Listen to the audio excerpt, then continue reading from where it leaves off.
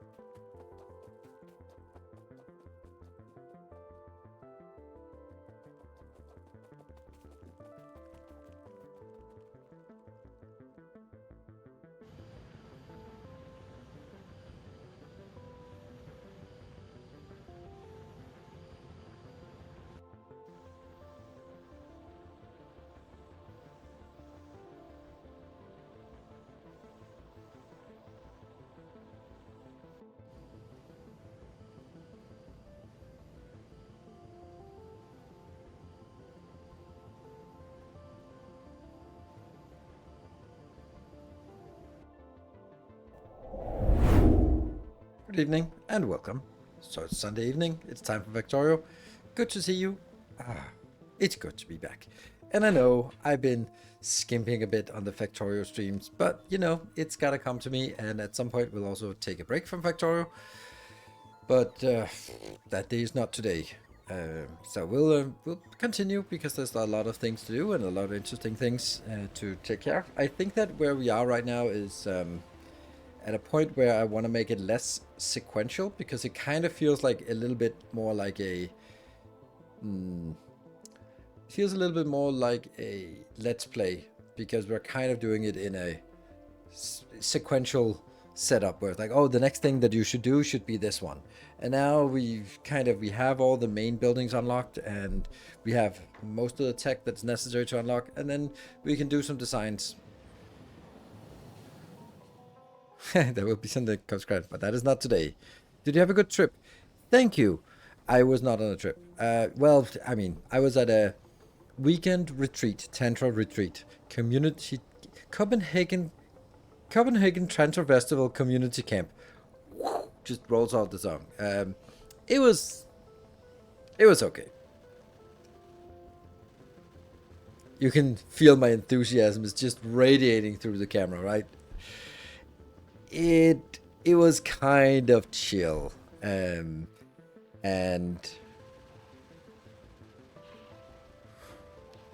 Bush Hotel. What? There was no hotel stay. No, I drove home. I had the kids, so I was kind of halfway dedicated to just going back and forth every evening and morning and stuff like that. So, but it was nice. It was a nice community feeling. I can feel that I've been in this thing for a while now, the tantric community. So everything just kind of feels the same, and that's because it's the same people doing the same thing, and they've been doing the same thing for several years. And the new thing is the new people you meet along the way. But I talked to one of the facilitators right after his workshop, and he was like, "Oh, so did you go to some good workshops?" Sort of anticipating that I would say, "Yes, yours." And I was like, "No, not really. Honestly, it's all same. It's all the same thing by now."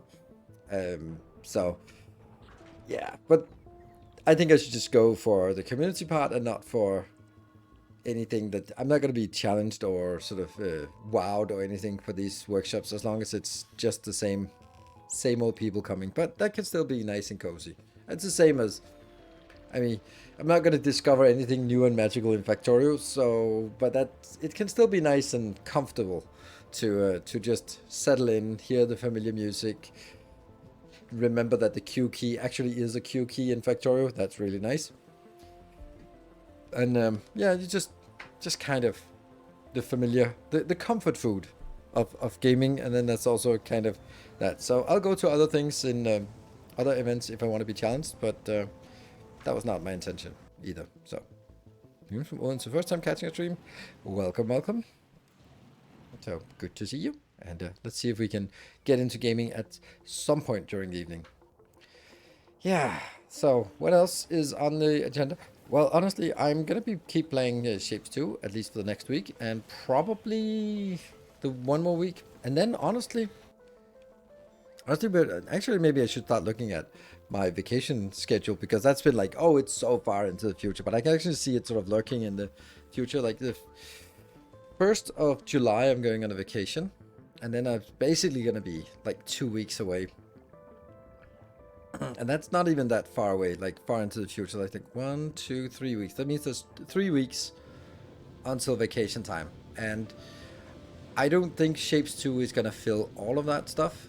And I think it's going to be more like maybe 2 weeks. And then maybe we'll try something that I have been sort of leaving out, like maybe trying some Night Rain or something like that. Just to sort of in the last week before vacation. Or maybe something else comes out that we want to check out in a new game. Or Doom Dark Ages or something. Although I doubt that. So... Oh, and by the way, someone linked, that was, I think it was Jeff S. who linked it. Mortal Shell 2 is in development. That is exciting. I loved Mortal Shell. It was such a good game. It's the only Souls-like that I have been... I mean, I haven't played much, but I was really sold on it. It was so good. Like, it was its own distinct thing, but it had so many similarities to Miyazaki. Like, it had convoluted maps and no map to look at, like sort of nested maps with locked doors and secret ways and shortcuts, and it had all those things. It had a rich lore that you just did not get and did not understand, and it was not spelled out to you. So, and it had a weird world with weird mythology that was sort of, it felt deep and complete, but also only partially told. And then, of course, the gameplay was just absolutely stellar.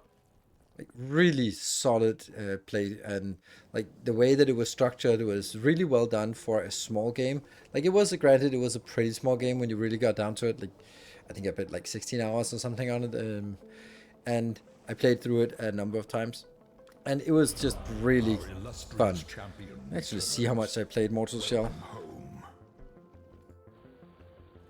26 hours in total.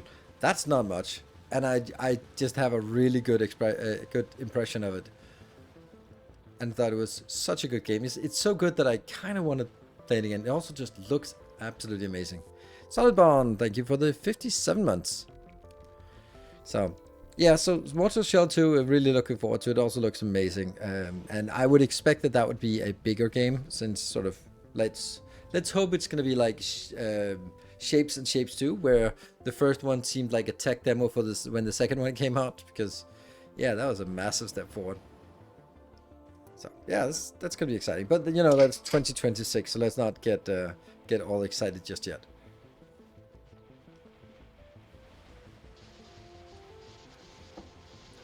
What else do we have? Other games that are on the horizon as things that are happening?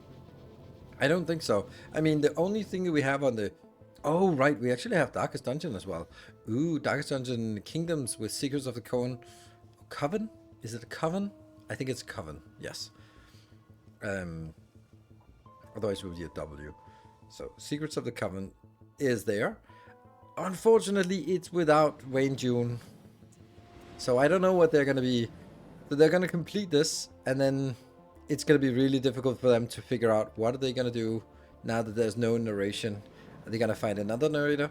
Of course they are, but they will have to sort of not take someone who will sound almost like Wayne June. No, they'll have to have someone who is unique but different. It wouldn't surprise me if they chose a female narrator for the next one, just to make it sort of visual, or not visual, auditory, that it's not a Wayne June clone, it's another storyteller. But you know, it must be a big setback for them as well. Yeah, so that's because Wayne June's voice was very, very that, and the art style was just is so much Darkest Dungeons that it's hard to imagine it without it. So it's gonna be tough.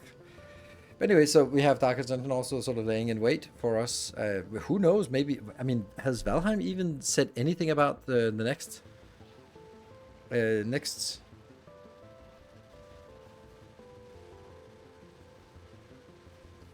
Development blog, venturing forth from March.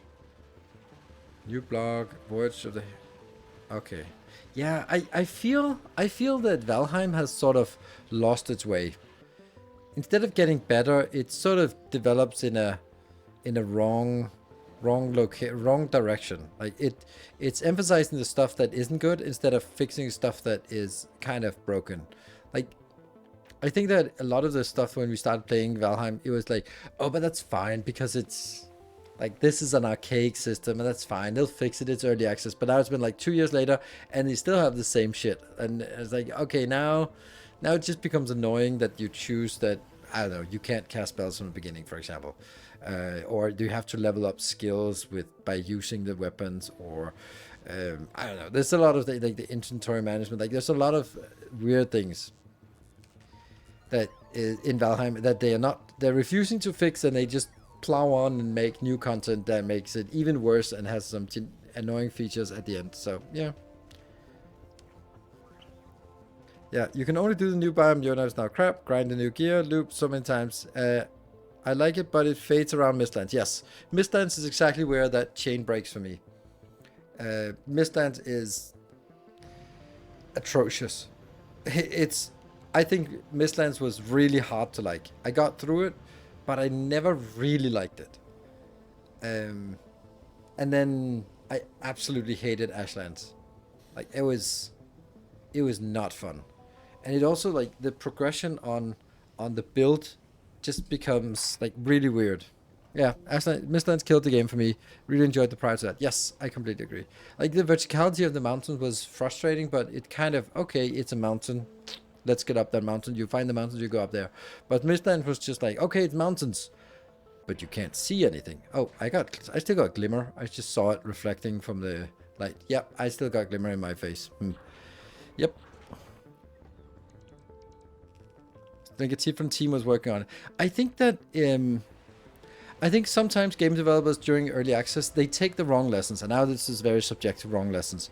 So every new biome in Valheim is frustrating, and it has some frustrating mechanic that you have to overcome, and the enemies are really tough, but they have some frustrating mechanics, like the swamp, it's always raining, like, come on, and you need to go down to these crypts to get iron. That's frustrating, but you kind of have to. And all right, then they go like, I'm finally done with that. Let me get to the mountains. That's frost, and that's up there, and you fall down the mountains. It's really difficult to navigate. It's like when you're finally done with it, you get out to the death skeeters in the plains. Though plains is actually a really nice place. This is actually the most comfortable place to be in when you sort of break through the entry barrier. Then it's a really nice place, but it is difficult in the beginning. And then you get to Mistlands, and it just goes to shit. Then they sort of been learning like, oh, every new biome should have something that's really obnoxious, and they just maxed out on obnoxiousness with Mistlands. And then they took it a little bit further for Ashlands as well. And on Ashlands they also killed the idea of making the game look good. Mo actually did that for Mistlands. Mistlands looks amazing, but then they put a fog on top of it so you couldn't see the damn terrain.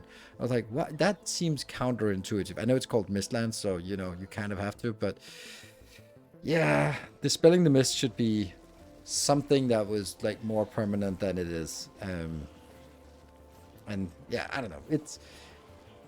I'm not even sure that I'm gonna play the next Valheim. It'll definitely be low priority. It'll be something like, oh well, if there's nothing else, then we'll do it, kind of thing. And Satisfactory, I don't know. If they announce a DLC, then sure, but I don't think that they will. Then of course we have put our faith in Dyson Sphere Program, and of course other new games that we don't even know about. Like for example, Blueprints was amazing. I wish I had more time to it. I wish I could have played it all on stream and sort of, but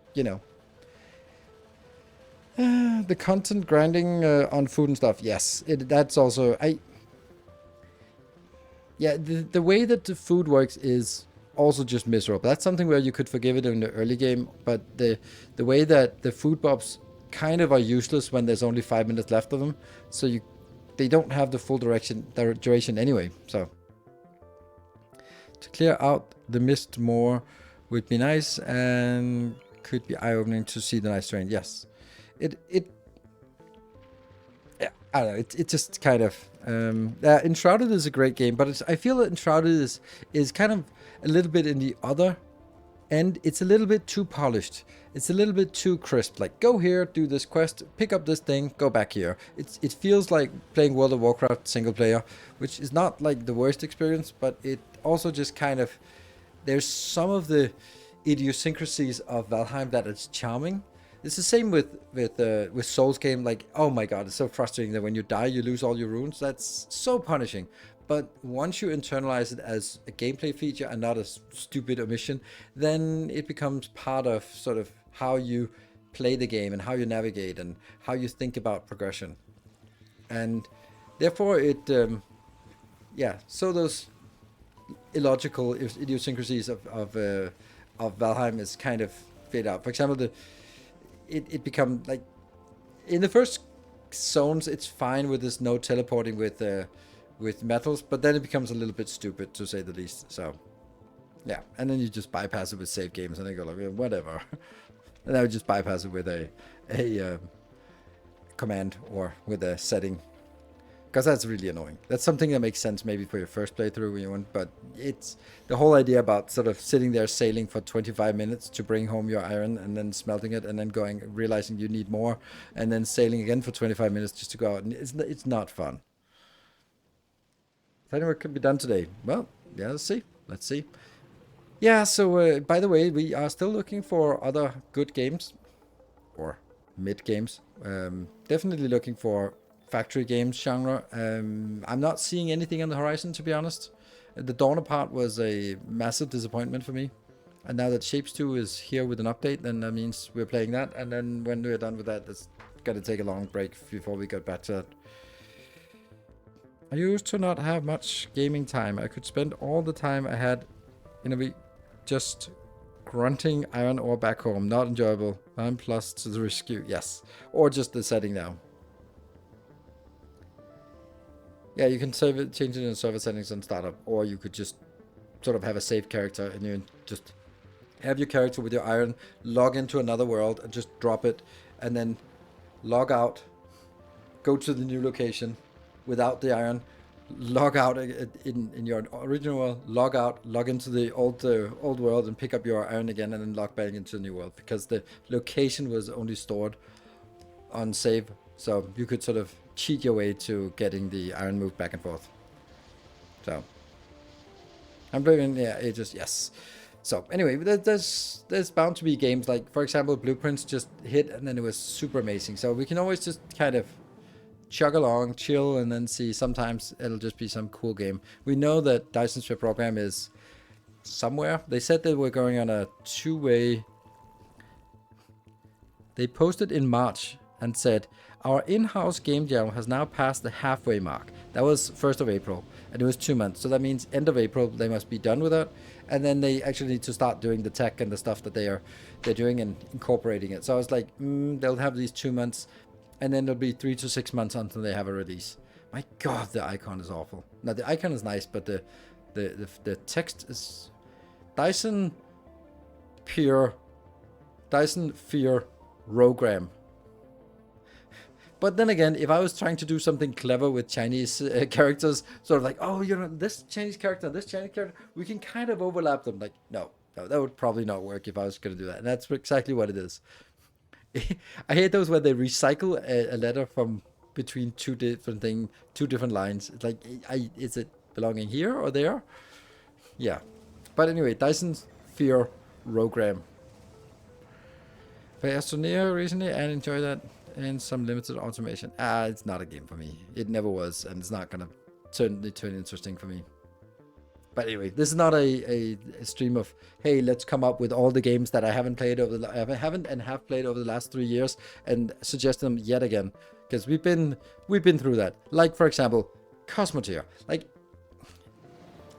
I probably played all the games. Like, let's say any game that has released already, either I have played it or I'm not going to play it. There's no way that there's a game in the factory genre that I'm like, oh my God, I haven't heard about it. This Factorio thing, what is that? Like, so either I've played it or I have looked at it and then I have decided not to play it. So no reason to ask. You can also check my YouTube for checking if I have played it. It's very easy. And then if you if there's something that's missing, like Astroneer or Stationeers or something like that, it's probably because I looked at it and I was like, nope. So it's more like I'm looking for advice on upcoming games, because those are the ones that I might miss. Sometimes there's generally games that I just miss because I'm not. I can't rely on checking my email, because I get like 10 emails a day with like, oh, play this crappy tower defense MOBA gacha game. Like, no. So, yeah. Same with the Kia logo. Yes, the KN logo. Yes. So, anyway, let's jump on in. There. All right. Let's see. 3 days ago. That's a save. Yeah, so I have a little bit of an issue here with our save games, because they're forked. They're forked up.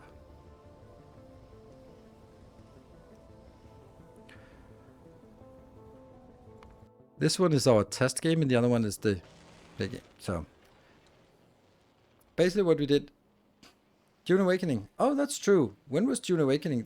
Is it released? I remember.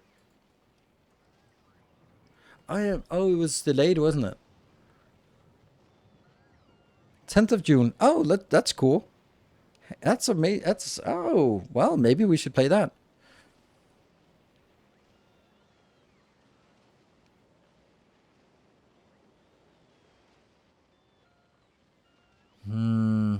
I don't know. I feel like this is a game that if it's good, it sucks that we don't play it on release day, but it probably won't be good, and then I wasted $50 on €50 on it. It could be good, but reviews say very positive. That's surprising. I don't know. What do we think about it? What do we think about Dune Awakening? I mean, at first I heard about it, I was like, oh, this is cool. And then they said MMO, and I was like, oh, fuck off.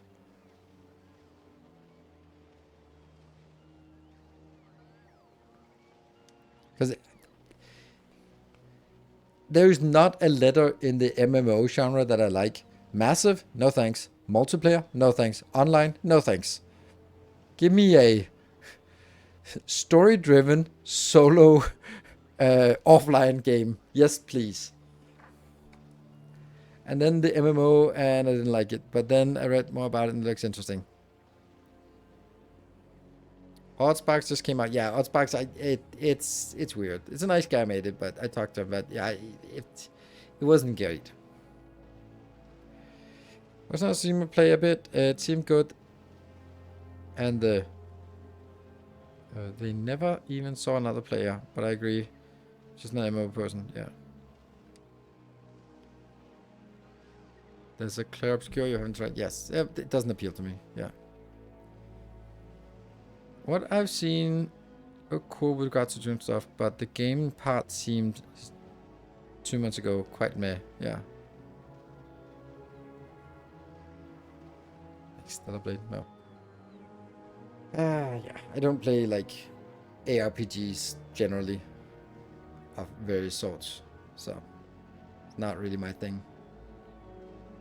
Yeah, but anyway, I need to consider that. But whatever. All right, let's take a look at what that was a good recommendation. Yeah, Oddsparks was just a little bit too much Stardew Valley, and that's not really a game for me. My kids maybe, but not for me. Right, so let's look at what we did. Somehow that doesn't work. There's gotta be something here that works, right? This was the copy paste one.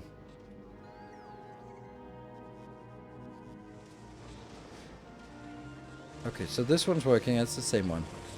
So what I did last time was I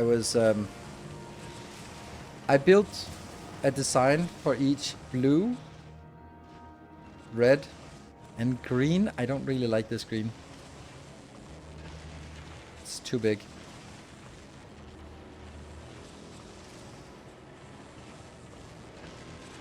Almost one belt.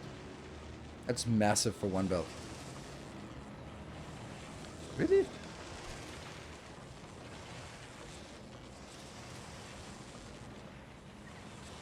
Yeah, well, it is early game tech.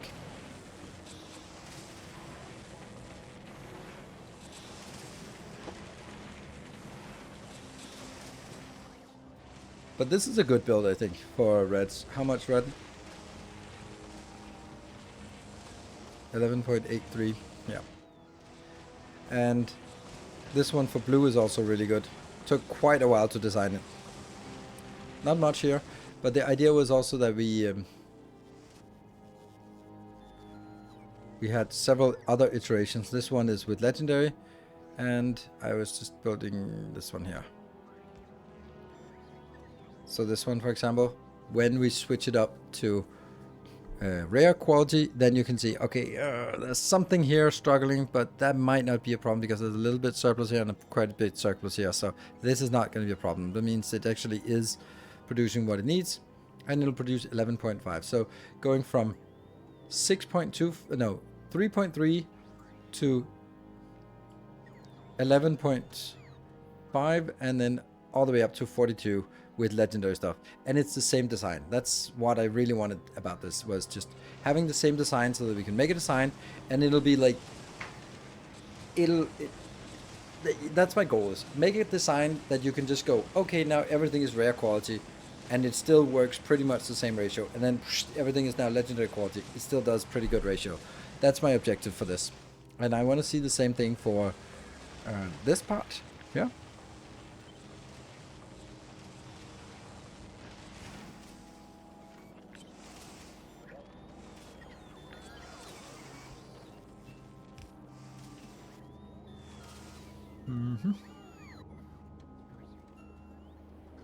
Why is it not working? Oh, it's missing that one.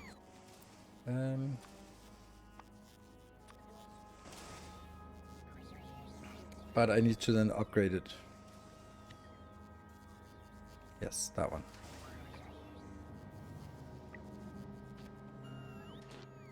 Oh, these do not get upgraded. Why not? Why does it not get upgraded? Oh, there you go. So it just has to do it in two iterations.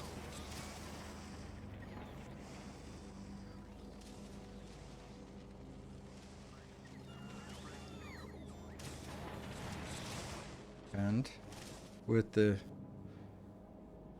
yeah, only with the legendary stuff do we switch over to the stack inserters. The power icon is not blink. Is that a setting? Yes, it's a setting somewhere because it drove people crazy. It's a setting. Visualization.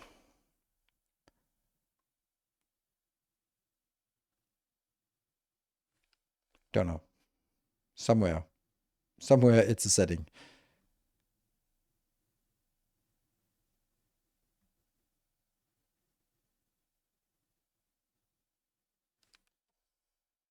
Don't know.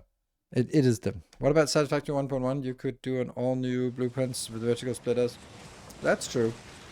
But I don't know if that's enough. It would definitely be a vertical build. But I'm just...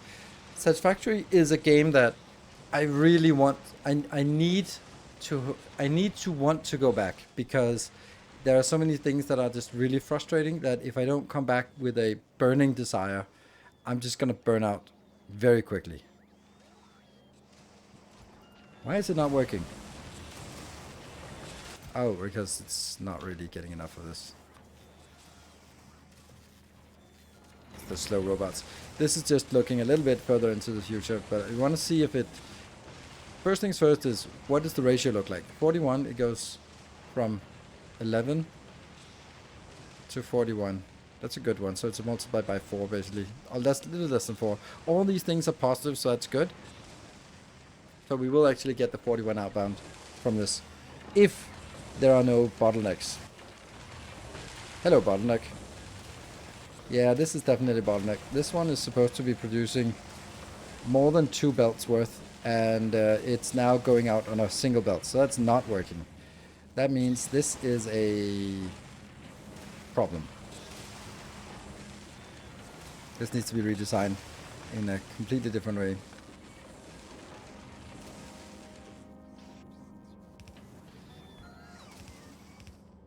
But even then, this is not even enough.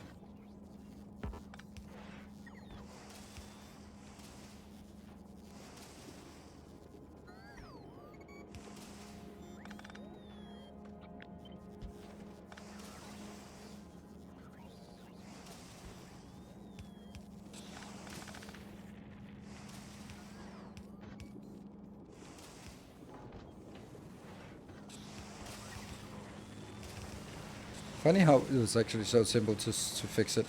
But they still have issues with the other ones. But these ones should... Ah, okay. No. Cut. There's stuff on the belt. Hey, FID Dot, thank you for the 33 months. Wouldn't you have fast one at this time? Yes, I would.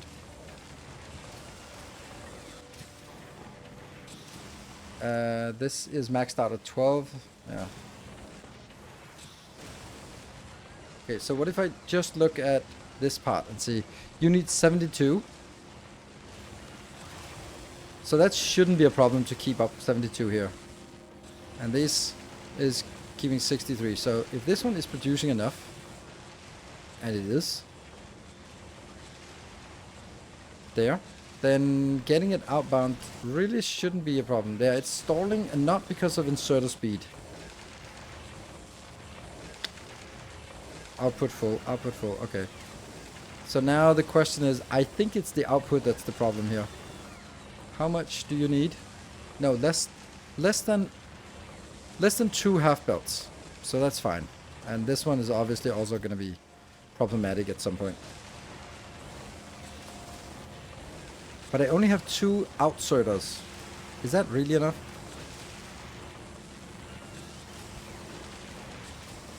Let's see if this ever swings the inner one. Yes, it does. Okay. Yeah, it does. Okay, so as long as it's working, then that means it's necessary.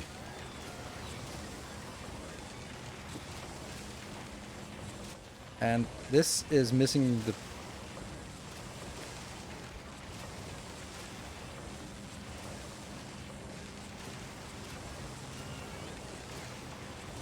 Oh, this is not gonna work. This is never gonna work, no matter what.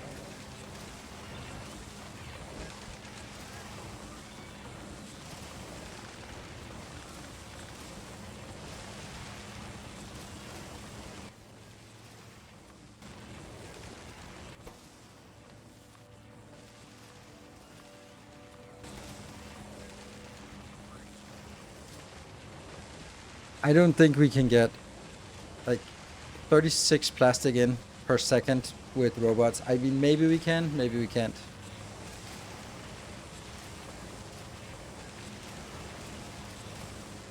I don't need to output the greens on both sides. I'm gonna need to do that on this last iteration, but not on this iteration.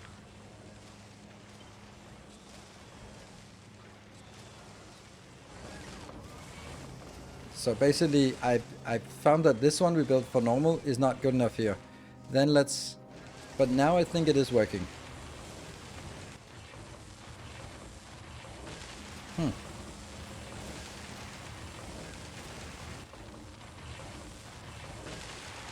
It's not completely ingredient shortage. Wonder why.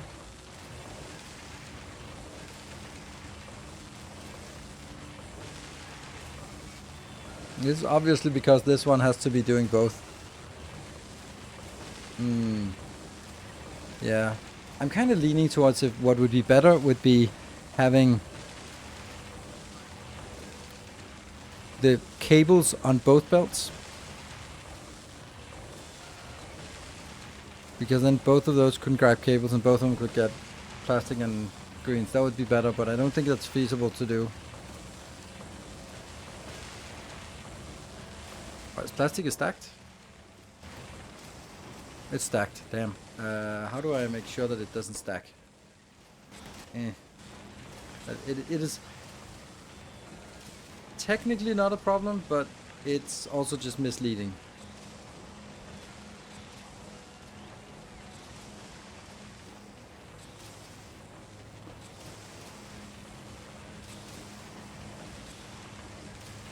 Right, I'm gonna try something.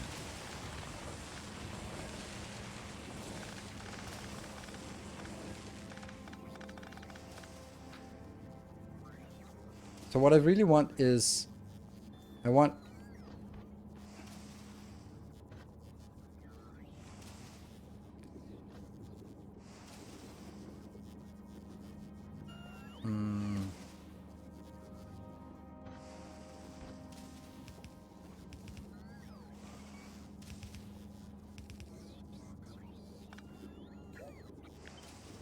one, two, three, four.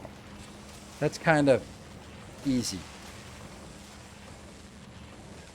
Then if we could do something like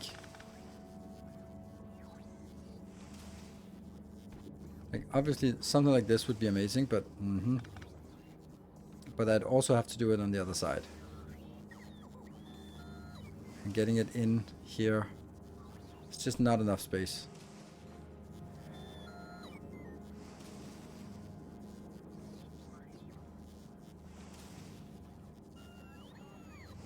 Because what I basically need, let's cut this out a little bit, give myself a little bit more working space here. What I basically want would be something like this.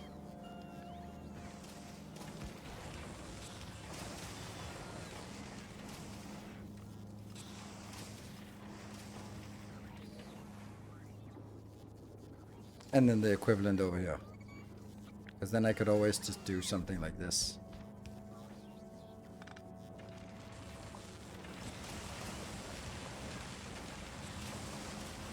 But then we have an issue here, right? How do we get this one somewhere meaningful? This is not enough because it's more than half a belt, so I need it to be on both sides, which I can't make it do on this little space here. So maybe these two go out.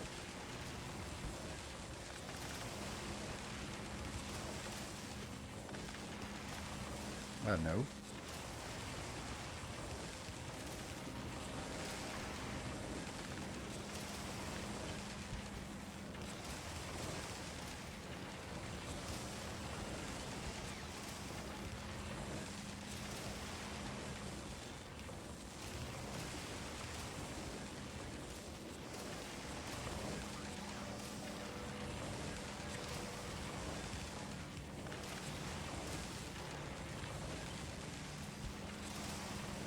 Still not enough to go underneath here.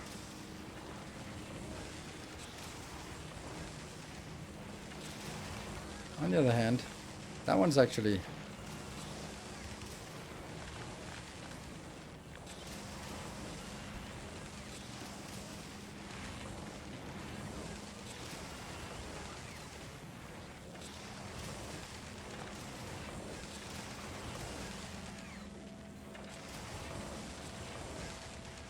feels wrong. Feels wrong.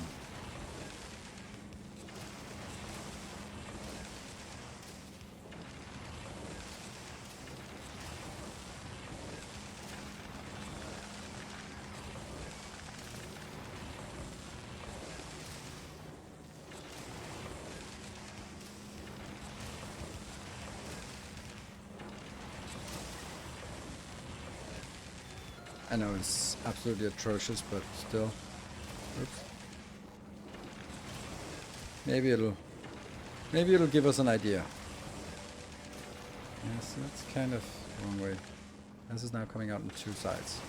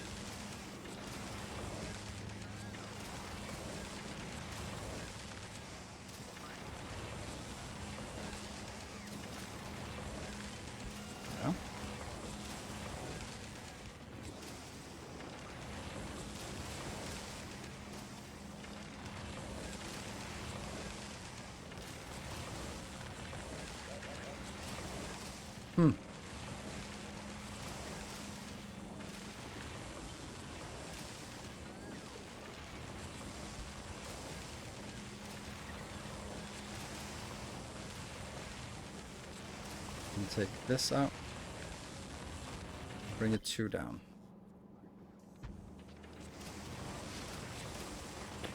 Oh, that's not correct. Our illustrious champion returns.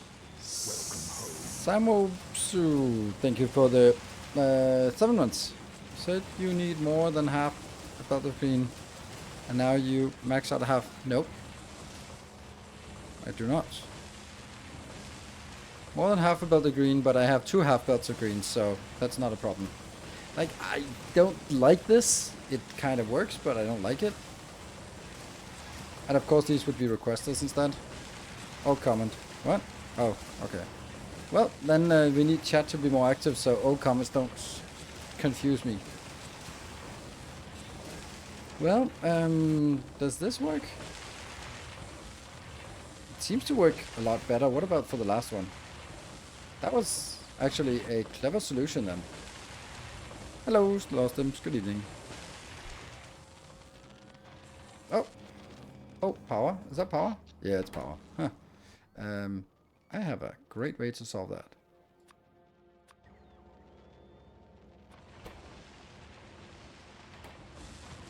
There. Let's not worry about that. Pritchard, thank you for the 60 months. Our illustrious champion returns. Welcome home. Well, let me see. This is actually not taking more space than the previous iteration. It's a little bit more icky, but hey, Godmade, thank you for the 32 months. Hey, Paul, how's it going? How's it going, man? Watching your space editor and love what you do here. Thank you. And Baldy, thank you for the 60 months. Ooh, there's a hype chain incoming, perhaps. There we go. Fry Guy, thank you for the Prime for 76 months. And Supervenom, thank you for your Prime for first month. First of many months, maybe, if I can keep you around. Right. I kind of like this, right? And Crud, maybe? Also a new Prime. Ooh. 76 is insane. I mean, it's impressive. There are fewer 77 months, but that is truly is impressive. Fry Guy's been around since I began streaming here on Twitch, and actually before that. And People, thank you for the 15 months, and also been supporting on Patreon for a long time. So that's nice. And OW Cousin, thank you for 2 months. Welcome back. Ooh, look at that. That's a lot of renewed subs and new subs. That's very nice. Very much appreciated. That is how we keep this stream alive. Ninja Cholton, thank you for the 33 months. Like, do we like this? Like, this thing here is an eyesore of epic proportions.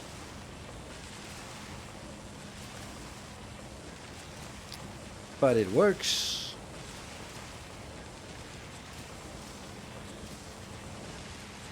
Then we get to the next one where we go up to the legendary ones. Then we're going to be enabling stacking and figuring out what that's going to be like. Welcome back. Your steadfast loyalty is greatly appreciated. Okay, so we kill this and get this one up. What? Infinity Loader is in the way. Welcome back. Your steadfast loyalty is greatly appreciated. There. Links Snowgord Trade, thank you for the 3 months. Will the bots be fast enough for plastic? Probably not. Illustrious champion returns. Welcome home. But I can also do this in a different way, I think. Tinlo, thank you for the 44 months, and Volgrath, thank you for 24 months. We got a level 1 completed.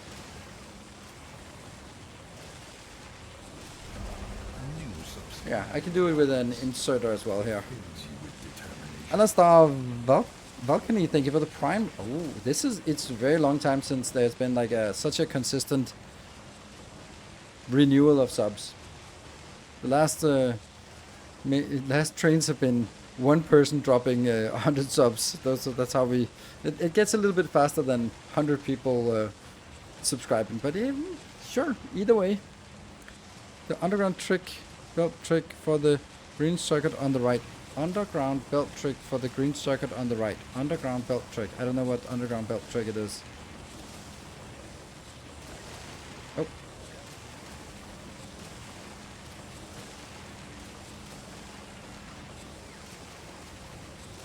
Ah, right. This one, right? This. Oops. That one, right? Yeah, it looks better. All right, so let's keep this this train got a little bit of motion with a lot of new subs and resubs. So let's see if we can keep this going for a while longer, and we get to level 2. So I'm just gonna say the way it is. We have it here on the channel. The rules here for anyone new is that if we get to a level. Does anyone have... Oh yeah, there's 35% off the gift subs. That's true. I completely forgot that. Can you get it? If that's true, can we do that on an announcement? Because that should be like rocketing the hype train up into the higher echelons. I don't know. Maybe. I could hope. It is true that they're running a campaign.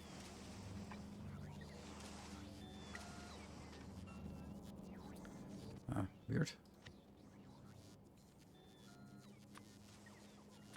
That one.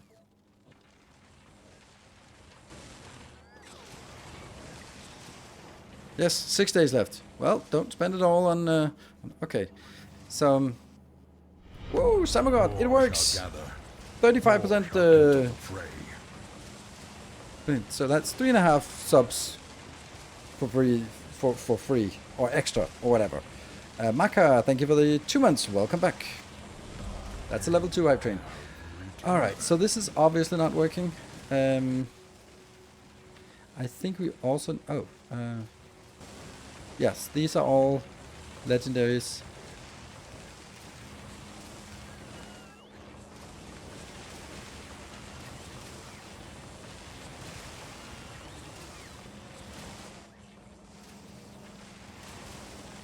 Remote calls, why just now? Later post, thank you. I've yet to land on Gleber. I am worried about defending it, given my habit of letting the game run while I sleep. What do you need for invincible setup? Are deep lakes enough? Well, I build a wall all the way around, and it works fine. Walls, lasers, rocket turrets, and artillery to just keep them keep them from respawning close. Once you have artillery on Gleber, it becomes incredibly easy because then it doesn't spread generally far enough to actually trigger it. Love volcanoes, hated Gleber, full car is okay. Aquilo is Aquilo. I don't know what Aquilo is Aquilo. I think Aquilo is amazing, it just lacks a purpose. Right, what are we looking at here? Here we look at, ooh, a huge deficit, but also a huge deficit here. So I think that might not be a problem. So we need this to keep running. Let's see what the overall production is. This is 154. Okay. All right, let's while the train is going, then we're going to be, I'm going to remember to hype it. If no one else will, then I'll hype the hype train because I love my hype trains. Yeah, this one's set to 500, so it works. So with those 35% discounts, maybe we can get further. Remember, extra hour if we get to level 5. Right, that should cover it for now. All right, let's see if all of these are working.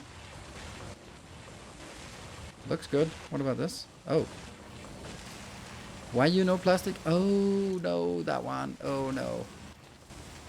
Each of these require 30 of those. This is interesting. And by interesting, I mean horrible.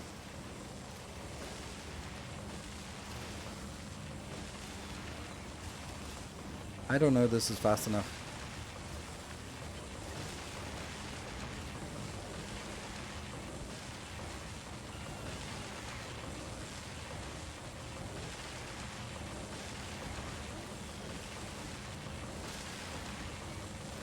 Aquilo is a word in Portuguese it would be something like that. Okay. Alright, 2 minutes left on this train. It looks like it might be ending.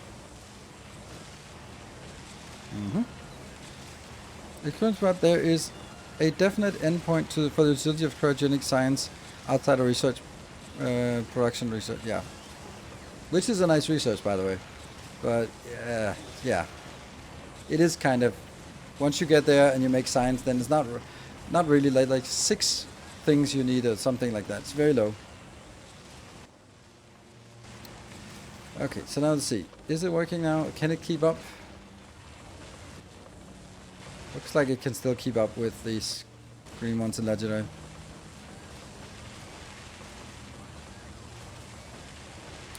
Alright, so we are down to the final minute of the hype train. Looks like it has decided that this is the end station, but you know, never know. On the last bits here, 22 subs away from another level. Last chance. Don't wait until the last seconds. Right. It looks like it's working, right? Is it outputting fast enough here? Yeah, these look fast enough, these look fast enough. I mean, the only thing that matters is actually if this is working, then everything is fine.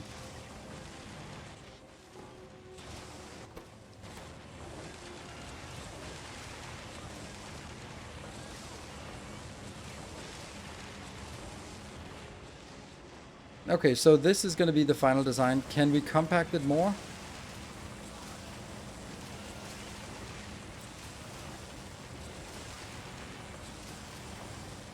The one thing I'm...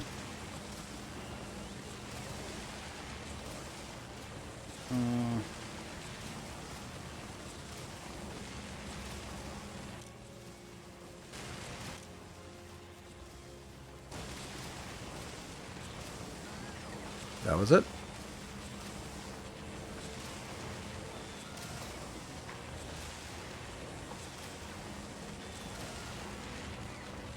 I guess these two are not technically necessary. I don't know, does it feel better if I did this?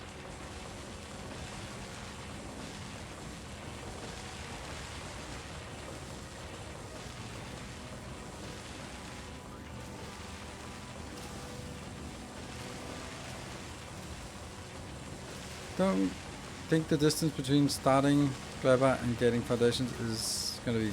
What? I feel this is a nicer setup.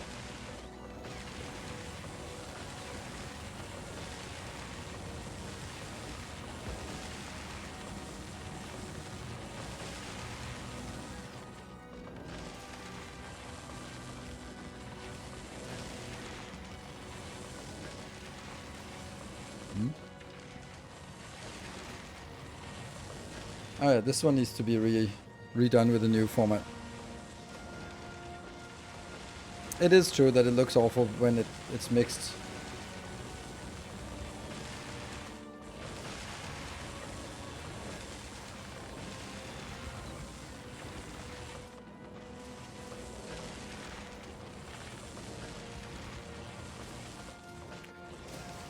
So it's fast enough, but we're still gonna have issues. Let's take the plastic out of the equation and say, how would we do this in a...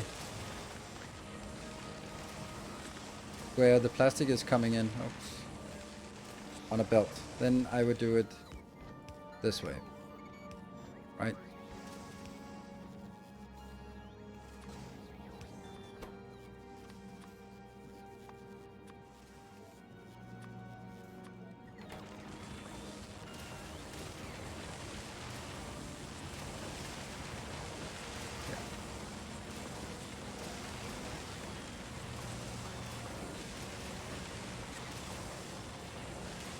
I like this. I like this for all of them, because even if I end up just not doing, if I do this part instead, then that's also just fine, because that will be probably how we feed it to begin with, but then later on that's not gonna be enough. Yeah. So this...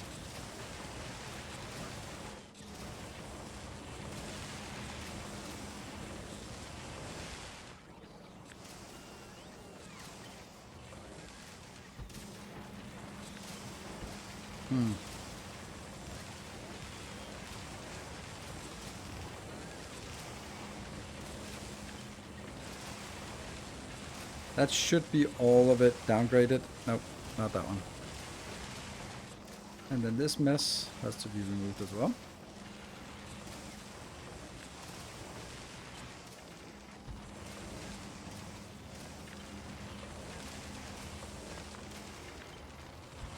And this is also incorrect.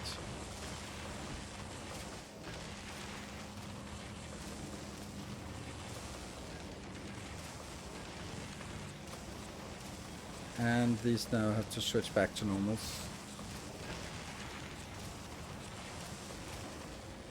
So whether you get this in by belt or by logistics, that's your decision, but it's coming in at a pretty neat point. You can even get it down here and then get it in on a belt. So it's pretty simple.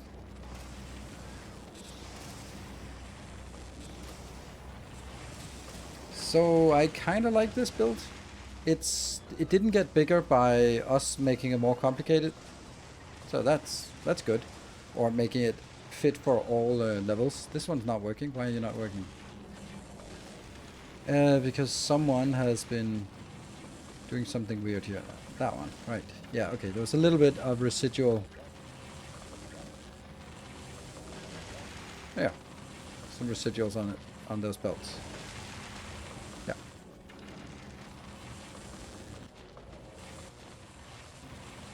Excellent. Is it possible to make a method using your type of factory on Novice of a mix of blocks with main bus? No. Main bus doesn't scale. Main bus is excellent to organize and it doesn't scale. And so it depends on how you define mega base, but yeah, it doesn't scale. You need to do it separately. You can do it on Novice, but then you have to do some other stuff like liquid trains and stuff like that to move things around. Okay, so this build is the starter build. It uses 13 of this, so yeah. You can add multiple buses, but making a single bus bigger tends to require more fiddling than it's worth. Yeah, and it's also like way more under over to get things to the side of the bus. And making multiple buses, then you're kind of sort of, then it's no longer a main bus, then it's some kind of mini bus instead of main bus, whatever. Right. So this thing I don't like.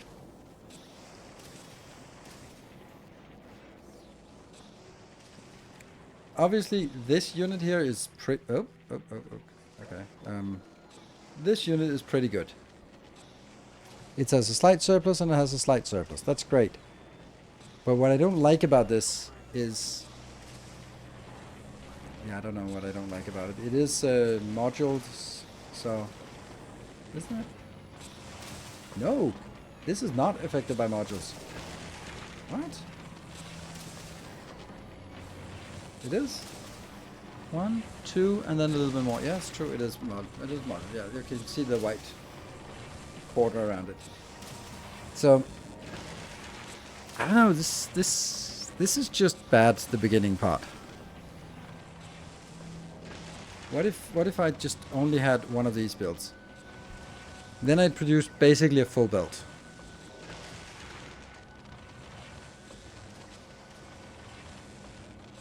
Or a full belt, a half belt, yeah.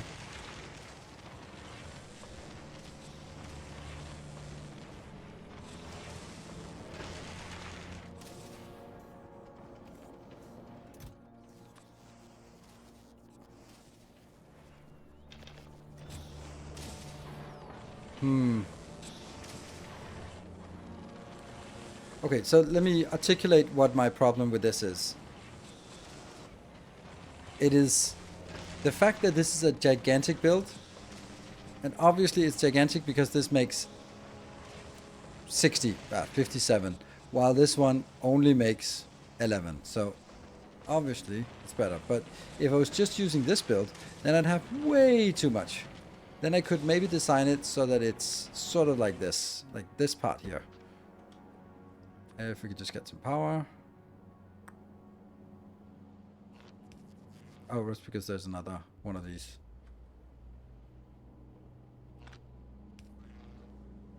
here, for example. That's way more than I need, but I can't have less than one of each. So, psh. And that's kind of my argument for not doing this one. Is that it's, oh well, I need it anyway.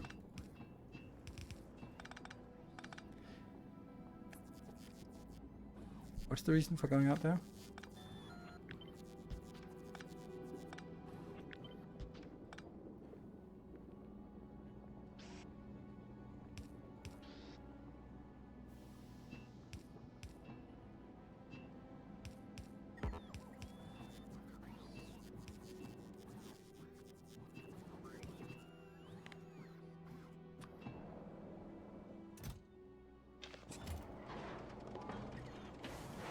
Oh, this doesn't need these anymore. Oh, right, that one. Ah. Well, that one is... Okay, so the fact that it's... Okay, but these are going to be slow anyway, so...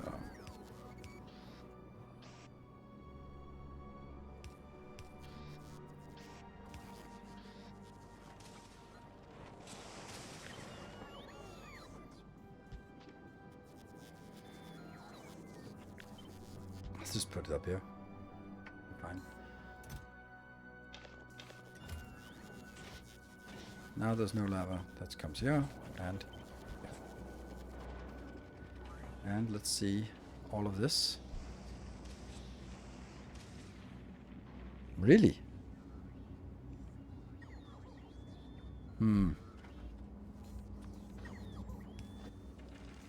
Okay, let's check.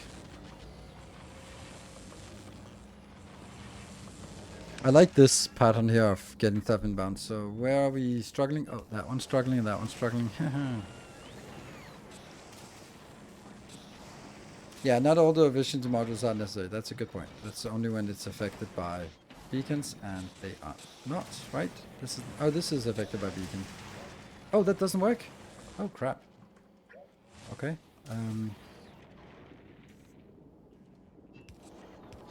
I can't undo those. These two. That one, that one, that one, that one. But these two, these don't need anymore because they're not affected by beacons. Okay, so let's have a look on ratios.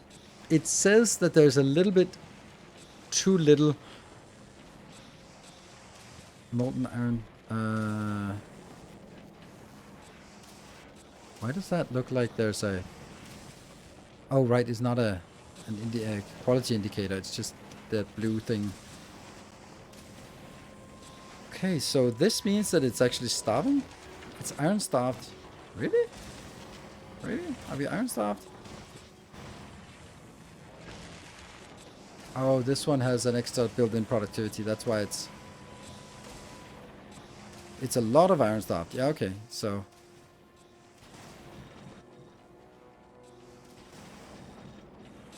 let's try this. Now this is barely iron starved, and that should be good. Because this 3 point something is less than 2 point. The 3.125 liquid is less than 2.75. So that should be fine.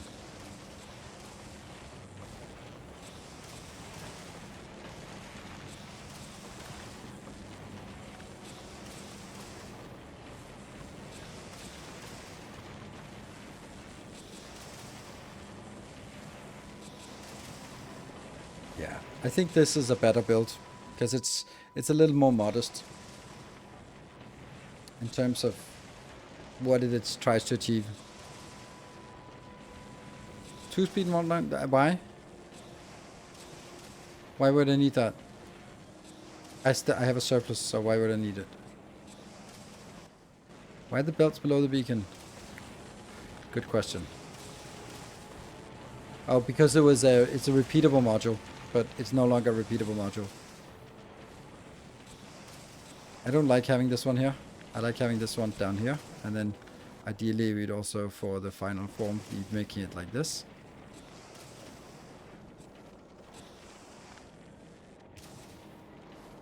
I don't like having this one. How's that? How did the other one work? Yeah, it's down here. Oh, because it's using those modules. I don't really have a space where this could work. Like here, but it still doesn't go further down, so nope. Hold on. Ah, it's so close.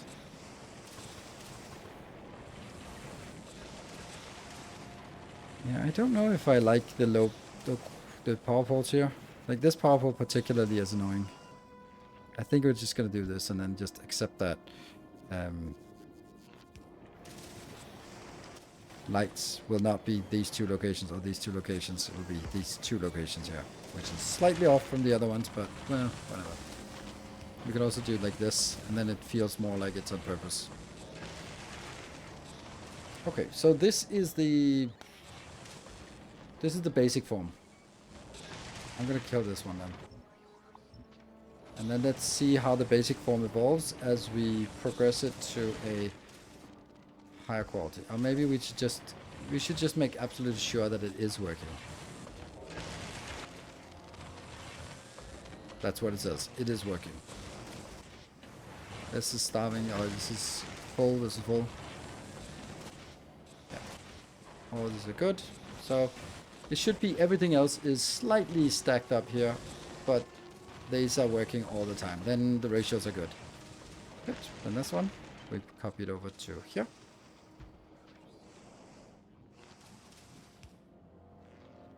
And then we use an upgrader. And we upgrade again. Yes. And we'll see.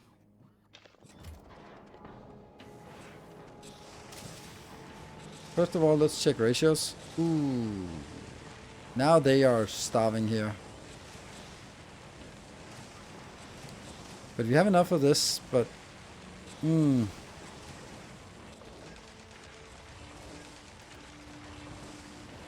Also, there's another problem. This is 96, so it's actually outputting way more than one belt can handle.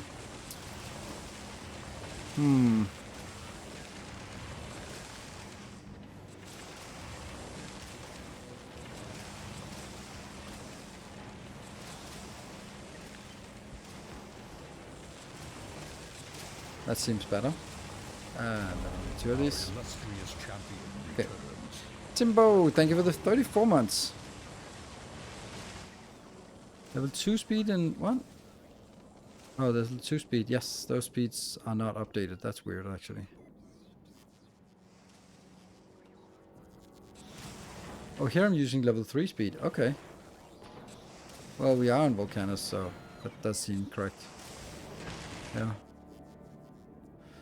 Okay, so that's why. Then it also didn't get upgraded like this. And that could very well change the recipe. Yes! Okay, there's an iron deficit. Definitely there's an iron deficit.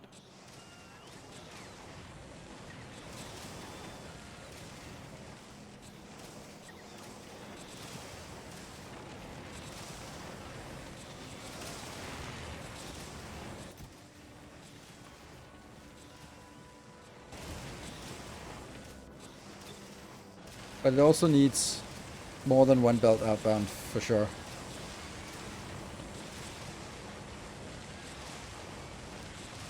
Okay, so let's see. Really? It is inserter constrained. Huh.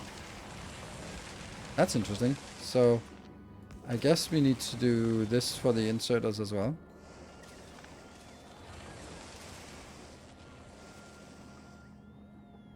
What happened?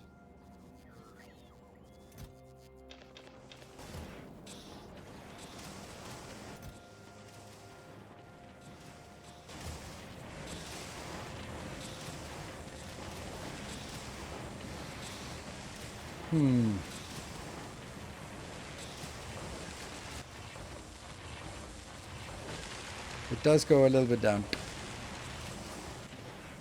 Yeah, starving.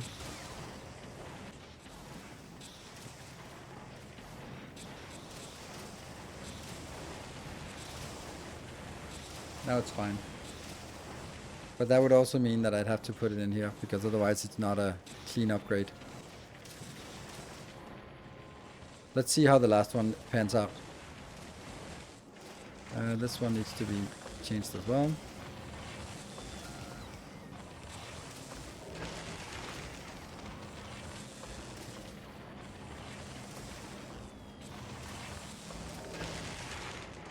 I have to design the same thing for all of it, all stages, so that I ideally don't have to do many upgrades.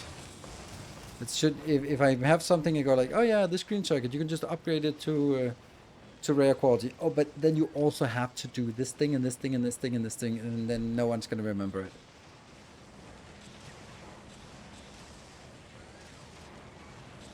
I see rare stop. Are we that far already?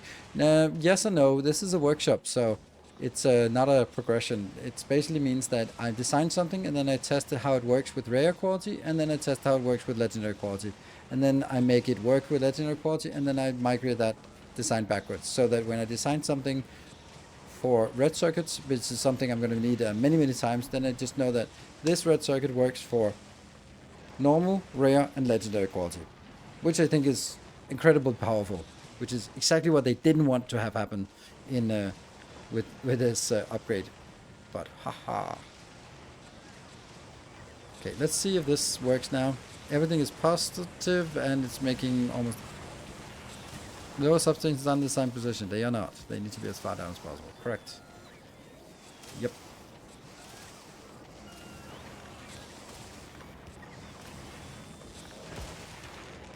See, now it's the same height. Much nicer.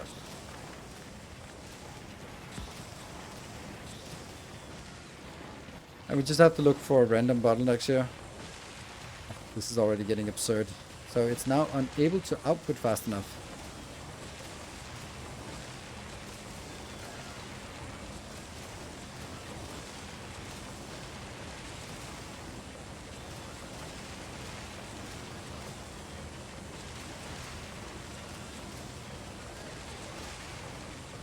Yeah, this beacon could be moved one up or the one down.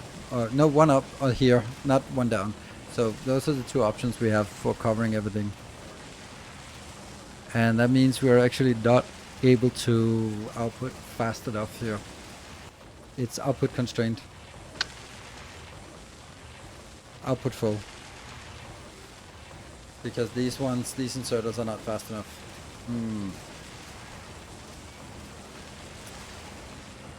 Yeah, it does completely trivialize the quantity. Also to a point where I think they should have new recipes that would be like 10 in, 10 out.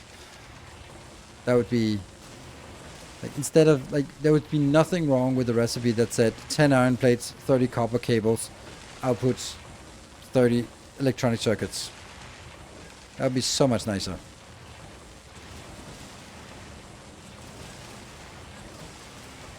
Would you also expect stack inserters? No, I will not. Because stack inserters are clever and rare can come before clever. So then I suddenly start constraining it like this.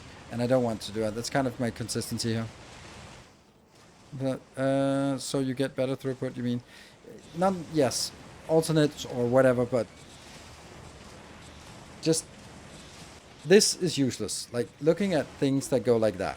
That progress bar is useless, that progress bar is even more useless. It's not a good feature. They have outscaled themselves.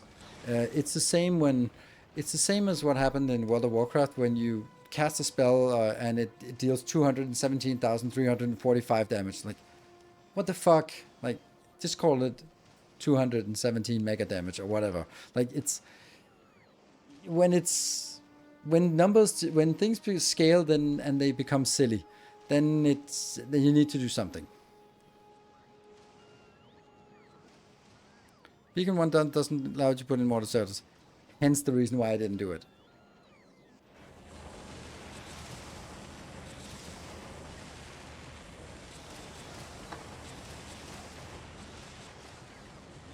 Yeah, I don't like that it's output constrained. That's the one that seems like the most trivial to fix.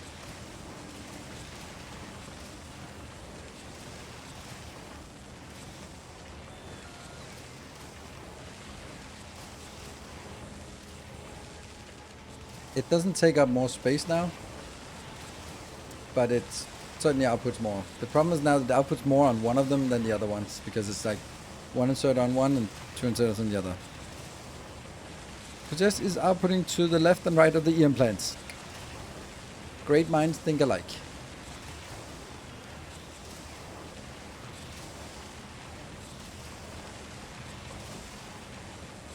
Yeah, it is correct. It's not as bad as you'd expect it to look, but because it still doesn't go, it doesn't extend the base, and that's the one of the key points for me. And ugly is not really apparently a concern because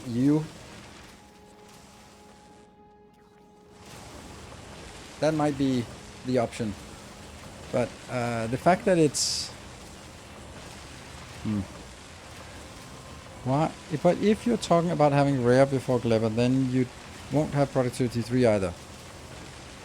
That's a really good point. That's a really good point. Damn. Damn.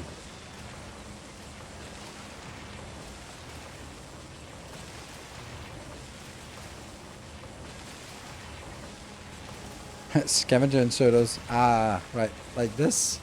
I don't know if that's what you meant, but that's true. That is ugly. But yeah, it's kind of funny. It probably makes this a lot more even. That's going to take a while for it to output.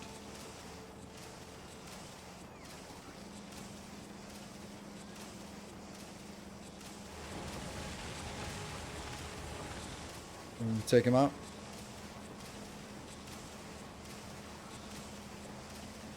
It doesn't matter. It's fine. Difference between bulk and stack, so it's limited. Yes. In terms of chest, well, it's 90 and 120, so on a legendary.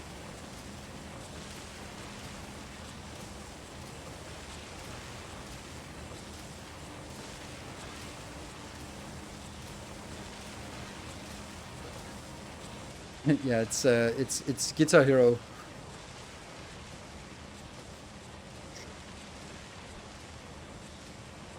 Oh, I forgot my break at 9. I'm gonna take a break here, and then we can contemplate what we want to do. This works, but what do we come up with your thoughts on productivity 3?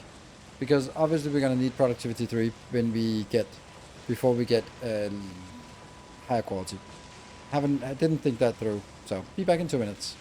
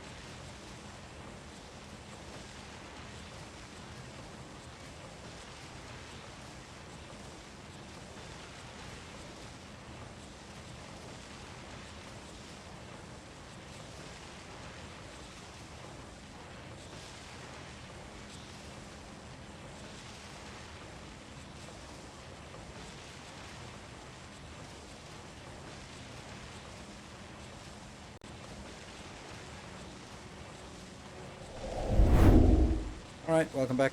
So I just checked in on the kids. They usually watch some cartoons or something, or a movie or something in the evening.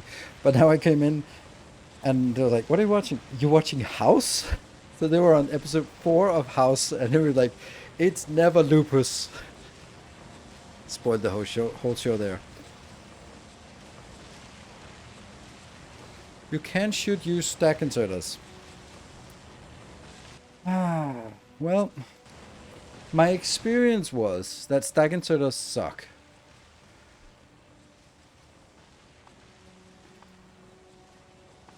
No, that's not it. That my experience is that stack inserters are a nightmare to get quality. Just finished my first playthrough of Timberborn. The game was so much more fun than expected. Where was the whole thing? Yeah. I did end up with 10 by 10 city blocks though, which made planning a lot easier. Nice. Nice. Yeah, so I think that in order to be fair, it would have to be something like this.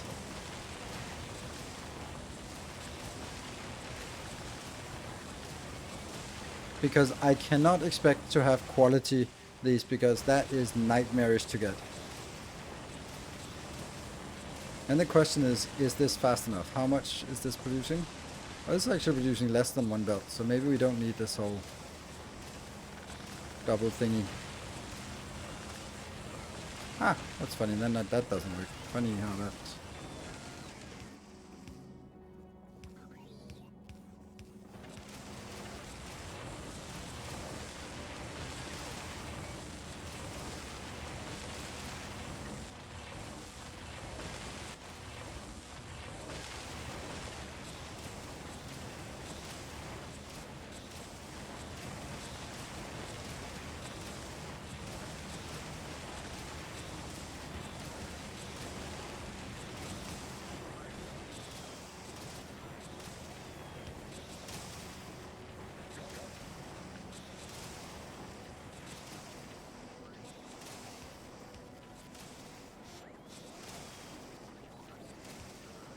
I don't know if these even need to be upgraded.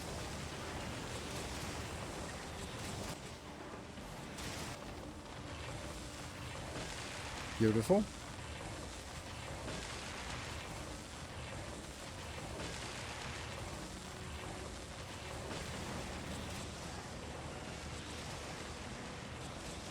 But hold on. This is now 16.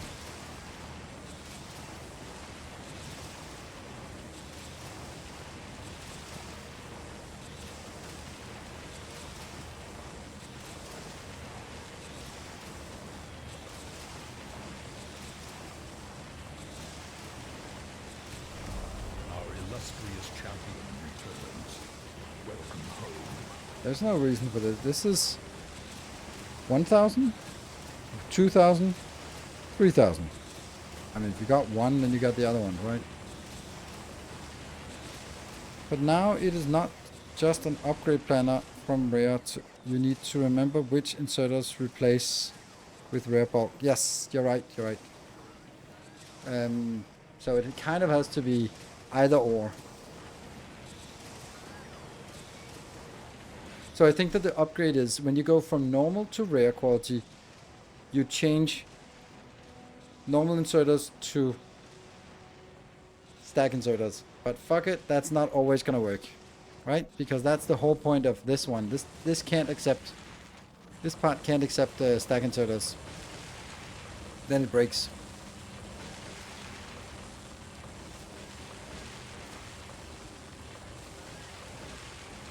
But on the other hand, this one doesn't need any. This doesn't need stack inserters. But obviously this one would need stack inserters.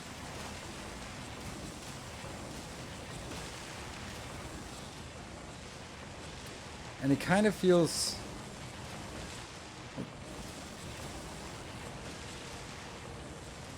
I think that this one should be designed in a different way. Because... I think that my logic to this one should be exactly like the other ones.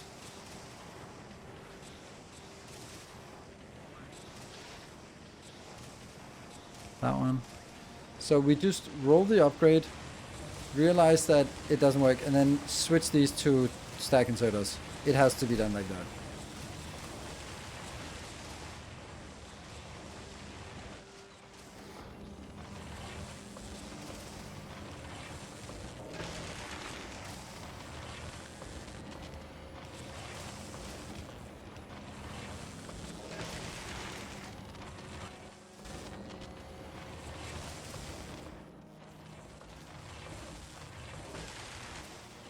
We don't need 3 here.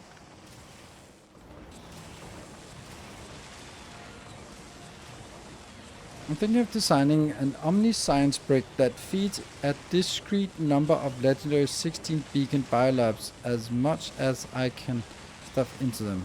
What is a good science per second to shoot for here? So that the trains don't have a problem feeding it. Or I'm being dumb and should distribute science production throughout my base. Yes. I mean, not being dumb, but there's... Let me just zoom out a little bit so it doesn't make so much noise. The advantage of making one block do everything is that once you've just spent an age designing it, then you just go like, oh, double it, double it, double it, double it, and then everything is fine.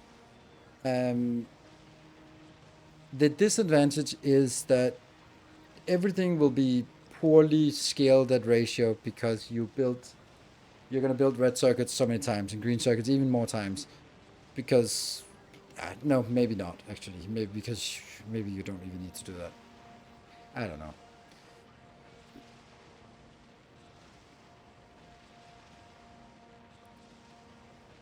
Maybe it makes sense.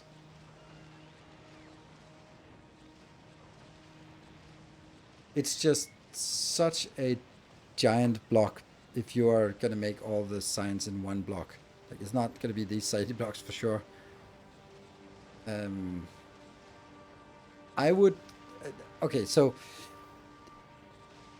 My theoretical method is designing a brick for each science, then bolting them together with the biolabs. With the biolabs? Okay. Maybe. Yeah. So what I'm imagining is, let's say, like biolabs here, and then science, and then just jam it in. I don't know. Probably not that many, but how many science are there that can be produced at 1, 2, 3, 4, 5, 6? 6 can only be produced in one place, so something like that.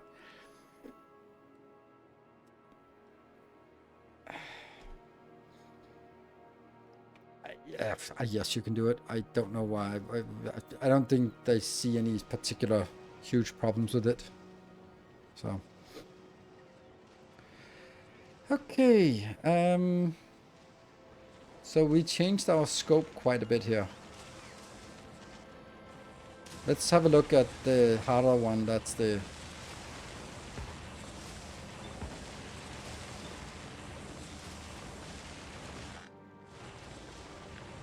next one.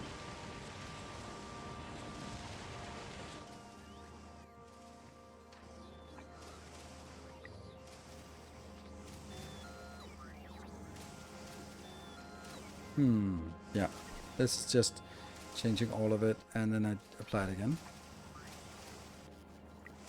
Upgrades this part. Yep. Let's get started, kickstarting it, and then see the ratio. Massive deficits here.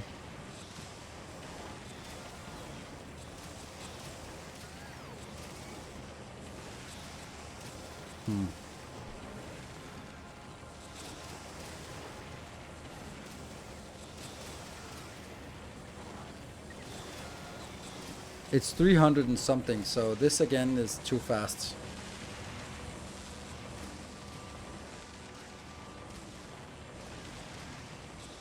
That means at this stage we still have to switch over, but no one says that 357 is the right number.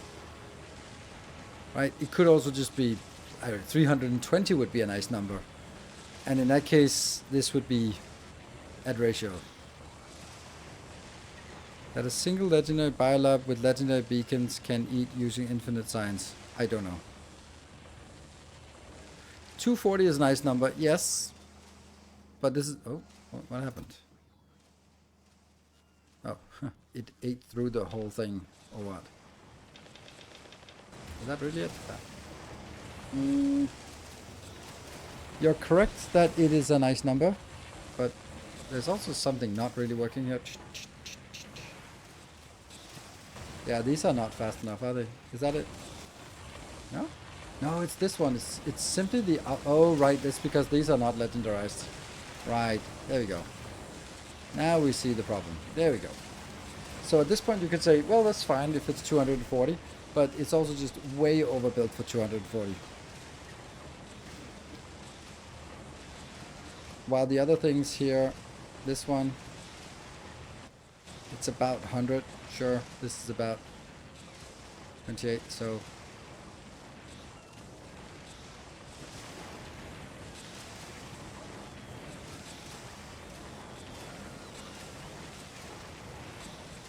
$14 signs per second.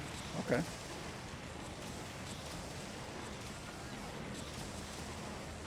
Okay, so decisions. Either we design this, the rare one, to be using 2 belts, because this one's going to use 2 belts anyway. And if we design this to use 2 belts, then we're going to skip the stackers here and put it out on 2 belts, non-stacked.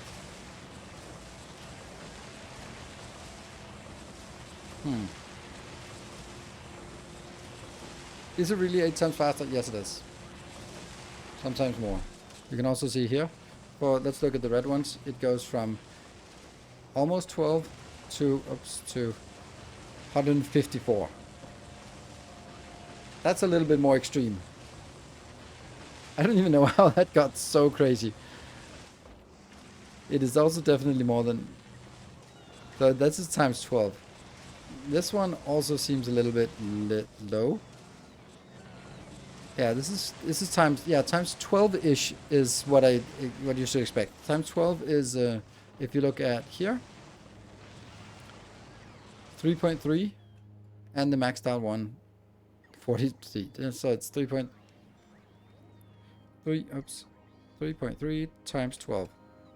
Yeah, about times 12 is a good measure for the same.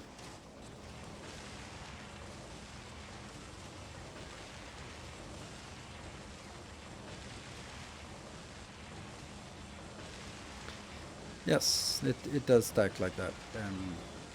And then I haven't even figured in the productivity for the processing units. Funny how, why are you not working? Plastic? Why you no plastic? Oh, the plastic is coming in from this one. Or not, though. Yeah. Spin, damn you, spin! Been thoroughly enjoying your Shapes 2 VODs from August and more recently. You've changed how I play the game. Thank you for the content. Thank you! Very nice to hear. That is my intention, if it's for the better. Alright, so can we have some opinions on the middle one? Because the middle one will be dictating. Or basically it's going to be... Oh, I don't think I need your opinion. Sorry. The right answer is, of course, more.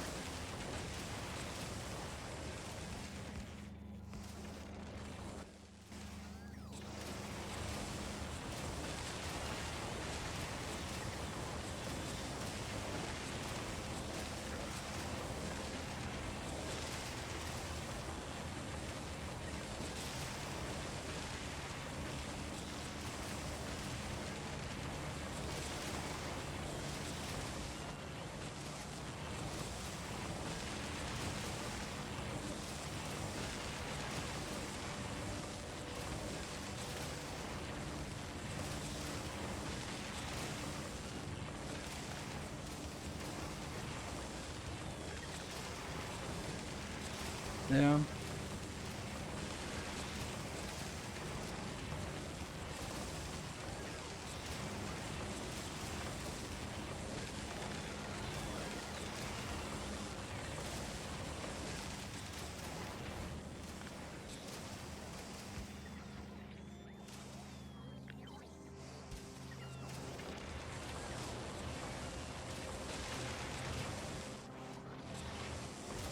That means I also have to change this one, because otherwise it doesn't make any sense.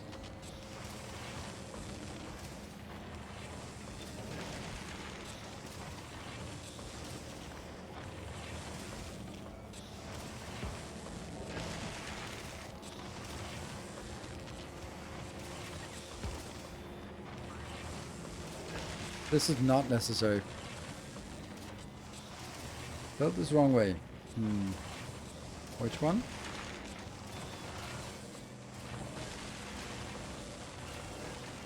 Or that one?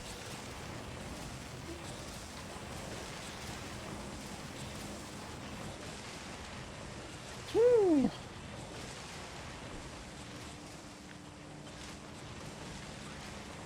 Just see if it's the same build. This looks good. I think I like this build. Don't you need 3 rail here? Doesn't look like it.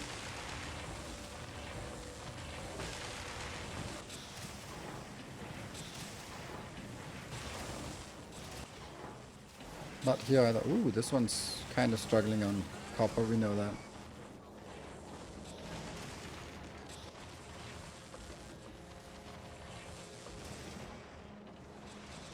Okay, so I think this is a pretty damn good masterclass configuration. Just saying, like, okay, let's make let's make green, red, and blue circuits in various stages as one single blueprint. Blueprint. Nice. So my intention when it comes to masterclasses is that I will make these builds, and then after that we will of course go into science, but maybe I'll stop before and do some module build, because we kind of need a lot of modules for this, so maybe they should be going in together. But I think I need to do a different kind of masterclass on quality, basically sort of more, not sort of here's a build, but more of a what is it actually, and when should you use it? What are the best things to use it for, and what things don't you want to use it for? Sort of less design-wise and more sort of strategy-wise, I guess. Right, and quality upcycling at the various methods of doing it would be a good topic. I feel that that's 2 different topics. I think there's one that should be why and what, and then another one that should be how, because otherwise it'll be too much crammed into one video.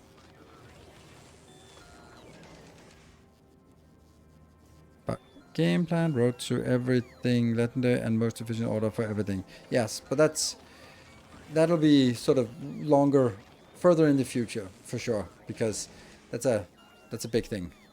Right, let me just kind of go through this one and see why. Yeah, it's because these ones are really low quantity. I don't think that's a good idea. That should be 5. I hate it. Because this is the worst blueprint to change.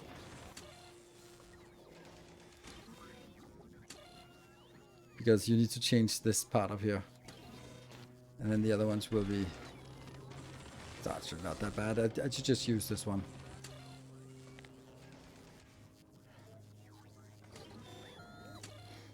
Oh, but there was a problem with this one as far as I recall. Illustrious champion returns. Welcome home. Hey, UAV guy! Thank you for the 72 months. Jeez, time flies. Well, up to the next milestone, your resident lurker. Thank you so much for dropping by. I hope you enjoy the VODs once in a while. Yeah. What was it I found out about this one that I didn't like? I think it was this thing we did last time, wasn't it? This was perfect ratio? Yes, perfect ratio. We found a way to actually do a perfect ratio. It's so weird.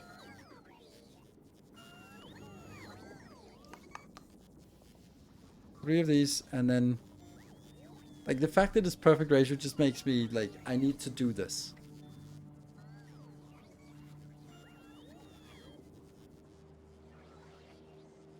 Yeah.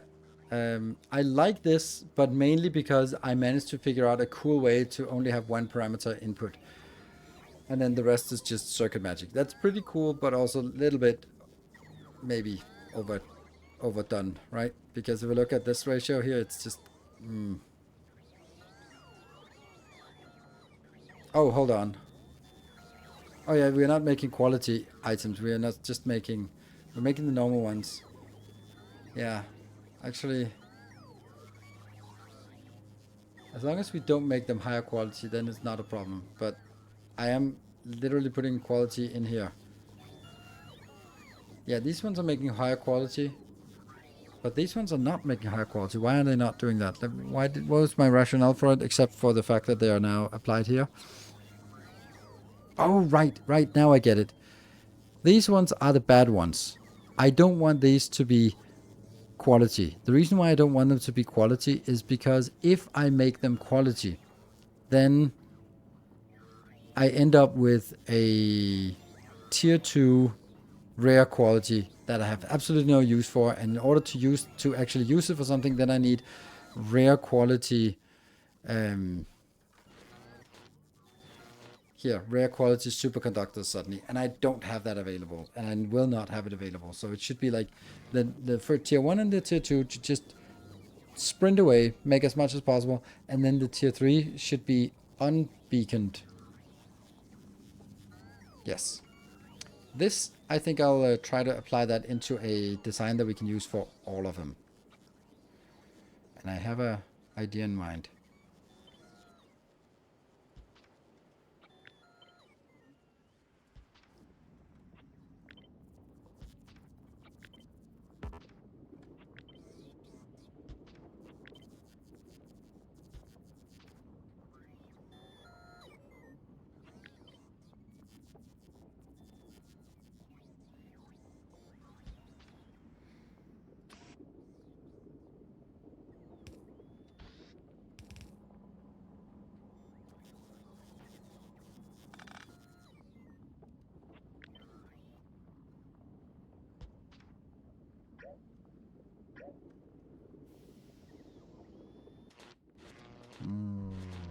That doesn't work. No. It's not a good idea.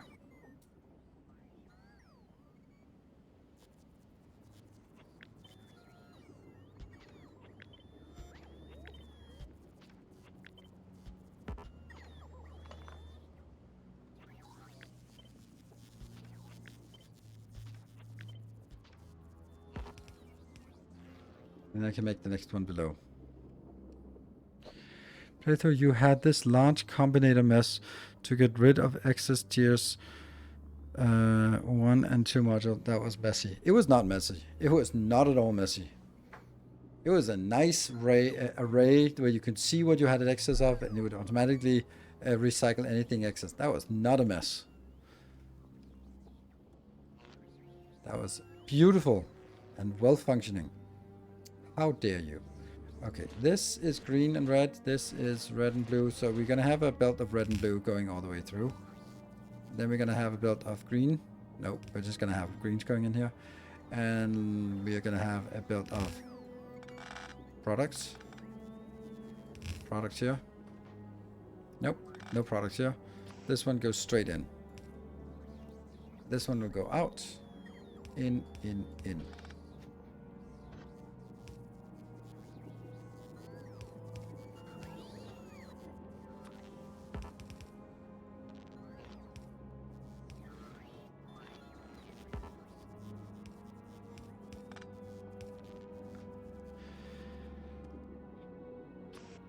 These should have 2 outputs each.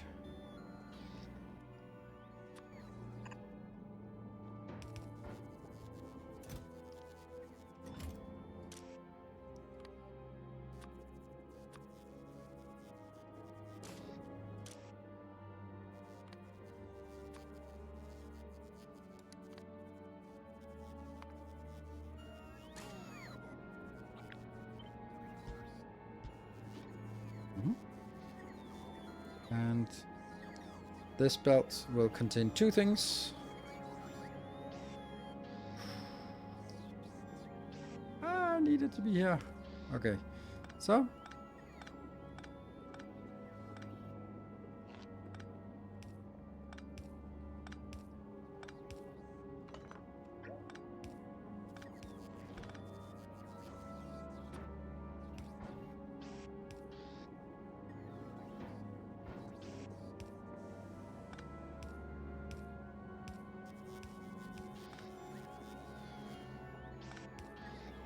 that will be right hand side in the direction of travel. Yep. We could also just save on these and just have it be the same. And then this is going to be output with blue sticks, and this is going to be output with green chips. What's your current plan on how to progress the masterclass? I thought initially you said get on a planet fast, get basic science going, and proceed to next planet. This looks more like established base. Did you shift approach? Why didn't you proceed to Kleber yet? Because Kleber has nothing of value at this point. And so my logic is, you want to get to Volcanus fast. Then when we got to Volcanus, I realized that we really need, all of our designs are going to need electromagnetic plants. We can't make circuits without electromagnetic plants. That would be insane. So let's go to Fulgora, unlock the stuff we have. So I have now unlocked the foundries and the electromagnetic plants and Mark III assemblers and beacons. Those are the things we need to make designs. We don't need the cryogenic plant, we don't need the biochambers, and we don't need the stack inserters, and we don't need quality at this point. At that point, we can then start making the base on Volcanus that will make us science and modules and circuits, and potentially start with upcycling, but only to the extent you want. And then at that point, I'll go to Kleber, unlock the stack inserters and productivity module 3, and then we can go from there. I want to go into rare quality, and from there, then Aquilo, and then legendary, and then happy. That's kind of how I think the progression is right now. Do anything to avoid Kleber. That's true. That's true. Or at least postpone it. It's like the dentist appointment. I have it's next week, not the week starting tomorrow, but the week after. I have HPV vaccine shot and dentist coming up on the same day. It's just like, that's a shitty day.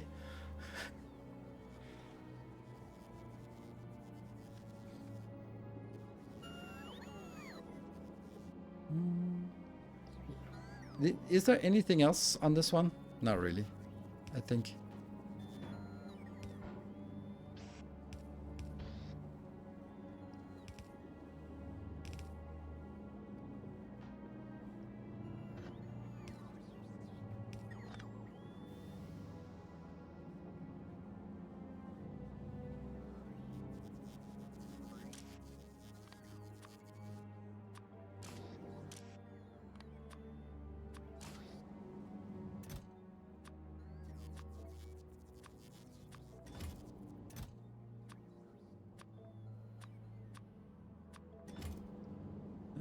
Let's have a look at this.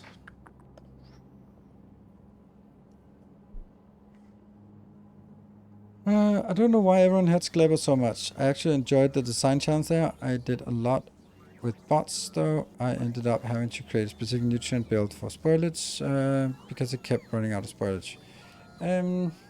I'll explain it very, very simply, and I've done it before, but I'll happily do it again, why everyone hates Kleber, and the people who don't hate Kleber just haven't realized it yet. Just comparing Kleber design to Aquilo design. They are very, very different from everything you've done previously.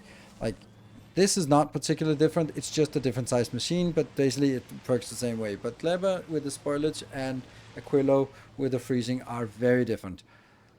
On Aquilo, you cannot start the build unless you have solved the design challenge.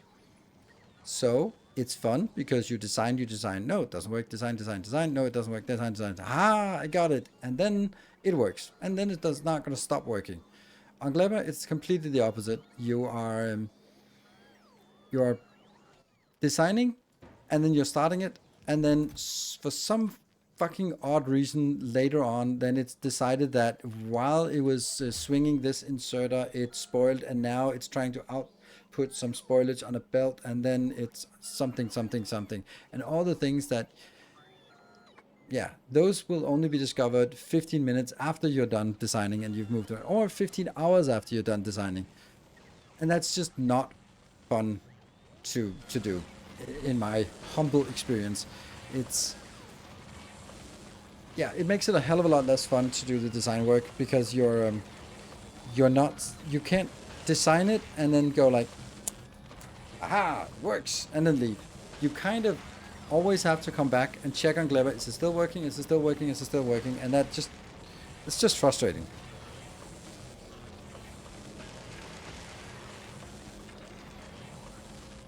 Could the next line share your blue-red belt for extra compactness? Yes and no. I was thinking the same thing, but this one is relying on the sidedness of the belt, so it's going to be a little bit different.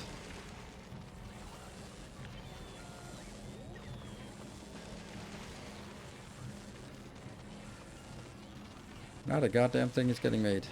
Well, yes it is, but slowly. Took a bunch of iteration to get it right, but I never found it too frustrating. I did feel less lonely there. Got plenty of visitors. I don't know. I think it's a fun thing, but I think that some things would be... Okay, so I've also done Gleba, and it works really well. But there are still cases you have to think about, okay, what if it spoils? What if I don't have enough? What if I have too much? What if it's stalling because of... like, there are so many things that you have to think of that can go wrong. And after iterating enough through it, then you kind of get the design, and that's going to be happy, and you can get it. But it's a long time before that works. And on top of that, some of the things on Gleba are really high throughput, so you really want to use stack inserters, but you can't use stack inserters because, oops, something spoiled, and now the stack inserter is full of spoilage, and it got stuck. So I think there are just some anti-synergies on Gleba. The fact that stack inserters just don't work with spoilage, with anything that spoils, which is literally everything on Gleba. So I think that those anti-synergies are just kind of killing a lot of the fun. Ooh, I have this new feature, but I can't use it. Fire chambers and stack inserters recycle themselves. What? Recycle themselves? How does that make it less painful?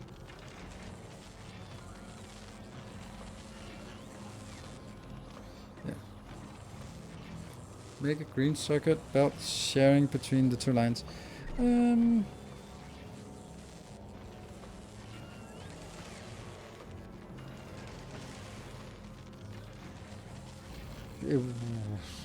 I suppose I could. 2.26.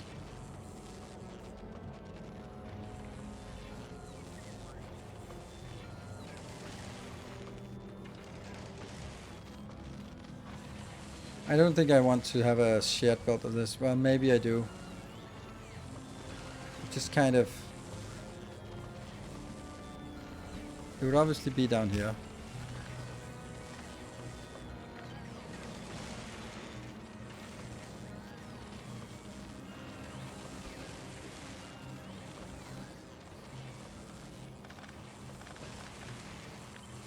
It can be moved over here, or it can be moved back.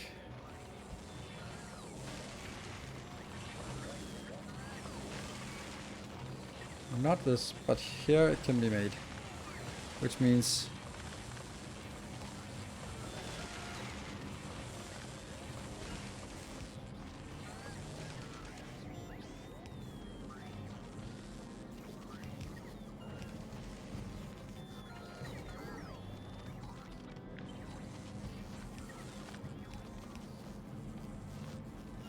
power lines.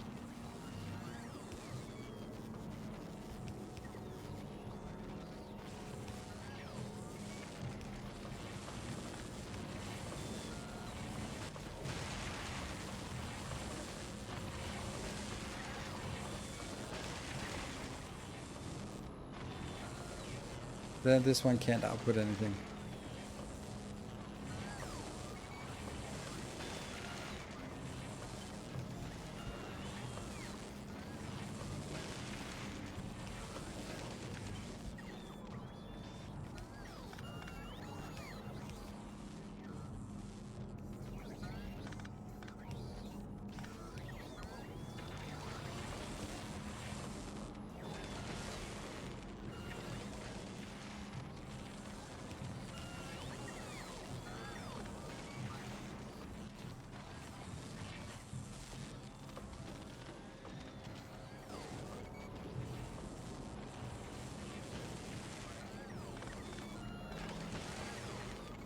Could it also be doing...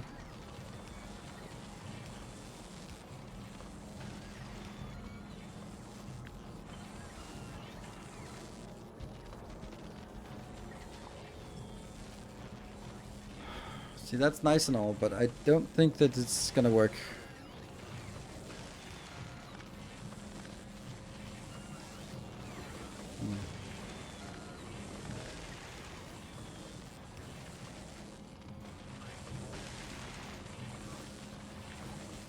I don't know about you. You have to be somewhere else then.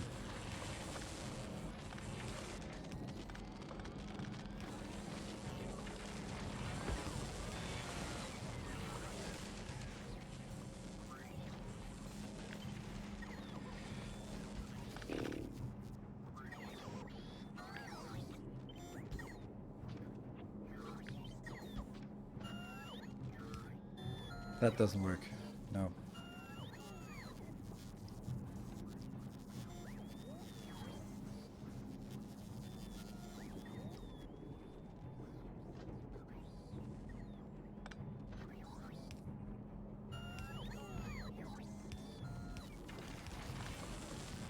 There it was.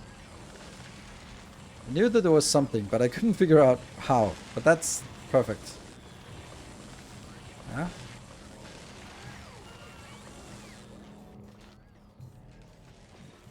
Still not.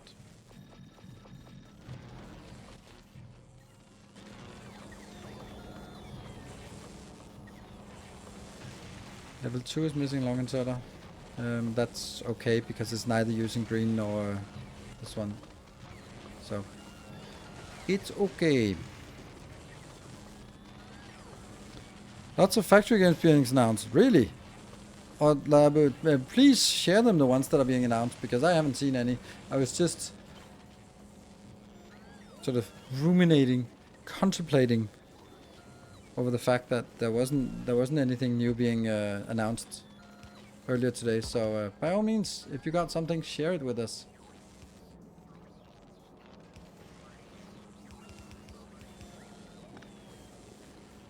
On the PC game show. Sure, still. Still interested, even though it's on the PC game show. And that will go up here, and you will then get in here. I wonder if that's... Is it going to be fast enough? Oh, this one should be something else.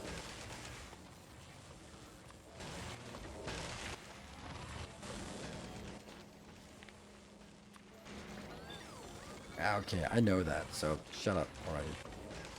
Aha! It's not working! It's not working!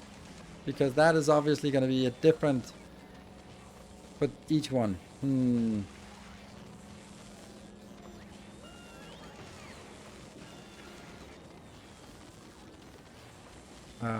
Yeah. So I guess it works if we do exactly the same. So there's a way to double it.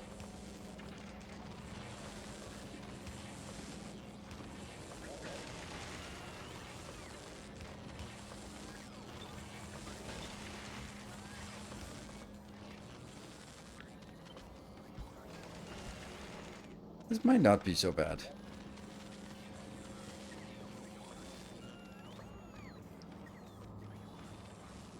Yeah, probably more people into... Yes, absolutely.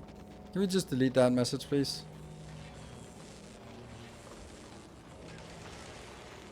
Thank you.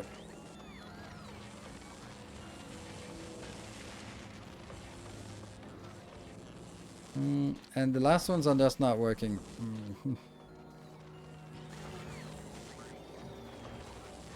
Why? It should be completely at ratio. Yes. Well, obviously, if it's a ratio, then it'll start fill up this one first, and only in the end let it flow through. This one also needs to get up to 6 here. This is an incredibly compact build, but also, like, I feel a little bit silly by doing it this way, don't I? I think this is a solid build.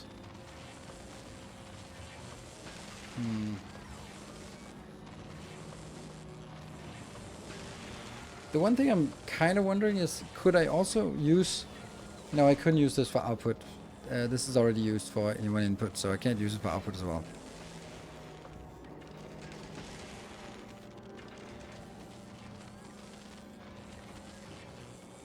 And I don't mind putting him just in here. This is fine location. Yeah, I think this is a very solid build. How fast does it produce? Need about 5 of these to get 1 per second. Yeah.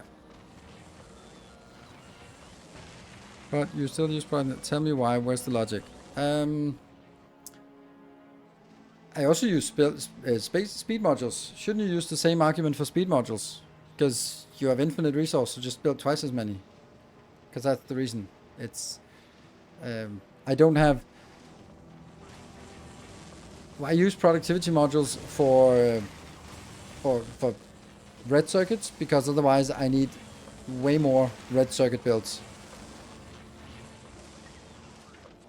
I'm gonna take the most extreme case here. This build is 154. If I took this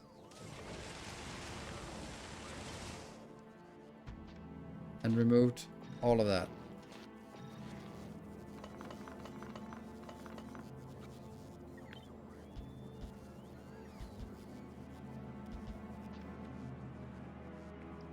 it's a lot less, so it's 50% productivity I lose. And sure, you could just put some speed modules in, but then you need more belts, and then you need a bigger build, and then you need more, and then it gets a lot bigger. So it's because of the size constraint generally that it's the same reason why you use speed modules. Like, I could just build 100 of these and not have any speed modules and not have any productivity modules. I don't put it here because this step is infinite, but this step is not infinite. Plastic, for example, is everything. You can also say, like, yes, it's infinite because it's lava, but really, if you go to Navis and find 22 million and put some legendary big mining drills on them, that's infinite as well. It's these blobs here are effective. Not this one, but many of these out here. As long as you go a little bit out, they are effectively infinite because of hundreds of mining productivity plus legendary miners only using 8%. So yeah, productivity of speed modules at higher at legendary, it absolutely is. I think I'm pretty sure we tested that at some point. Like this. What is this? This is one beacon. Well, that's, oh, what? Stop giving me warnings like this.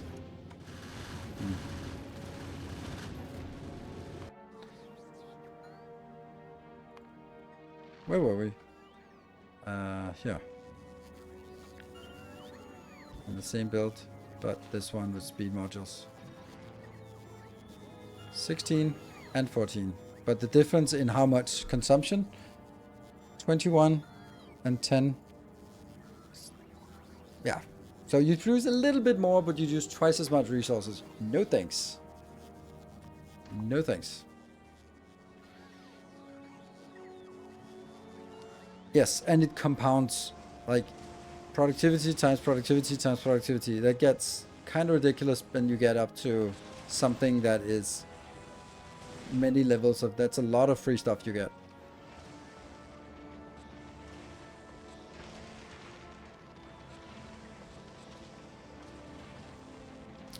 So, but I would sort of say, yeah, in general, you don't need it as much. I don't use it. You can see here, I don't use it for anything that's lava based because, fuck it, we can just pump some more lava.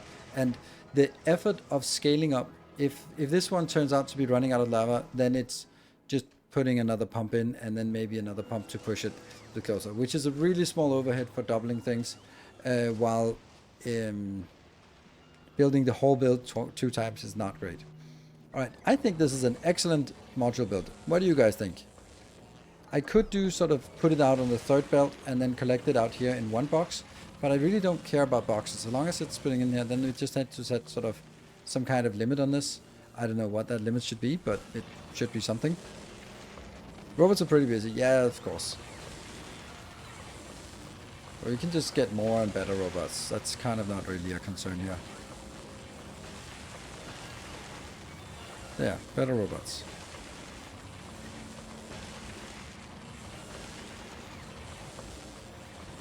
Now they're faster. Is the max? Yes. Is it even worth it to keep researching productivity on blue circuits, for example, and still use the speed modules? No. Yeah. You get to the point where blue circuit productivity, this one, when you get this one to 250%, then you shouldn't get it any further, because this inherent productivity will get you the rest. And at that point, you don't need this. But what I would say is that I would generally go for, now it's 175 productivity bonus. I would go so that it balances out. First, try to get this one to 125. And then it's at 125, then you're maxed out on productivity. If you go further, then you can start taking the productivity out from here. But that's like small gain. At that point to win more, yes. There's also the argument that we can skip the production of reds and greens, because we'll just only make this and then destroy them. That's a different, yes, that's a different brick. Let's see. I think that I'm honestly happy about this. I know it's not like city block sized, but oh, I can do this. No, I cannot.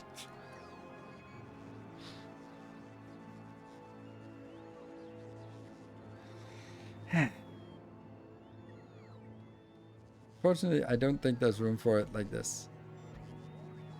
No. That is actually a problem. I mean, problem, but it's a thing. Yeah, 3D update. Yes, indeed. If this was a 1x2 shapes block,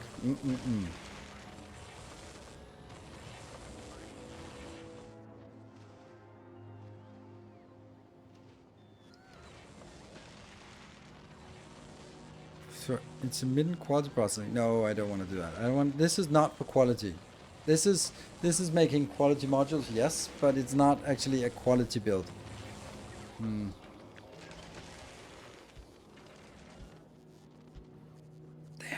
it's too wide.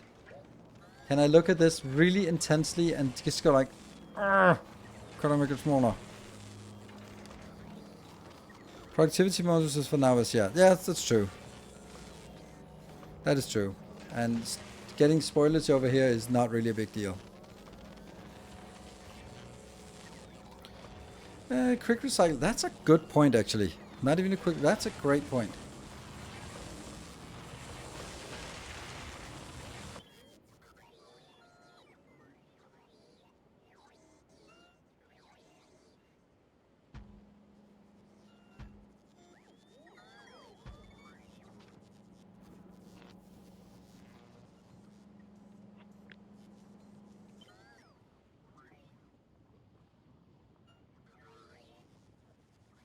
Equidistant.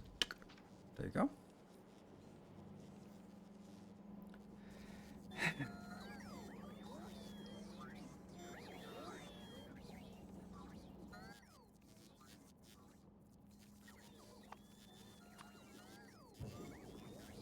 So what would this be like?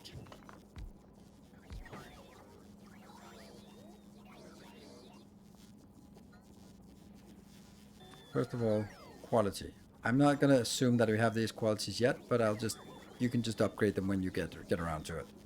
And the quality, the sequence of quality is from here and outwards. This one should actually be something else. Should be blues.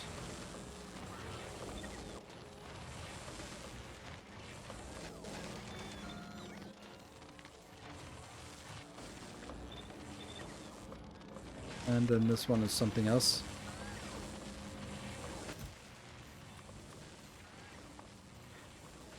Is it tungsten plate? Is that what they need? No, the other one.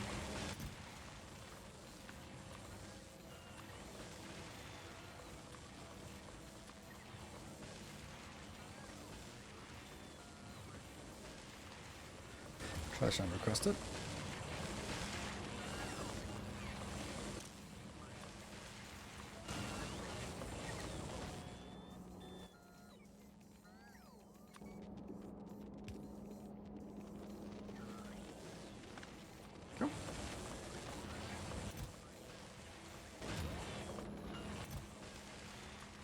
Oh, look, we have that. What a coincidence.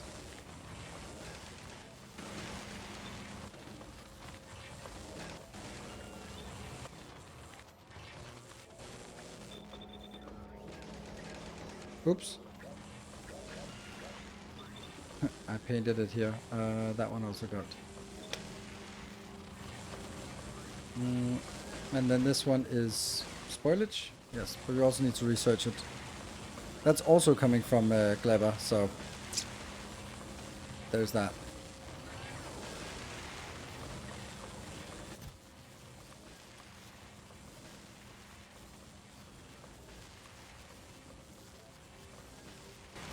Oh look, we have spoilage as well collected in this one. What do you know?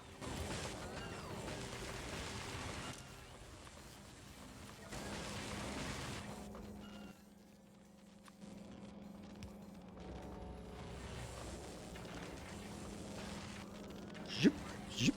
Oof, this might... Well, it is going to be fast enough. It's not really fast at all. So. Break after this? Oh yeah, sure. Let's do a break now. Then they can start shoveling along. I just don't know what I should... I feel I should have a collective one that says how many. Like I should have a circuit based like I do on Novice. Damn it. Where are my circuits? That one.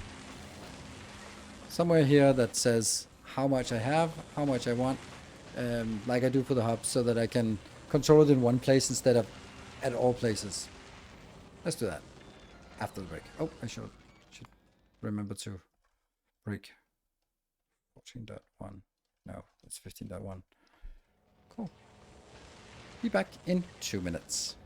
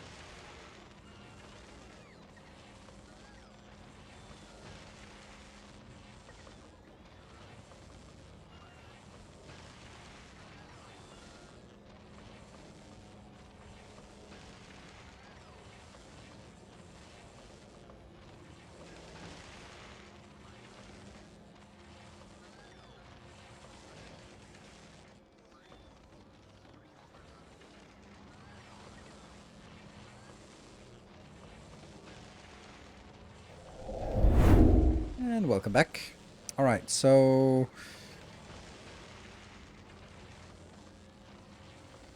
There we go. And there was something in general about...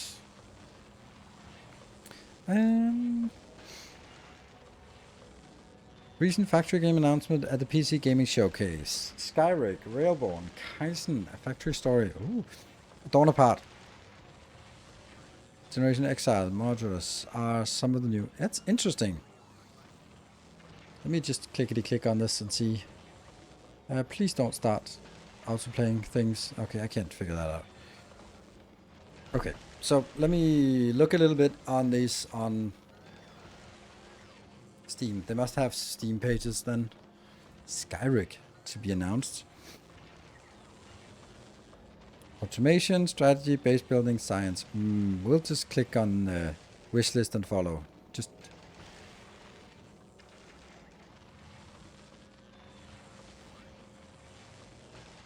and Railborn. I guess that's probably something about trains. Also to be announced. Okay, that looks weird. But, you know, weird can be good. I'll just... Something, a factory story is interesting.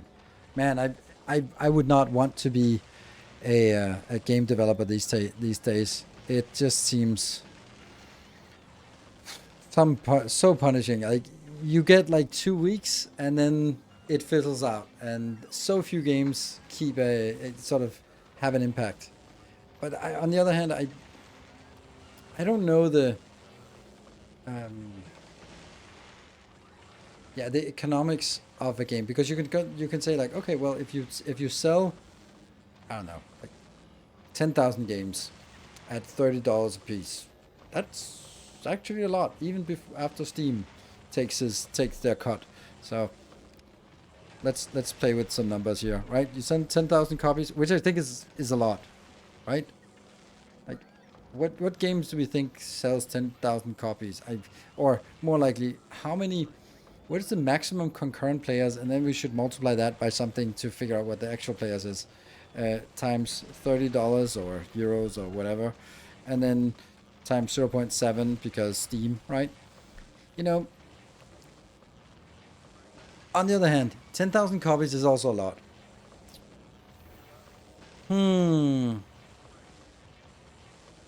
But on the other hand, you can also say that a solo developer can work a long time at the prospect of $200,000 incoming, right? So, but on the other hand, you can't live off the prospect of many. There's simultaneously a lot and like nothing. Exactly, that's the thing. Like, you have a global distribution platform, so you also have, like, if word of mouth spreads, then it's gonna be a lot, right? And I don't know. I don't know. Can you see like concurrent players somehow? Because something like Blueprints, for example, right? Can we just Google that? Blueprints.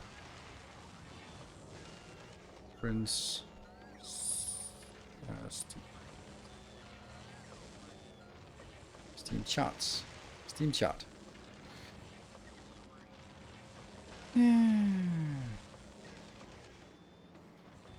All-time peak is 20,000.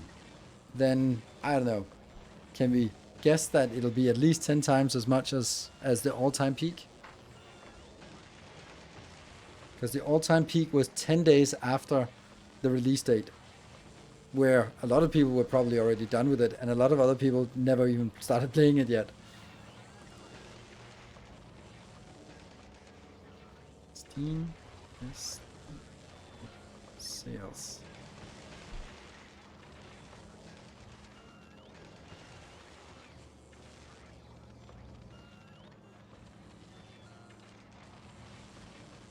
Steam as sales, and then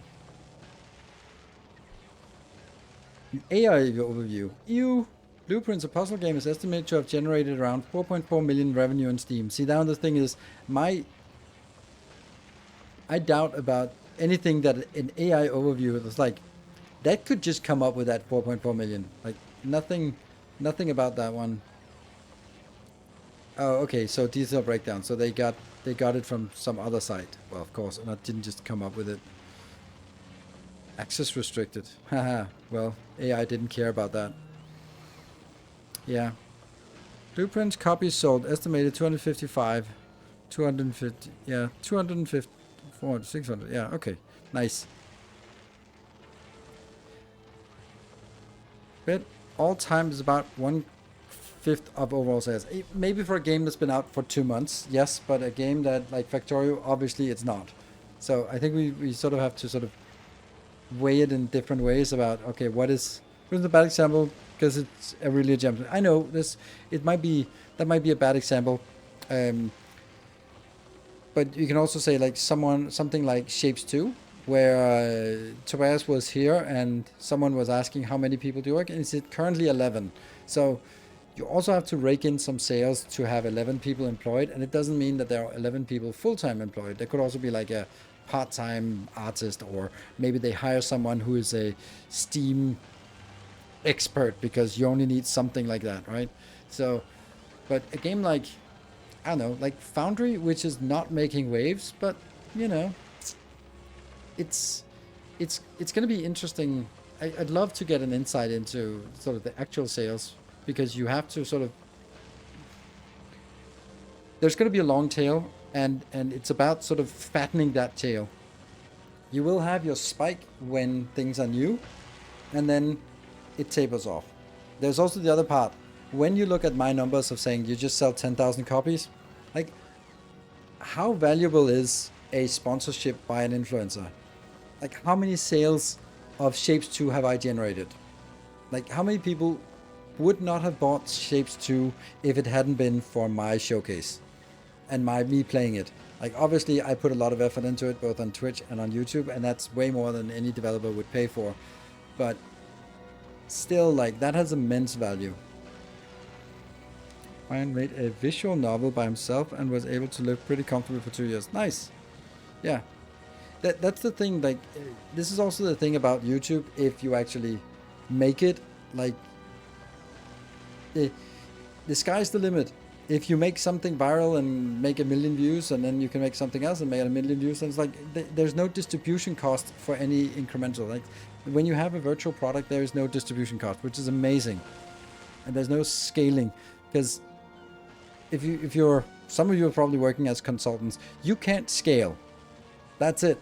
You can work more, but there's a very hard upper cap to how many hours you can work and bill out to clients. Because most consultants are billed by the hour. You can raise your price, but still, it's never going to be like, it doesn't scale very well, because you have a maximum number of hours and you have a maximum hourly rate. And even the most expensive SAP chief architect consultants also cap out at something where there's a point where you're like, no fucking way, we're paying more than, I don't know, the highest or lawyers, like partners in lawyer companies and stuff like that. It could be like, I don't know, somewhere between 500 and 1,000 euro an hour.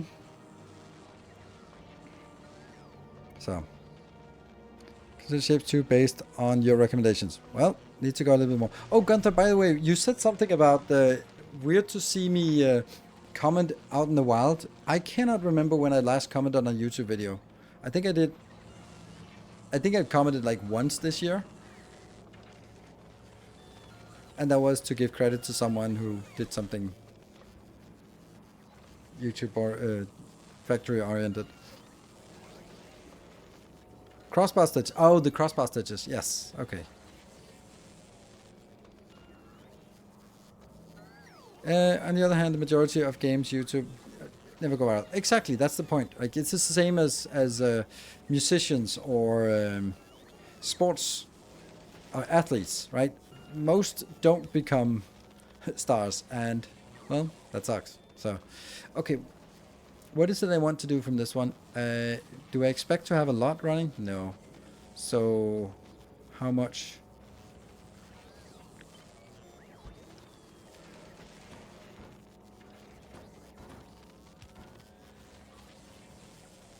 But I will upcycle parts though. Do I want that? Well, I will upcycle it from...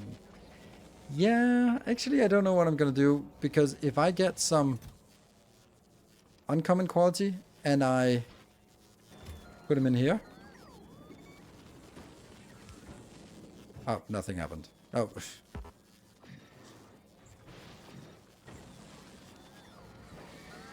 There's a high risk that what I get out is completely useless to us. Yeah, all of this is completely useless.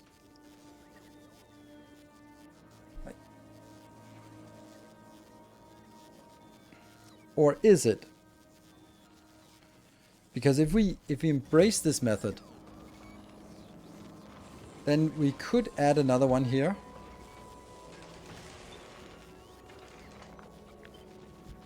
That would then be like that. And this one here would be that. Because, you know, I will get a little bit of it, and those little bits will need to be going somewhere.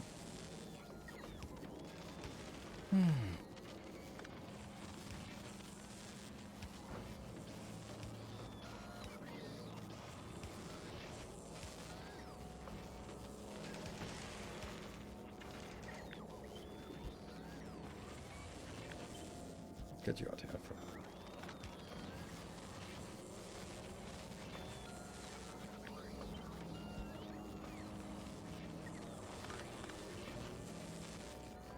This will only have that one.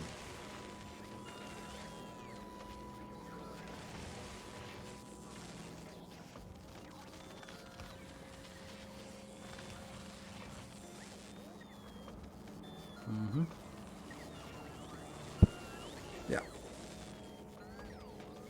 You can't combo about game dev. Yeah, I'm not quite done with that actually. I want to get a little bit back to this about game development, and because very much the same thing is true about content creation. Like it's the same potential upsides, but it's also sort of an infinite scalability potentially. But the biggest part is that making it. And I don't know if I was to make a game, then obviously if I made a factory game, I could hype the hell out of it. And that in itself would probably guarantee, I don't know, some thousands of sales. All right, Cyber, thank you for the prime. I'm pretty sure I could do that in thousands of sales. Absolutely, I have no doubt. If the game is not utter shit, then yes. But that would actually be like an interesting prospect. Like, how valuable would a partnership be? The biggest factor about being a successful Twitch YouTuber is luck. It's a huge part of getting traction.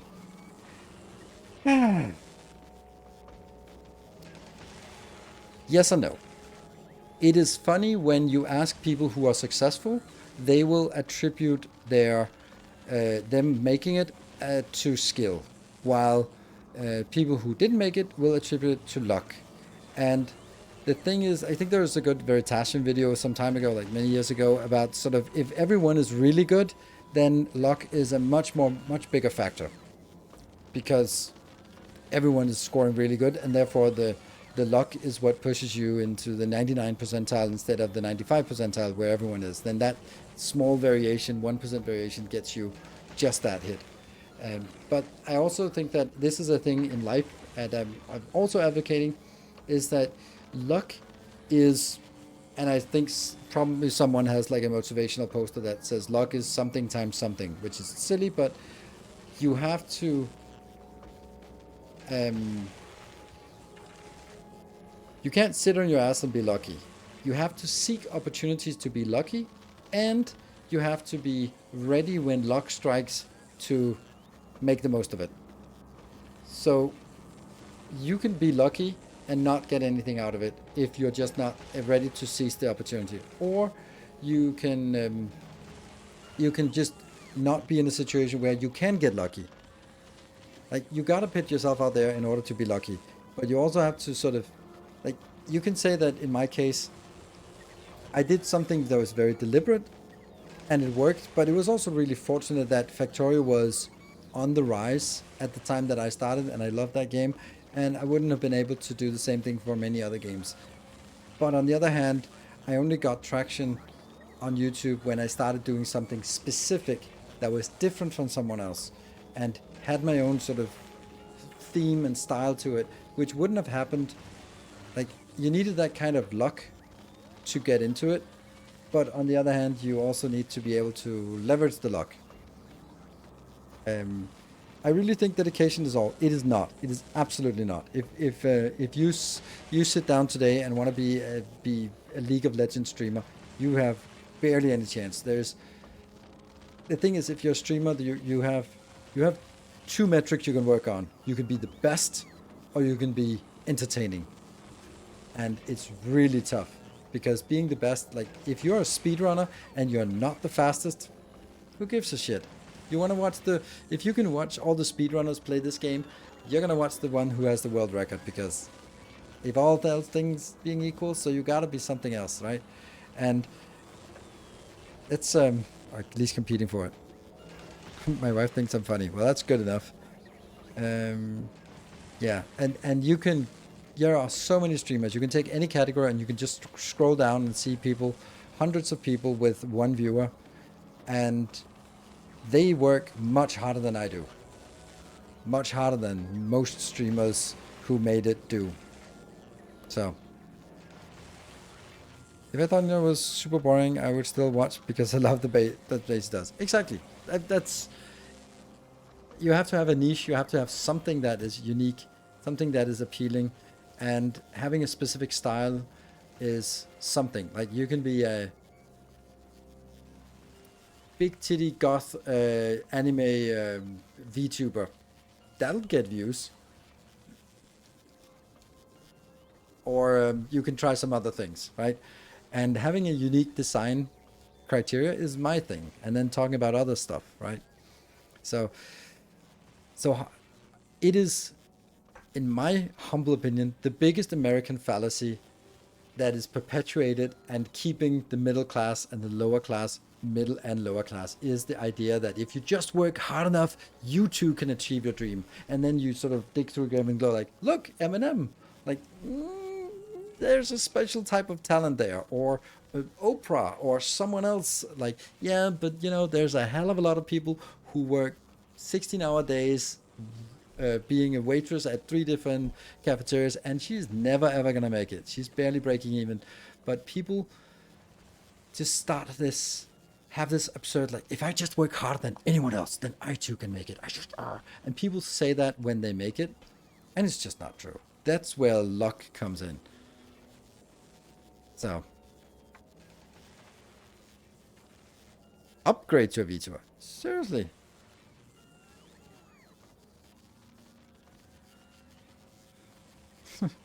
So it is luck, or whatever that metric would be called, is definitely a part of it as well. So okay, let's get this there.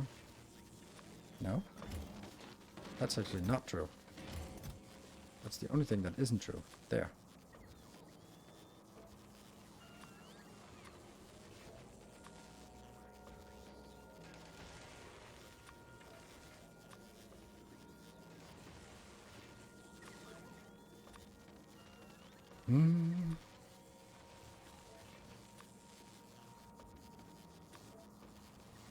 That's confusing. There. Should be.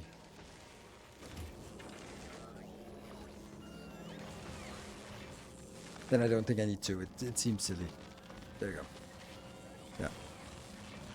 Put it from the recycler instead of iBots so that the recycled quality materials don't end up spread out everywhere else in the base. Okay. Okay, let me think about that.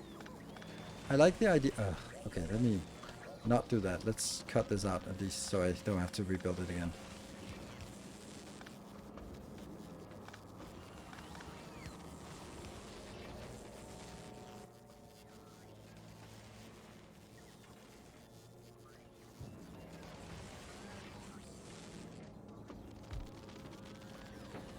Not sure I like this.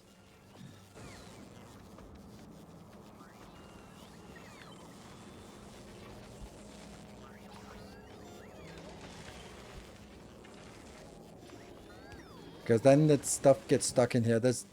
No.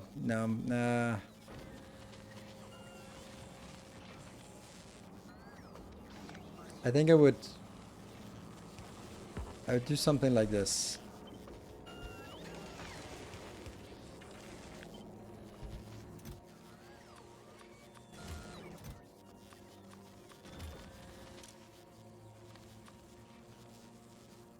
Yeah.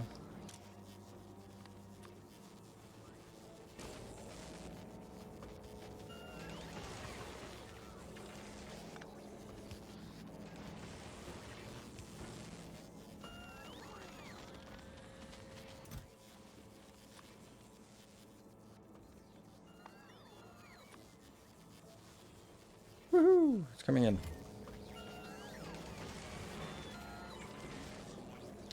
This video, but it's just switching between 2 frames of webcam. Focused on talking. Don't you output for normal quality? Nope. Oh, you should be like that. No, because I won't have normal quality out of this. It can't produce normal quality. It can only produce. And shouldn't I also get this one? think so. I mean, it shouldn't be running around random places, but it could. If it ends up somewhere, then we need to be able to get it in here.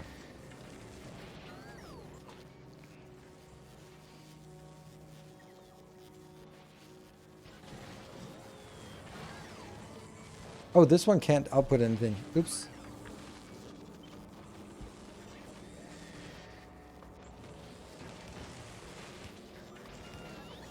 Yeah.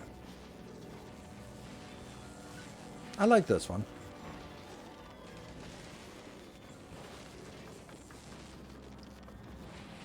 Yeah, once you unlock epics, it could fill up. Yes. But then...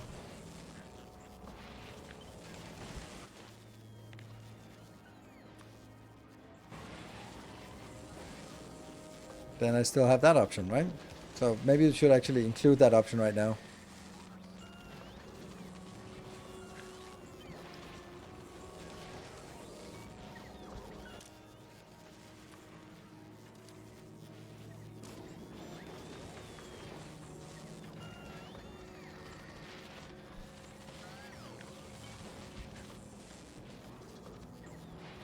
I think that's good. That is nice and symmetric and all, except for the stuff that isn't symmetric. What happened to this one? This one doesn't have an output. Ooh, yeah, okay.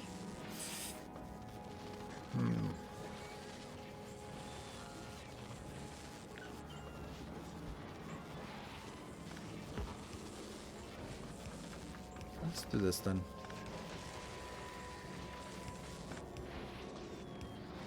Yeah.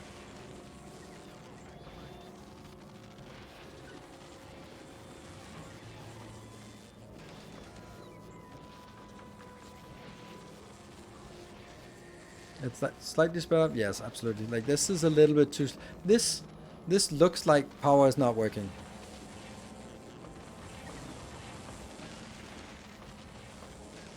Right, this one's quite a bit sped up, but still. But this one looks like something is broken. Legendary to right? No, no. I don't want legendary here because this is not something that scales into legendary, in my opinion. I think legendary would be crafted in a different way. The disadvantage of this is that I have to have a single one of these for every build.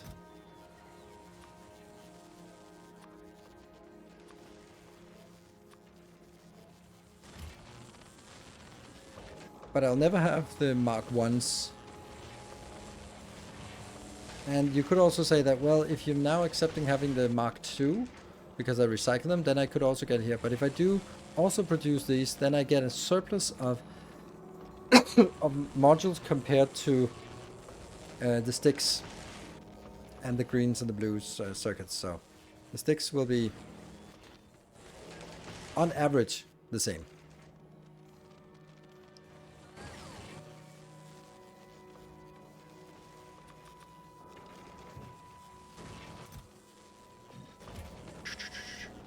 Nom nom nom nom nom nom.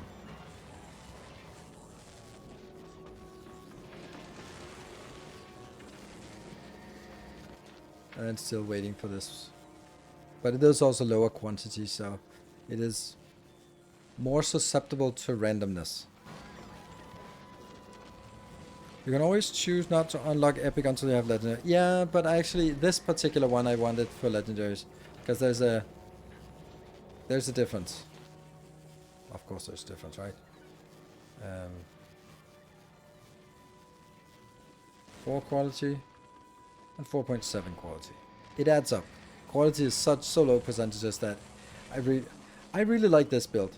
It is using pretty much the whole space, and it does that. I'm wondering about legendary, but I don't think so. I think it would be weird to put legendary in here. Yeah.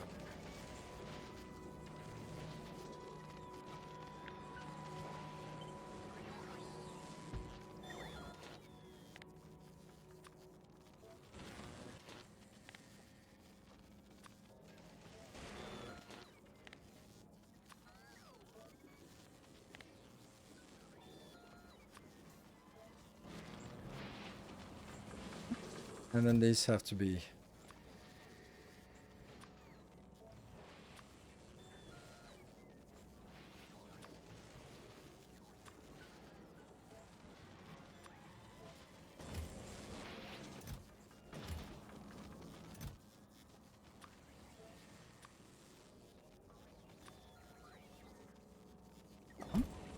Oops. Trash unrequested.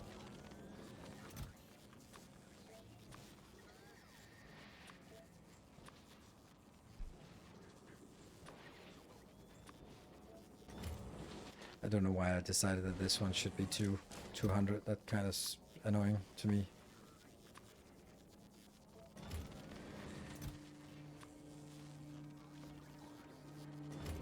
One stack size must be a fine sizing of this.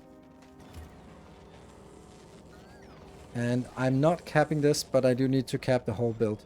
So, and this one should also be requesting that one.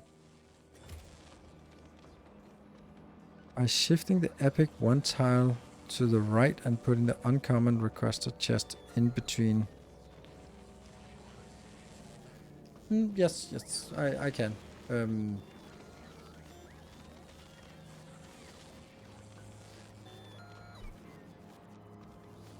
Yeah. But I don't think that... I don't think I want legendary to be here, so that's the point here.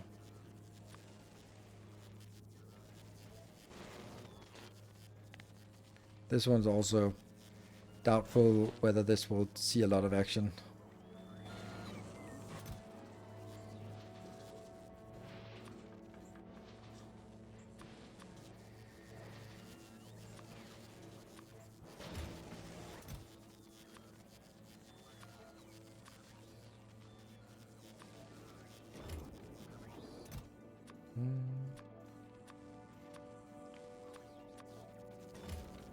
And you.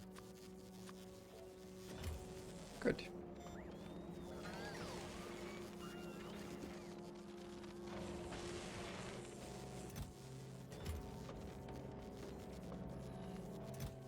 Trash unrequested. Oh, it's the wrong one. Now that's coming in. Yes. Ooh, 30 on the way. Nice. This one also got incorrect. Thank you.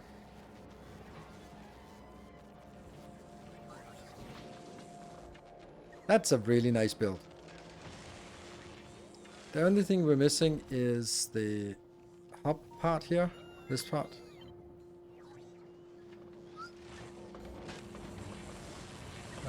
First of all, I'm gonna, unfortunately for you, take you out of this build. I think that's a good place to keep it.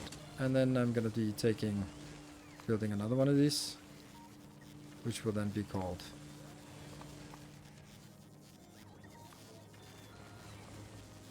I don't know, this is not hub, this is just...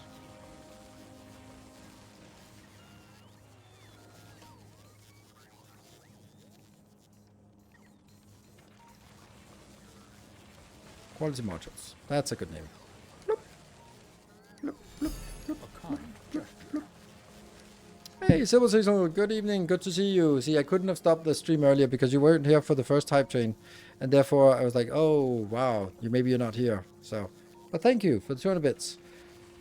The hype train ended with no bits donated. So I was like, whoa, something is missing. Someone is missing. You're the one who set the expectation, not me. Alright, so how many do we think we want of this? 100 normals? And do we want to cap the other ones? No. I don't think we're at a point where we start deleting normals to get them. It will just be incidentally. Woo, Memstick! Thank you for the tier 3 for 20 months. 2 metric years. Nice.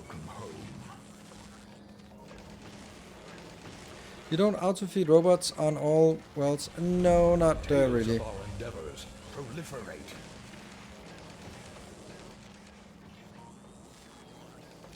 Thank you, Mark, for the 5 gift subs. And by the way, Mark, you have probably noticed, but there's a 35% discount on 5 bundle gift subs. So the more subs you buy, the more money you save.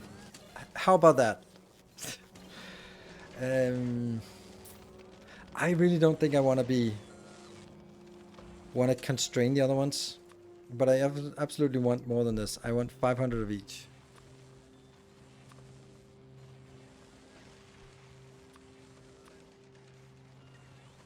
Right?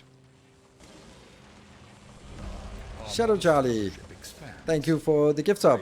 Not quite the 35% discount for you, but thank you. And thank PJR, utilizing that, saving 35% right there. And you know, money saved is money earned, and the money you save, you don't pay taxes on, so it's kind of counting double, right? Isn't that bad logic extraordinaire? Okay, so now I want to figure out how this works. It's the green line. So the green line comes from here to there, right? That tells us output signal, but only the positive output signal, yeah? Here, there's some positive output signal. There's a oh, really? How many do we have of these? Oh, we've actually produced it for quite a while now. Can pass on saving money, absolutely. Absolutely. Okay, so now I need to take from this outbound.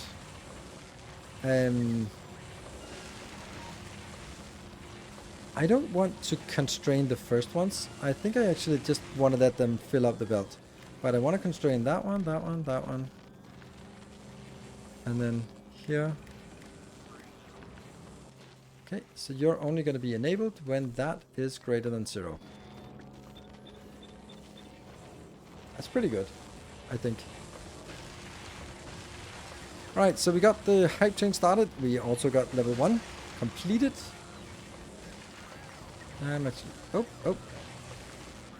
Here, to here, and then off.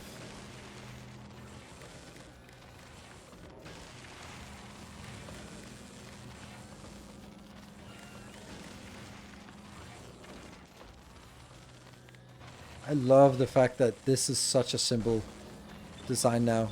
That we set it one place, and then here you don't have to set it, and it's also something as simple as just when the value is greater than 0, craft. When it's not, don't craft. Always better.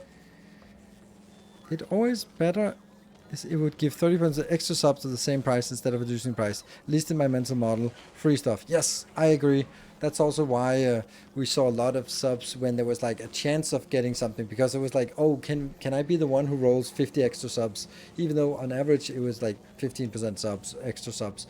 Then it still felt great to be the one who generated the big extra bonus subs. So I thought that was a much better way, even though it's like, ooh, gambling. So yeah, discounts are less sexy. Ooh, Mark, thank you for the 10 gift subs. Well, that is a little bit sexy, I must admit. A little bit sexy. Okay, so this block I think is actually done. And we got some non-block based, but yeah. This one is fine. And this is the launcher. We think. It's also a nice grid. Oh, except for that part.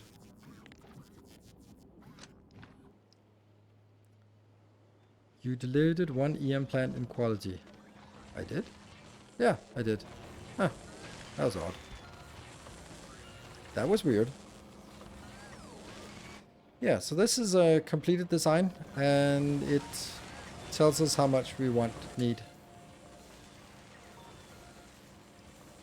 And Candyman, thank you for the 11 months.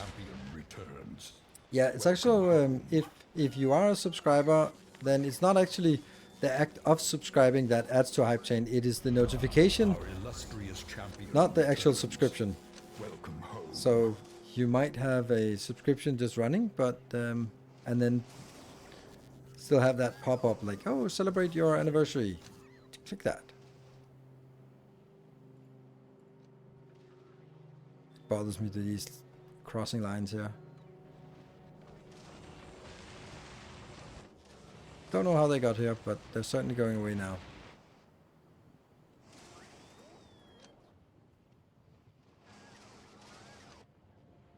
There.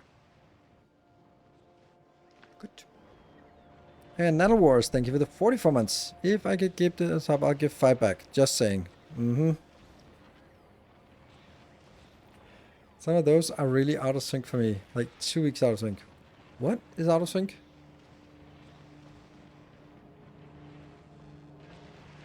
Leftmost? Straight powerful. That's not actually straight powerful. It's that one. Otherwise they don't work because I forgot to put the powerfuls in on the other ones. On the higher quality ones.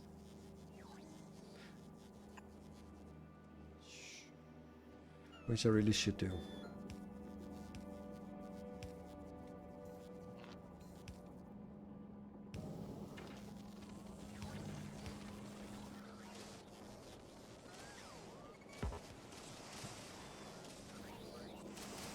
Huh?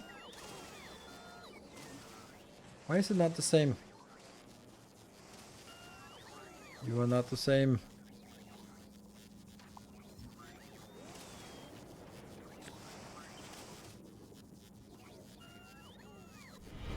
Tales of our endeavors. Candyman, thank you for the 5 gift subs. Thank you. There's some light issues here.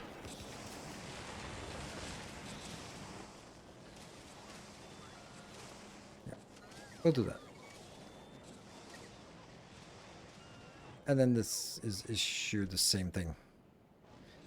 Alright, where are we on this train? We are at level 2, so...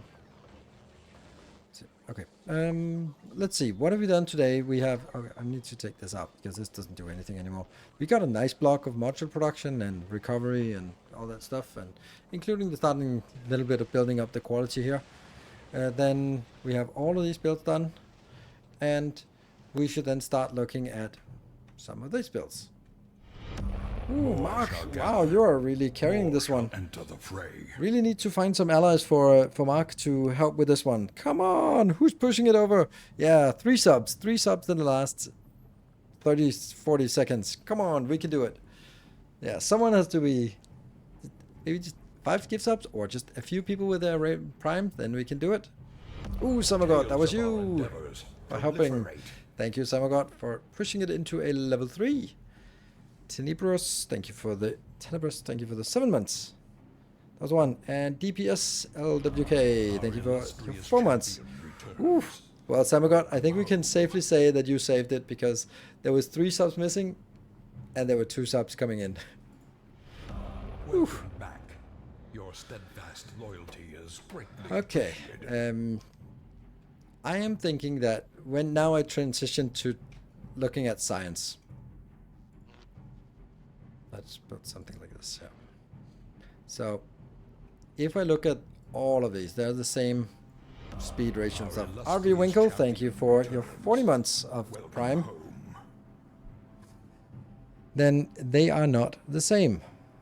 The slowest one is, as always, the...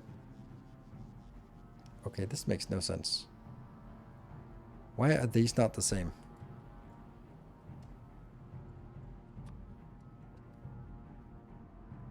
Oh, right, it's speed module 3 there. Yeah, let's keep that. Let's keep it to module 3 here, but there you go. Let's do this. So they are the same. And is this going to be my baseline?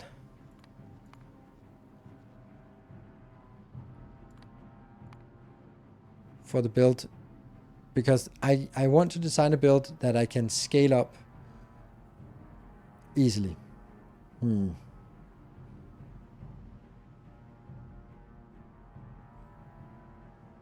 Okay, so let's try and scale this up and then scale the other ones down so it becomes around this 3.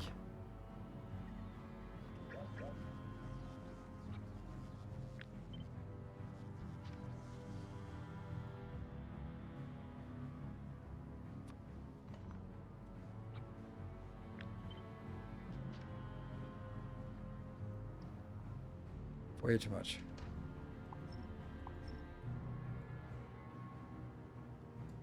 I need a little bit more. There you go.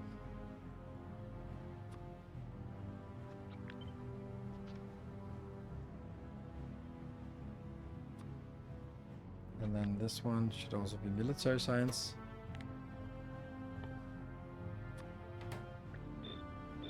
Those are the green ones.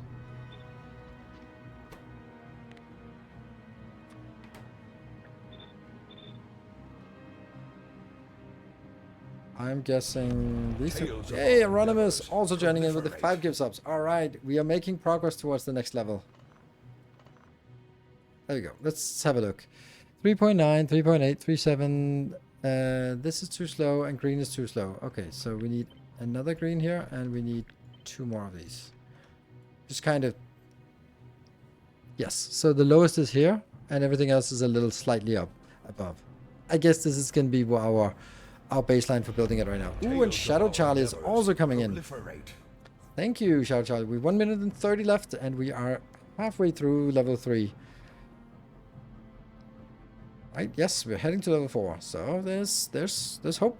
There's hope for an extra 14 subs, and yeah. Woo! Mark with the 10 gift subs. Nice. We're now getting really close. Well, I mean, close to level 4 at least. Let's get an extra hour. Yes, I mean, it's a national holiday tomorrow, so no worries for me. Hello, thank you for the Prime and welcome. DDKS, thank you for 38 months. Now we are 2 subs away. 2 subs. Mark got me. Yay! Well.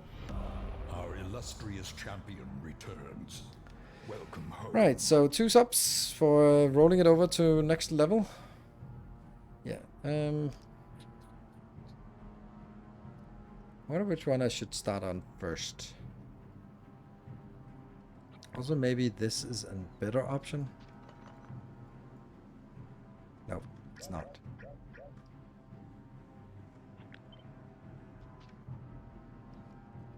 Oh no, we're not gonna make it. This might roll out. I'm gonna watch it roll out. 30 seconds, but it's not 30 seconds, it's 8 seconds.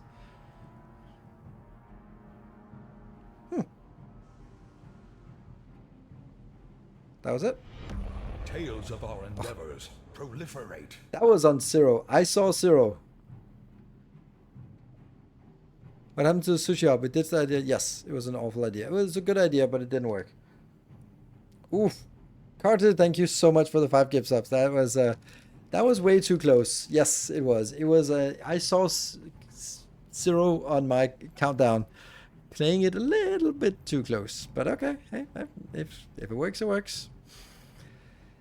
So I want to do this, but I think I'll build it in a complete shape because otherwise it looks silly. And Shadow Charlie, thank you for 245 bits. From the exact ratio of 5, 6, 5, 12, 7, 7. Ah, okay. Let's actually look at that. 5, 6. Yeah, 12, but they have to be 12 with 1 beacon applied then. 7, 7, and what was this one? That must be 6.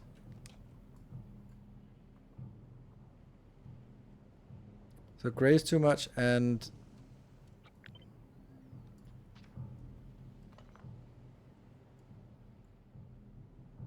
yes, thank you. Well, that's a much better idea. Thank you. Sim, that's a much better idea. This is something we can perfect ratio, then it just looks weird. So be it. Perfect ratio, we like that. Yes. Thank you. Thank you for, I mean, I don't know why I didn't think of that, but I didn't. So, if we look at this one, because let's start with something annoying. Oh, by the way, this was the major milestone, or it was not the major milestone, it was the penultimate major milestone. We still have the 97%, 93% of the way towards 11 and a bonus hour. Right. If I look at this, that one we're already producing. We should be at least. This one we're already producing, so that's fine. So actually it's only the flying robot frames that I want to do. Right? because I don't think this one might be the only one that actually uses anything in high quality. Whoa, Mark! Wow, 30 gift subs. That is now very insistent. Now someone else has to carry the rest of it, right? That is amazing. Looks like there's no sleep left for the wicked. Thank you so much, Mark. And everyone else who's joining. So, looking around, see if anyone wants to join in. Oh, it's somehow it mistriggered, so we're gonna hear them one by one, a lot of them. Well, that's amazing. The good news is that when we hit that, we don't have to worry about the hype train anymore. So, and with 2 minutes left, Steel yourself. We are building an army. right. So, actually, what I want to build now is. A new subscriber. Oops. Come, steel yourself. We are building Let's try an to look at this. army. So now I just want to figure out how to make these things. A new subscriber. And then sort of build it. And Looney Boy, thank you for the 500 bits. All right, we're getting closer. And Mirage with the 12 gift subs. Thank you so much, Mirage. Very much appreciated. And we got hit our target. Sweet. Bonus hour today. I'll take a break after the stream, or after the hype train completes in 5 minutes. We are building an army. Thank you. A new subscriber And arrives. we'll keep doing all of this. And Fills you with determination. this is not even close to enough. A new subscriber arrives. Still missing some. It fills you with determination.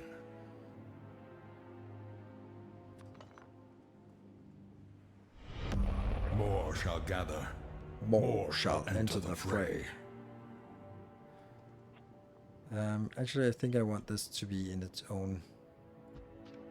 And then I think I want it to be top right hand corner is where you actually make it, because then it makes sense to go into this one. Bestowed.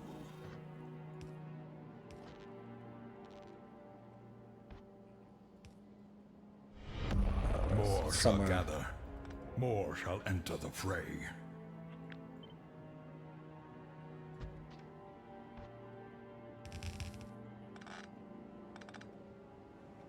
Is it here? Yes. So the intention is to have one block making what I need, and then some things that are low quantity or generic resources, I'll just bring them in by robots, because that's the intention. And then we'll see how that goes, how that plays out. And everything has to be built over ratio here, right? So that's a little bit over ratio. That's good. I have to go get another Red Bull, maybe. I could also take my break now, and then it'll actually be on time, because the hype train is going to run out. But even if someone wants to, then I'll still come back before the hype train is all out.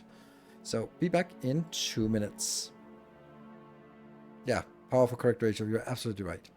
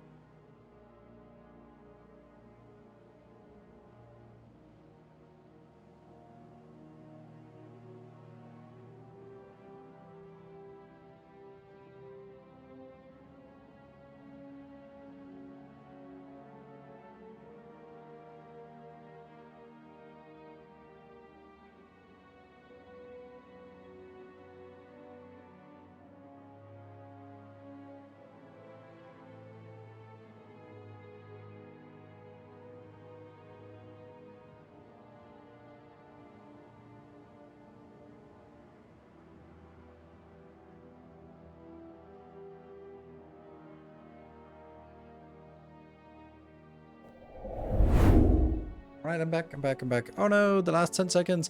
Oh no, because I wasn't here, we wouldn't get the extra. I have a strong suspicion we wouldn't have reached those 62 subs no matter how much hype I would have hyped it. Damn, these Red Bulls are banged up. I dropped every single one. Stupid gravity.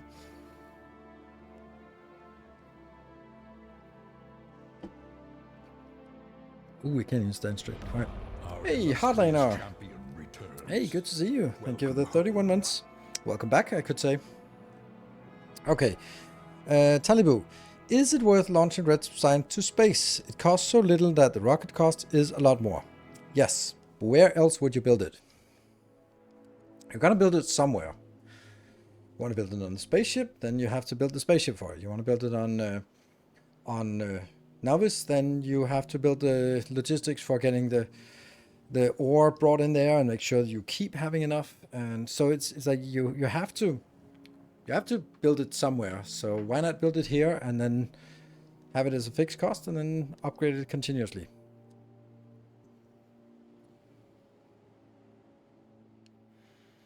I have a feeling that dropping some subs on each level works better to get others to help than doing one big donation. Oh, it absolutely does. Of course, I mean, you still carried it with half of all the subs that was needed. So, but yes, it absolutely is, and it also works better when it's someone in chat who is helping with hyping than if it's me hyping it. So yeah, absolutely. Why do you send it into rockets instead of using labs here? Because I don't really like building labs here. No, that's not it. Because it's way easier. Way easier. Why is it way easier? Because if I was building labs here, then I would have to make logistics. That means trains and how I'm making the trains around lava and city blocks and all that crap to bring them over to the labs. And all of them, all 6 of them, have to be brought into the same lab. Or I just launch them to space and then ferry them over to Novice and I drop them down and they are handily delivered right next to my labs already. So, and of course eventually biolabs, but that's not actually the argument. The best, even without biolabs, it's logistically much simpler to just bring it in on a belt here, launch into space, and then drop it down somewhere else. So.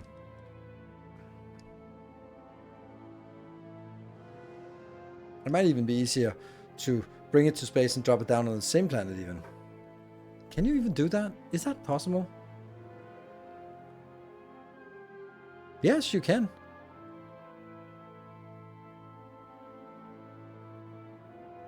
Why not build some of the science in space? Then all you need to do is drop it, because then you need to build spaceships that actually not sit over Novice because they can't collect anything over Novice, so they have to move back and forth. And I don't have quality materials, so at the time of building this I don't have quality materials, so you're gonna have to build it with base materials. That sucks. So that's why. You can build some pretty good spaceships in space that just make science, but I don't think this is the time for it. I have it already. Let's see. Already done that. I think we had some. No, I think we stopped making those spaceships. Oh yeah, yeah, look at that. I have legendary space science, legendary red science, legendary green science, legendary blue science, legendary yellow science. Not purple, not military, because those are impossible.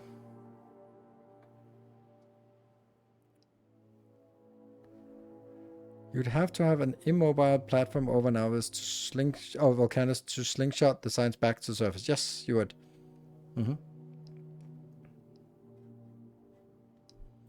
Just come up with some new tech. It is definitely possible. I have doubts whether it is worthwhile.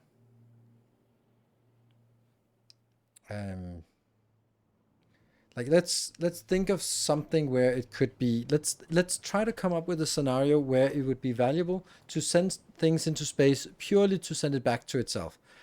For example, we have reserved the space down here for trains, so we can get things in on trains and then ferry them out.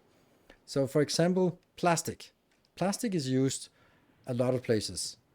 and we're going to build it one place. So for example, I go down here, make a plastic build because this is a convenient plastic build. There's tons of coal nearby. Lovely. We build some plastic, we get some sulfur, we get some lava. Yummy, yummy, yummy.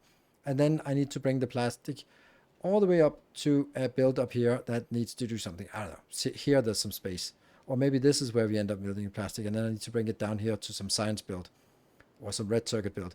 Then it might actually be better to launch it into space, drop it down here, put it on a train, drive it down here. That could be a thing, right?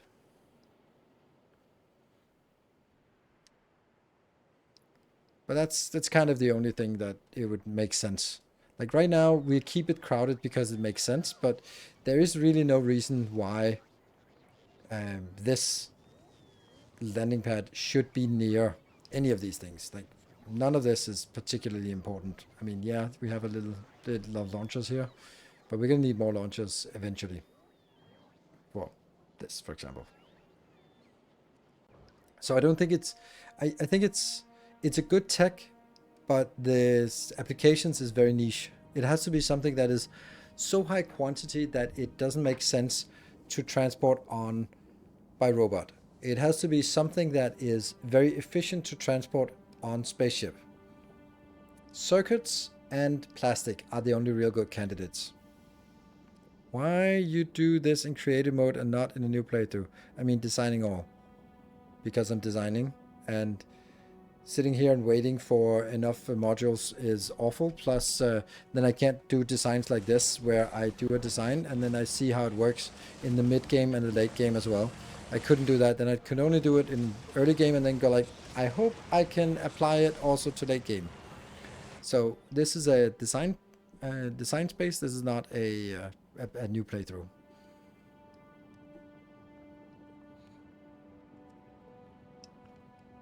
Yeah, why not put it on a train near the production instead? Exactly.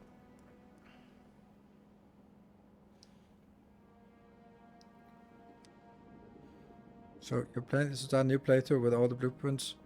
Or are you just doing this for fun? Okay, I'm not doing it for fun. I'm doing this for work. This is my job. So I do it because I have to. This is what pays the bills, right? Is that a good answer? No, I'm not just doing it for fun, but I'm also just not. I like doing design parts in Factorio, and this is design. This is doing design, and the emphasis is on design. So I don't want to sit here and wait for enough modules to be crafted before I can continue design work. So I just want to be designing, and that's it. Hence why I do it this way. Yeah, literally hates to do it. I know, I hate it. It's just, it's such a grind, but whatever. It's what you demand, so. Alright then. Right? That's how it is. It's the daily grind of being a YouTuber. It's just, it's that or the coal mines.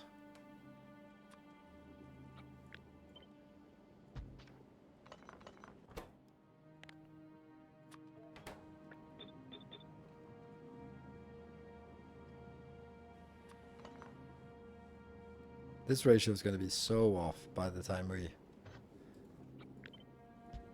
done with it. Yeah. Oops.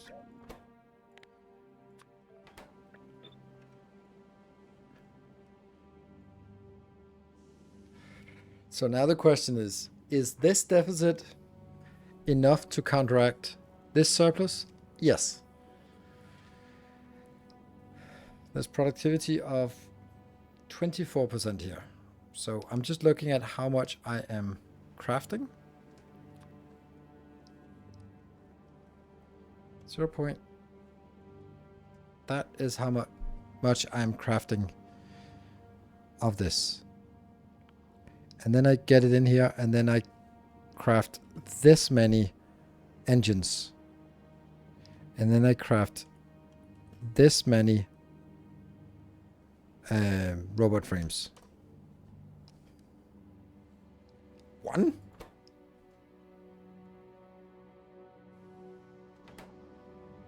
How did that just become 1.00? What the hell?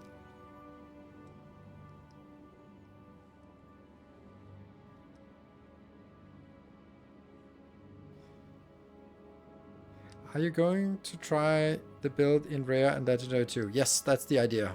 Which of course will completely screw up the ratios. But I want to design the ratios here and then see how it works when I upgrade it. And this thing here requires 0.8. Okay, so we could actually probably make do with less. Okay, so anyway, if I have 2 of these, it's enough all the way in. But if I have 2 of these here, that's 0. Then it only becomes like this, 0.8, and that's not enough. I need 0.875. Okay, so I have now concluded that I need 3 of these, I need 2 of these, 2 of these is enough. Here. Okay, so all of this, what other items do we need that we don't have? We need a little bit of that, a little bit of that, a little bit of that. We need some batteries. There's just, these quantities are ridiculously low.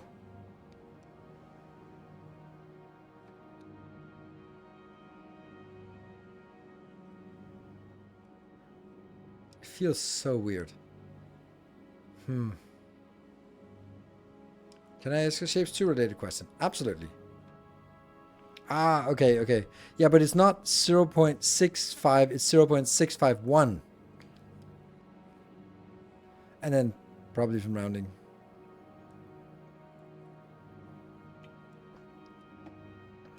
Yeah. So basically they're almost not worth it to build in the foundry.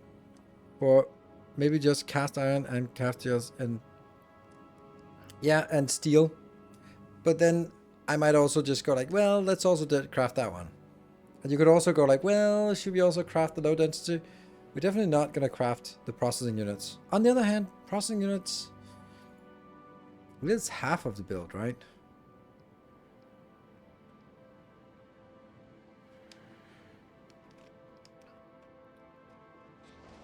My point here is that this build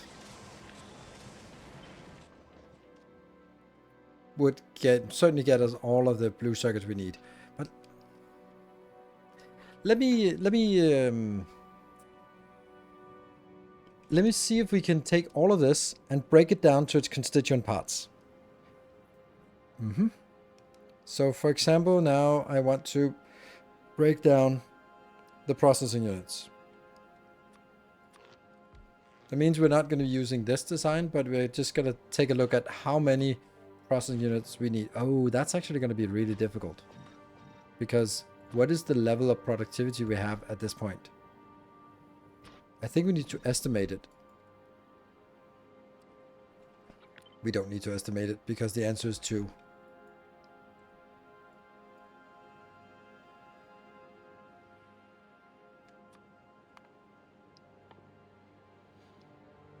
This is an incredibly valuable research. Can we assume we have a little bit of that? Is there a way to make asymmetric operations work at 100% speed? Like if you split a shape, then do something to one side of it and then put it back together. No, yes, there is. And that is, make sure that lines 1, 2, 3, 4 go into 1, 2, 3, 4. So that when you split, then number 1 is consuming number 1. That they consume the same shape that they split from. Then it can work. But if you somehow go 1, 2, 3, 4 matches 4, 3, 2, 1, and then one of them has a long way, and that's also the one that has the shortest way, then they might actually jam and then block the other one. That's kind of what we're seeing. Or you build something, you redesign, you build something, you redesign, and then suddenly one side of it is way longer than the other ones. You can do something by building overflows, but I don't have overflows and space for overflows in my builds. Do you have a target SPM for this point, or just making what's feasible with normal quality? Well, my design criteria is the fact that this is perfect ratio. So this is going to be our first step. We build this, and then we want to look at what it would look like if we exchange everything to rare quality and everything to legendary quality. Of course, this step is going to change massively with legendary and yeah, so the more successive steps there are. What do we think about this one? Like, can we assume that we have two levels of this?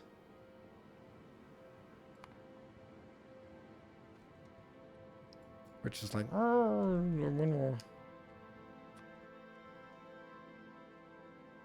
because this is just such a valuable update. And it's so cheap. And so finding a base design that scales well with quality module. Yes, this is what I've done here. This is normal quality. This is rare quality. And this is legendary quality. And there's basically a factor 12 between them. And the same thing here for red circuits and blue circuits. And now I do the same thing for science, so that we basically can design something once, and then you can come back and you can just roll over and upgrade it, and then go like, yeah, it's close to fine.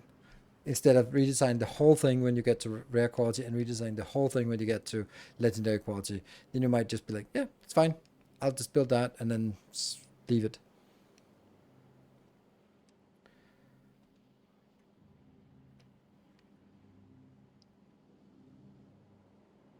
Run a little bit low if you don't have the science yet, and then at some point it'll run full speed. Yes. This time you've done volcanoes. You have more than 2 levels in that by now. I don't know. Because remember, our science is pretty atrocious back on novice, so I'm not sure I have it. I think that we'll do it like this, and then maybe it's underscaled in the beginning, but remember, not everything needs yellow signs.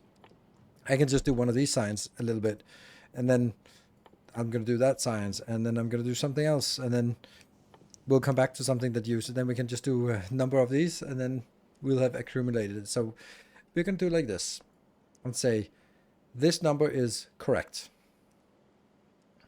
Now the next one is, we should also see if we can get some red circuits in here. How much red circuits do we need? Now I just need enough red circuits to fill this, which is not enough. It's never enough red circuits, is it? That's too much, like way too much, but the other one is way too little. Then if we do this one, we now have to figure out how much we want of greens. This green is definitely too much, because this green is going into the red circuits. This one,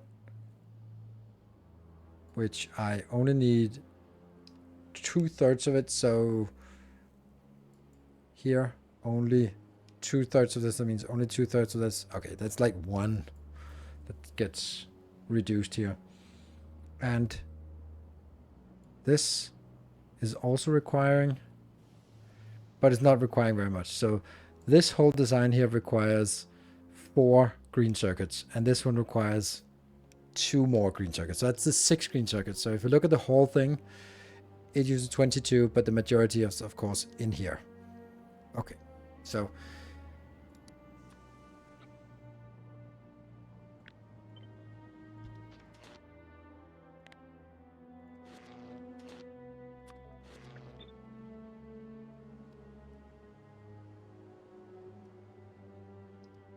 that's what we want.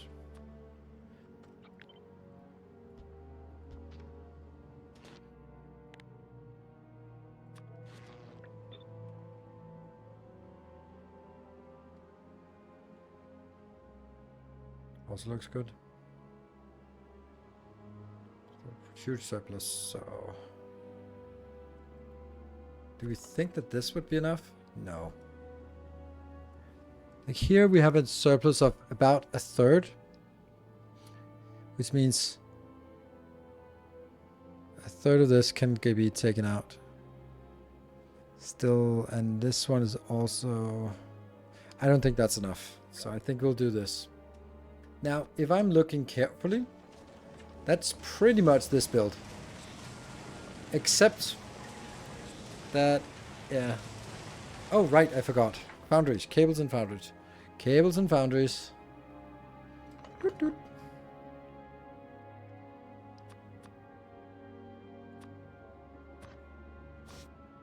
What? Ah, so we couldn't swap them around.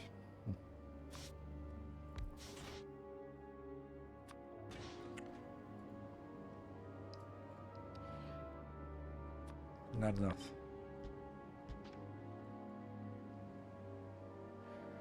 Enough. And if I do this one, it'll be even less. No, it'll actually be pretty much the same thing. But it'll just use less here. But I could get more if I use some modules. If I use some of these modules, right? I think this is enough. Right, 42. This one is overbuilt by a third, and this is the one that, if we just look at this one, you need 42 and you need 5. And this one is overbuilt by a third, so if we reduce this by a third, that goes down to 32 consumed here. And this one, yeah, okay, so this should be fine.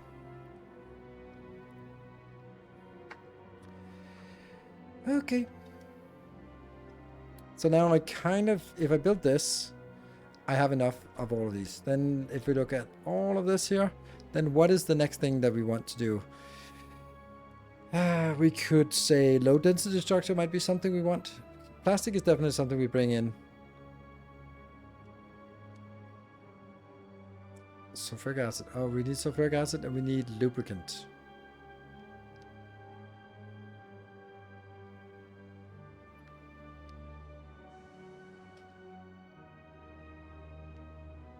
Yeah, I guess we'll build some LDS here.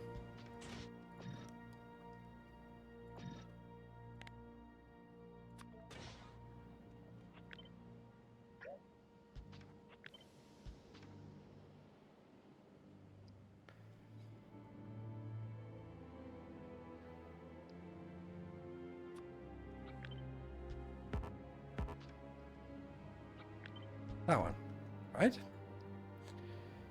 LDS is now supported, okay, and that just shifts more items over on that side.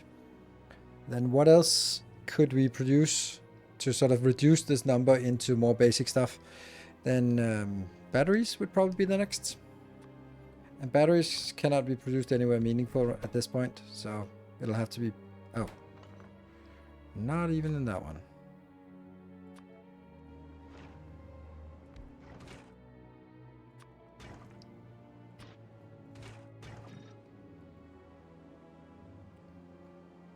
Batteries.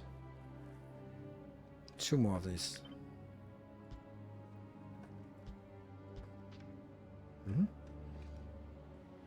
That one.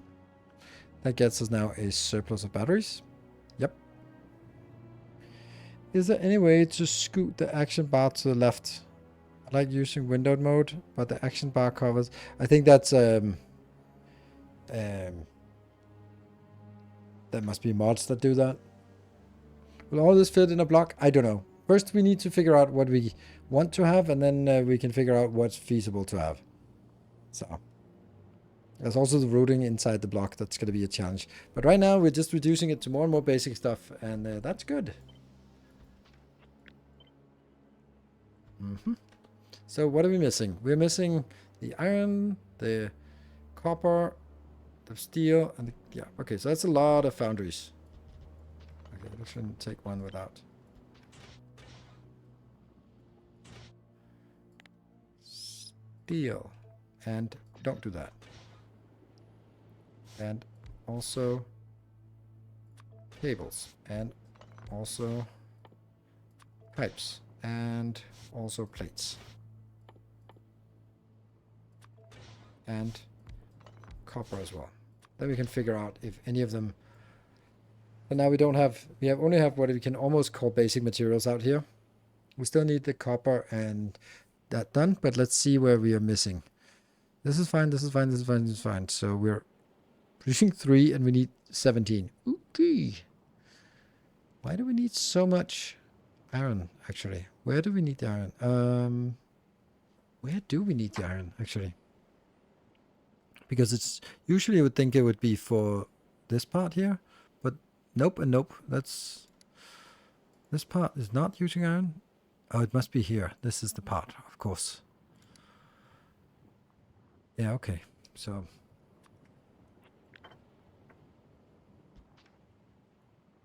what about copper? Copper is perfectly fine. Okay. And you are still far away from where you should be.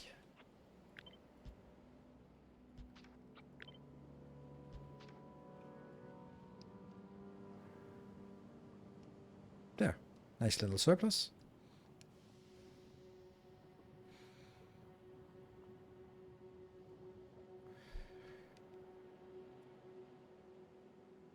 This one I accept, this one I accept, and this one I accept. Then the question is, are we going to assume that we get lubricant in as raw materials? Or do we also want to process that?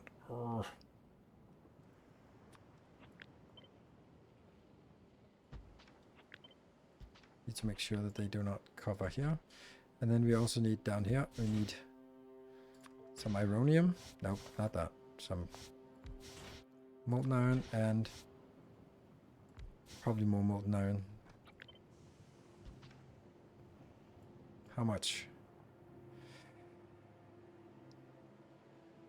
Huge deficit. Huge deficit.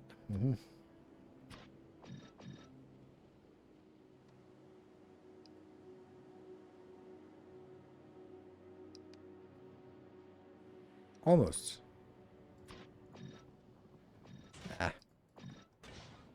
Probably better to do it this way.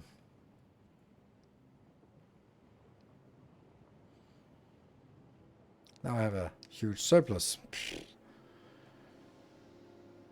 But a acute lack of... Oh, hold on. Yeah, this is not actually correct. No. This is difficult because if I'm looking at this one now, then I have a huge deficit of molten iron. But these, let's say, what is it? 140, that's the deficit. Well, obviously, the stuff that goes in here, I'm producing 6, but I'm only consuming 0.5. So, for example, that one, that's 40, but it's only the 5 that they're using or something. 6 maybe. Right? And maybe the steel, are we overproducing? We are overproducing a little bit, like a third of it is overproduction. Here, this is 5/6 overproduction. So for example, this one, there's maybe 12 or something that I'm not using. This was about 20. This is about, so 5/6 overproduction. So about 50, I would say, that we don't need, which means that I can do something like, and that will actually be about 50 short, and then that means it should be okay. And then I'm pretty sure that we just need a measly little copper here. This produces 50 something, and that's definitely enough, yeah. Oh, not that one. That one.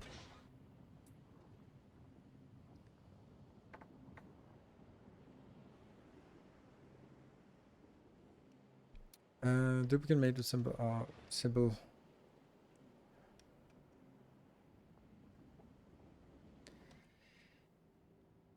How much lubricant do we need here?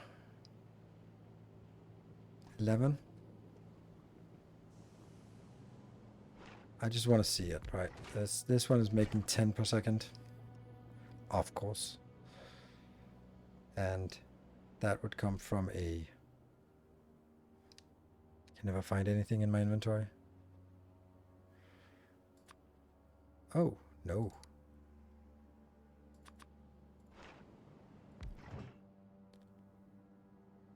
Simple.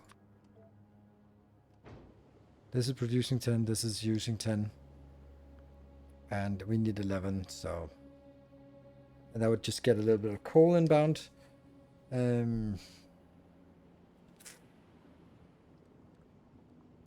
So basically at this point we turn it into bringing in coal instead. We're not going to make plastic here. I just feel that plastic is something that I just have to accept that I'm going to ship it in. Because plastic is a more lengthy process because we need liquefaction. And we have a place that makes it. And lubricant, I don't know. Because if I look at this,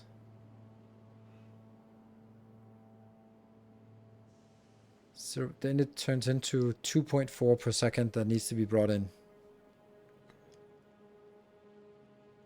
I could make a liquid bus. No, I can't make a liquid bus because the point is that I want this to be 2 city blocks that I can place anywhere because it's launching.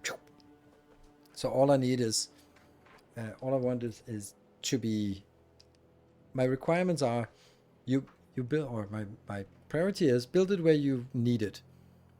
And my requirements is just, it's going to be 2 blocks and you'll launch it. And then as little as, it just has to be within the Roboport network because then I can bring in whatever I need.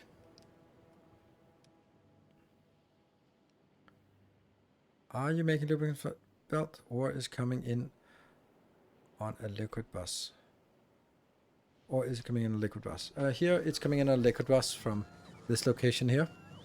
This has been improved slightly for the YouTube episode coming up to this one, so it actually can keep up. There's a beacon here as well that in the YouTube episode it's actually covering these two so that it's better.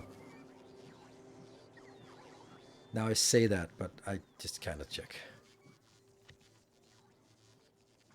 It doesn't. Why?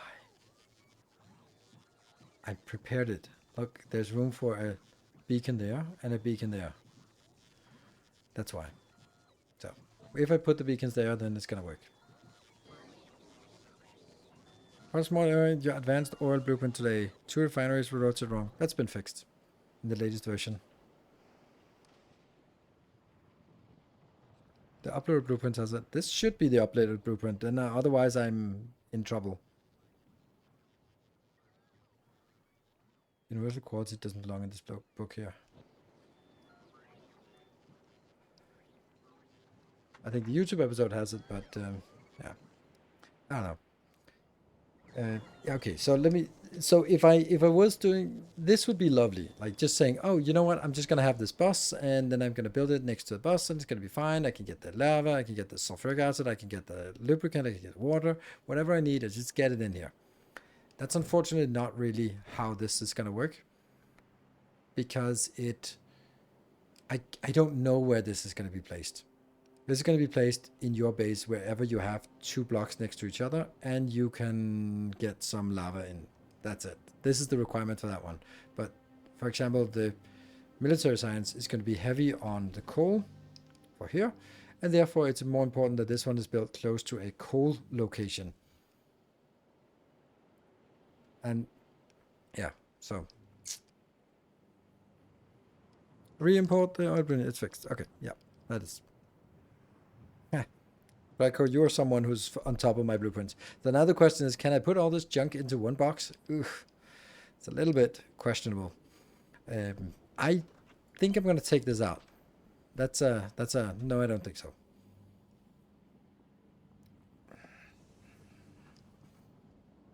This is also going to be really tricky to put it in here.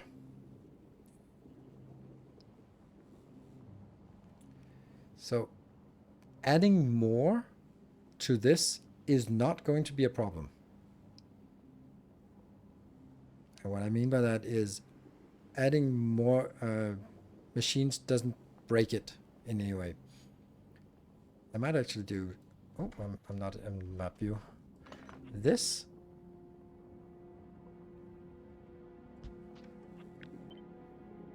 might actually be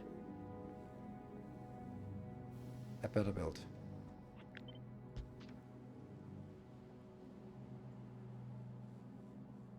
Very close to not being enough.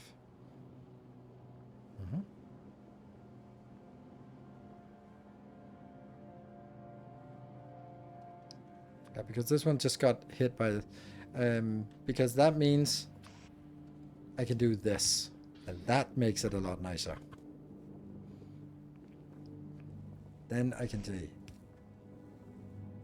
This is probably going to go out on some kind of belt.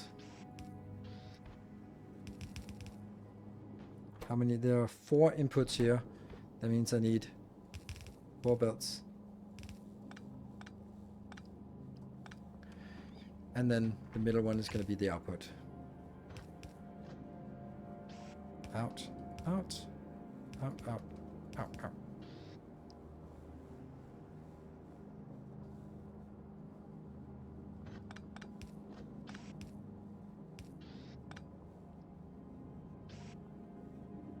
Input. And that also means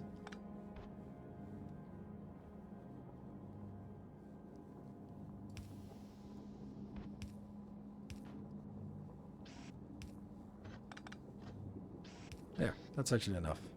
So they now go out on the same side, because I'm gonna have to have something else on the other side. This needs steel and greens. This needs green and no, this needs green and this needs steel. So that would be lovely if I could make that work. I cannot. And that sucks.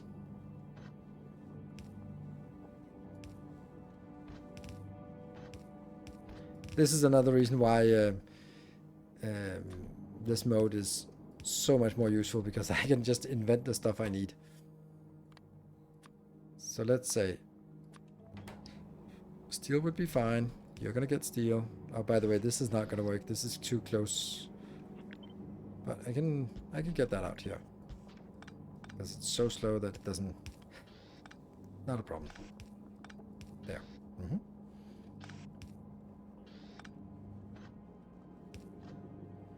That one would then be green. Then I don't need the output. I just need 2 things that don't move forward. Then I actually want the greens here. That is, no one else needs this, and no one else needs pipes.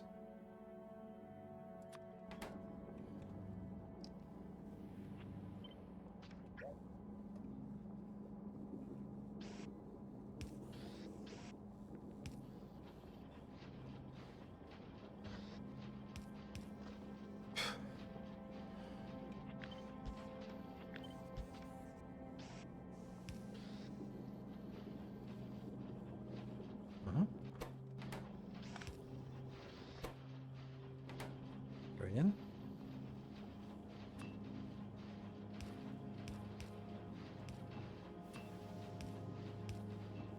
And we invent some lubricant out here. Okay, so now this is only missing one thing. This actually stops here. Ooh.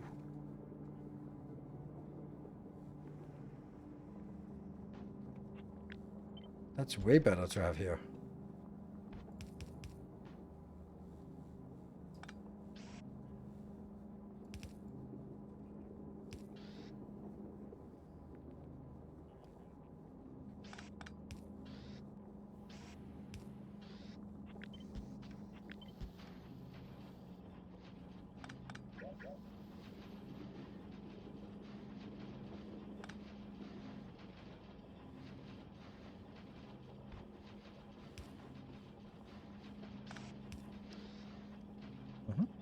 That's good. And inbound and inbound. All right, this is also good. Now that goes. Then we have a little problem, don't we? Let's get it over on the other side. So you're gonna go here. That one.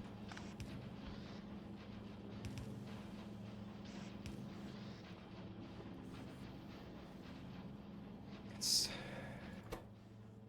1, 2, 3. Just need some batteries here. On. Hey, the batteries are not coming in yet.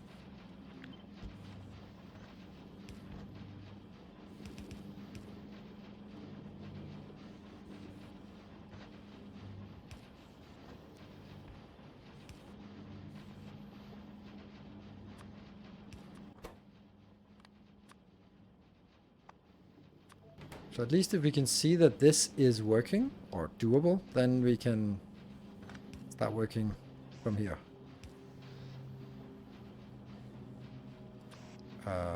What? Oh, right, you have to be here. You're happy?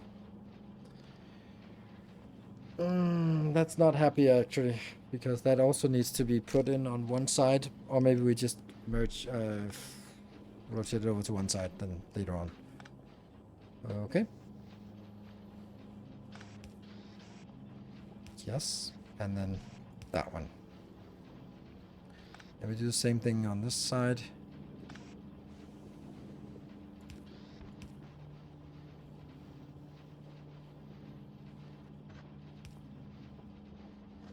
You can't get all of it.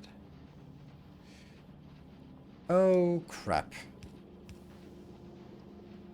That is true. This one can't get from the other side here.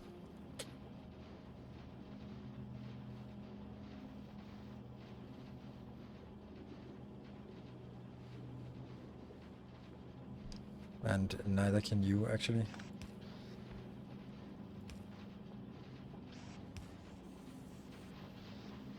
Yeah. So you can't get from this one.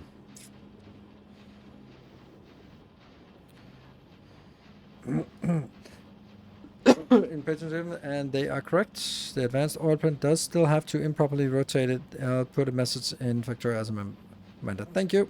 Appreciate it. I think I try to fix these things, but then I'm like, oh, did I fix it? Did I upload it?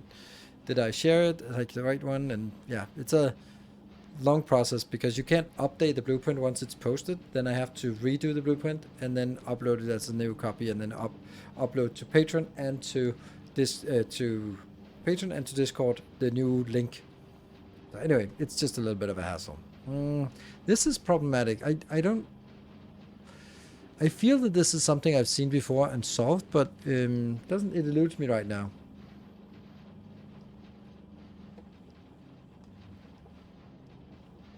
I hate Helmut, so no, I will not check that out. I don't like it. I tried using it once and I got overwhelmed, so I was like, nope.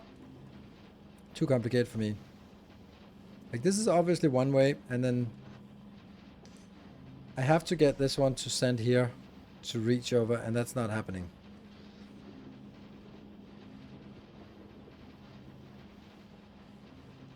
I could put the... Damn.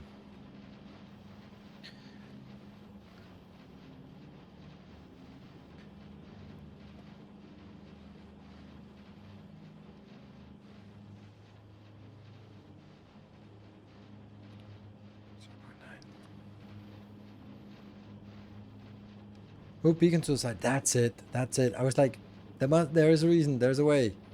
Yes. Which means this one can go. Because I felt that I had solved it, but I just couldn't figure it out right now.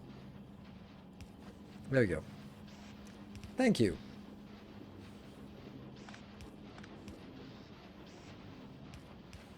There we go. And then...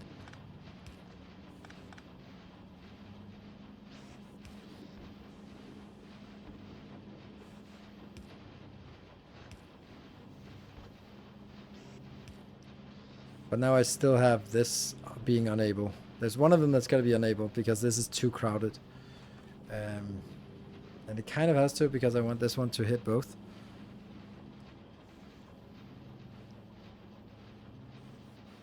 Three minutes before the one. Yeah, no.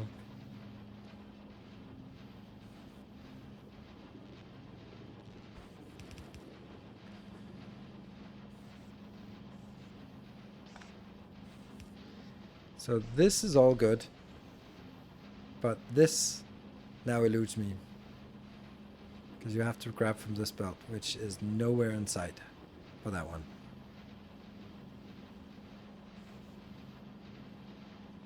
Normally you can just do this and then it would be like this.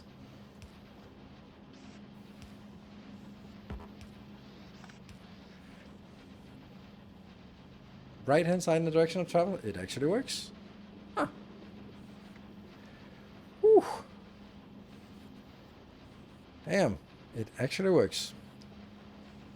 See, this is the thing about Factorio that there's no way that they had intended this level of complexity and sort of Tetris. But this is the really cool part. Like, we can sit here with 8,670 hours in Factorio and still go like, I wonder if, haven't I solved this somehow? And then come up with something that I have never seen before, but it kind of does the trick. I have never done this crap before. Probably for good reason.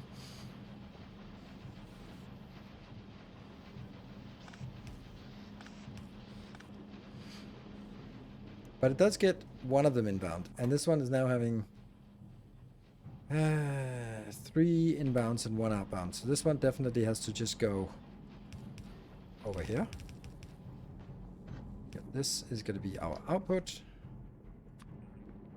of deletion. There we go. And then I have a sneaking suspicion I'm going to have to do this again.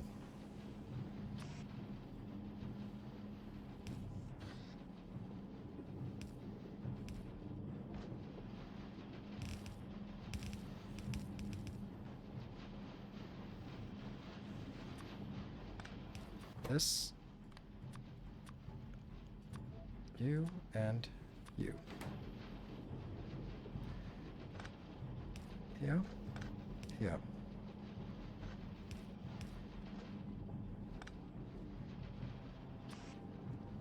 Inbound, inbound, inbound, inbound. So those are the ones furthest away. Then I need here jump and there jump. That's the ones furthest away.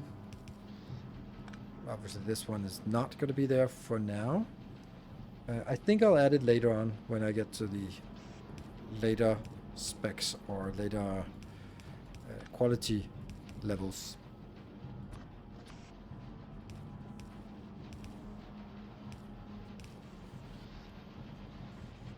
Now they're all working.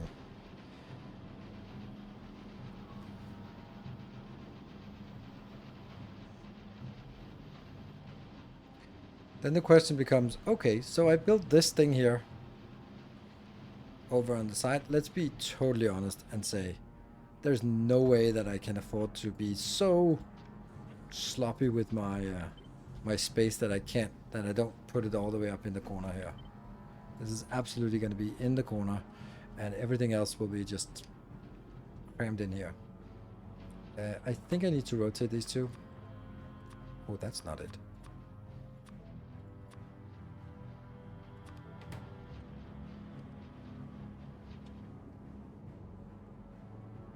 Oh, that's not it. There we go. Just clean it up. What's the major malfunction? Oh, that one.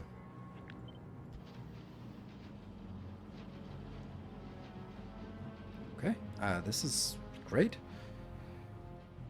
Then let's start working on some of the more complicated stuff, like this one, for example. We don't need reds for anything except going into blues. That's a help. We need the greens to go both into blues, into reds, and also in here. We need the iron to go up there, so I need the iron. It does not go this way. I don't need iron over here. I need iron over on this side. So I'm going to move you. These two and this one. They will definitely be built sort of over here. Yeah, you want to be here. Close, close, close, close, close. And these two need to be close together because they are kind of junk. They need to go copper. Yeah, actually, it does go into both. Okay, so there's a little bit of thing there. But this somehow belongs together, right?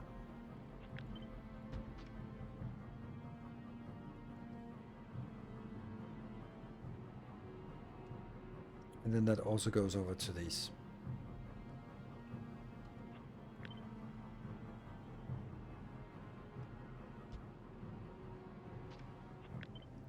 Could do something like this. It's gonna need a little bit more space because they also need calcite. And they need some greens coming out. Some iron coming out. Or whatever, some wood. Some of this damn thing.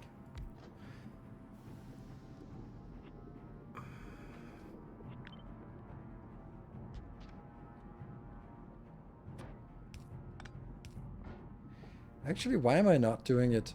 Why am I not doing like this?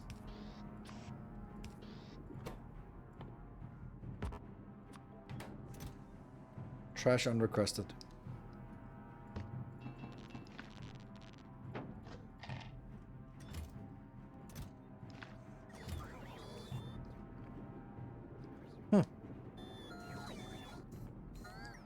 LDS, wire, and plates. Yes, LDS as well.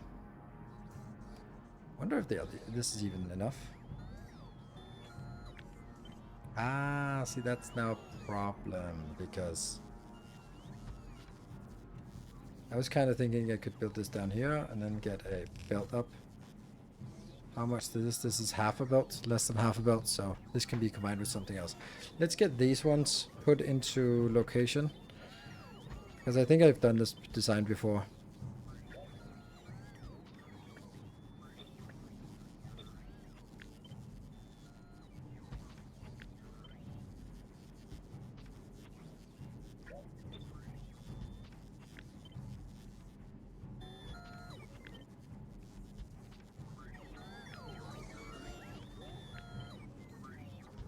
Now that's certainly fast enough, then I don't need this. Then I just have to figure out a way to get that one up here. Goes in, goes in, goes in, goes in. And then this one goes out to be used over here.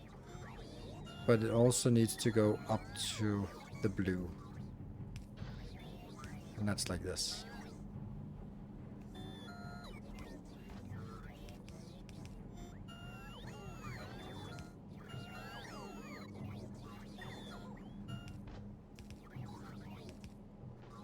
For example.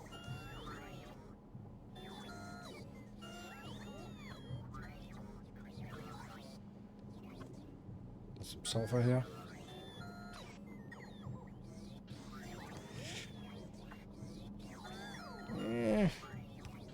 How much is this going to consume? 16?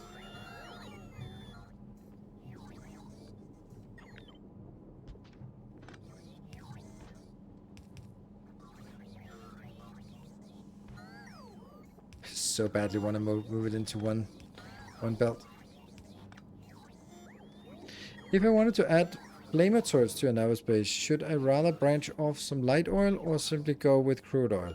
I'm still wondering if there's enough overproduction of light oil. I would do crude oil because otherwise you can't control it. So when you get attacked a lot, you're going to use a lot of your light oil. It gets 10% extra damage. Ooh, but it needs refinement.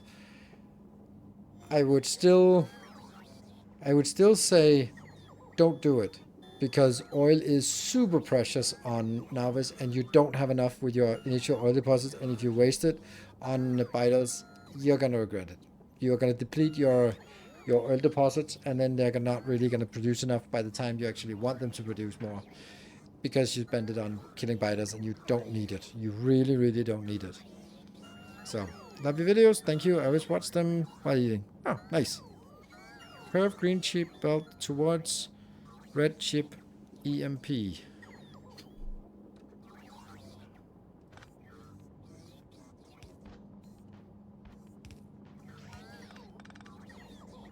Like that, right? That's probably also what we did up here, isn't it? Nope, we did a little bit. Oh yeah, because we had to do both. Yeah. Sweet. That means this one could actually be... Oops.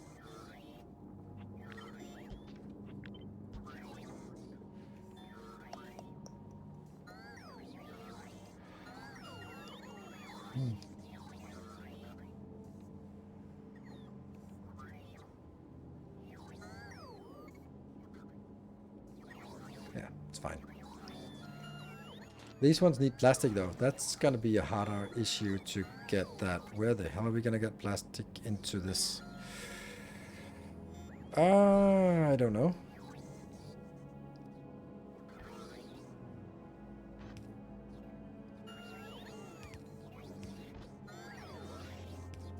You. On the other hand, here's the thing, which I always seem to forget, is that if I request plastic one place, I might as well request it on both places. It doesn't make a difference. And yeah, these can just barely not make it all the way in.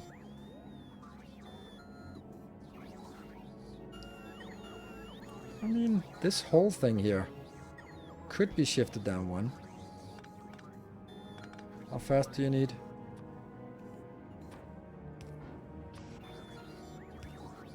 That could be plastic.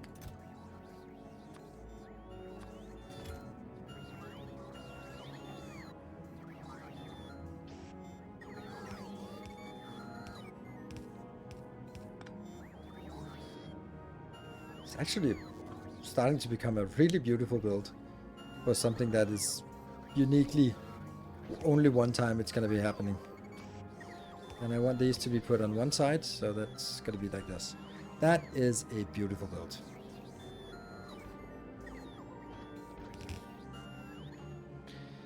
We need some inputs. Sorry. Yeah.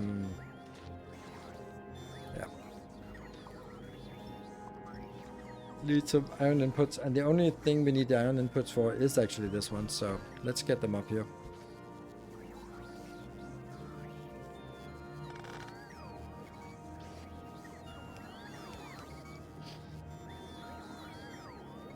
Now I'm still missing some output then.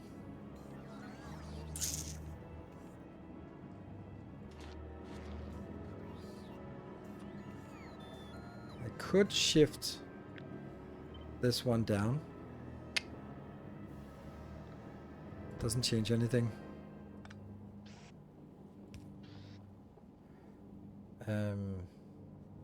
Why did I want to do that? Because then these could go closer.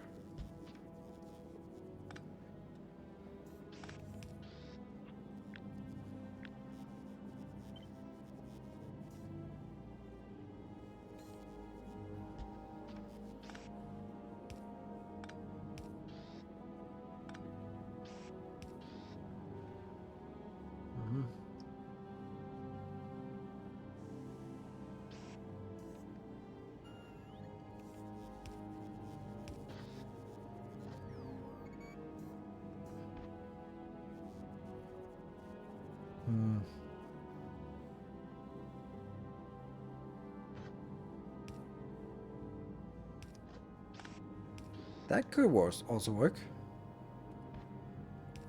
Yeah.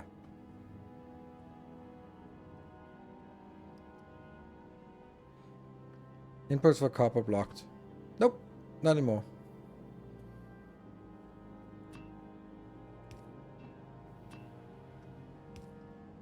Ah! Damn it. Maybe we just ignore that problem. I can bring it up. After the break. Alright, let's take a short break and then try to figure out what we can do in our bonus hour.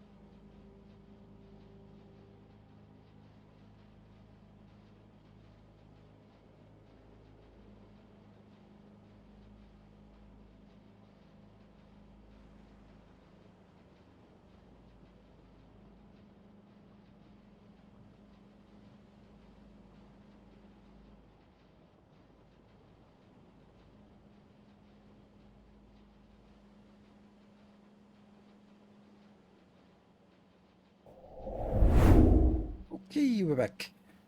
Do batteries also require iron and copper plates? Yes, they do. They do indeed. And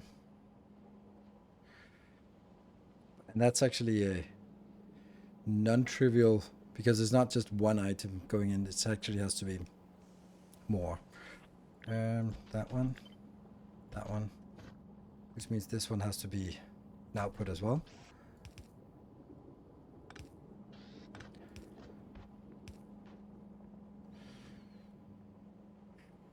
So this needs a beacon to build up. No, this one needed a beacon.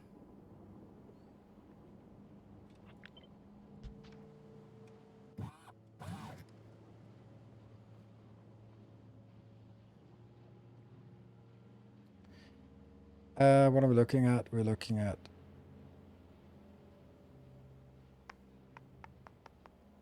that is within the margin. I said minus 50 was fine.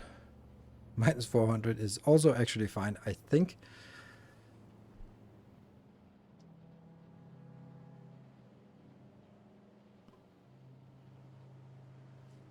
Where's the demand for this? There's a demand here for 500. Where's my overproduction? Oh, it's here. So we're actually not getting enough.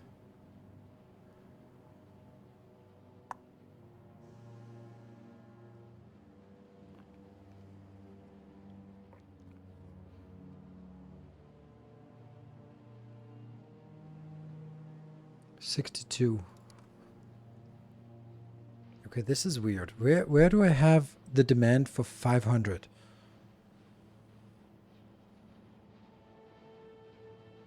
It's not this one. This requires 25.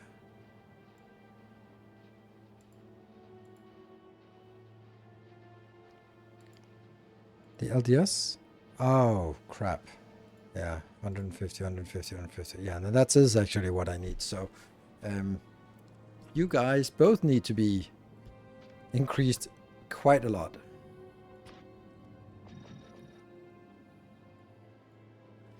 I think I forgot the LDS for this. This is still way off. This is fine. The LDS by itself is 140 times 3, so that's 420. So not even close. Full tilt here.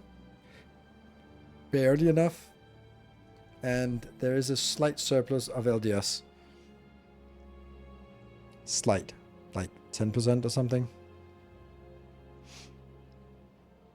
Which means I can knock off the 10% of the 420 I need. So that's like 40 excess I have. And this one is requiring, alone, it's requiring 60. So this is not even enough.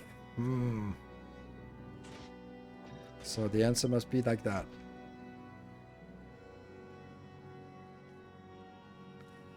Yeah. And then maybe even a single one. Needs a lot of plastic too. It's true. But I'm not going to produce plastic. Plastic is just something I'm going to have to accept that we get in here like this. Yeah. And this is kind of the stupid thing, right? If I look at this part, I'm bringing in 8.4 items in order to produce 2.9 items. Why not just bring in the 2.9 items instead?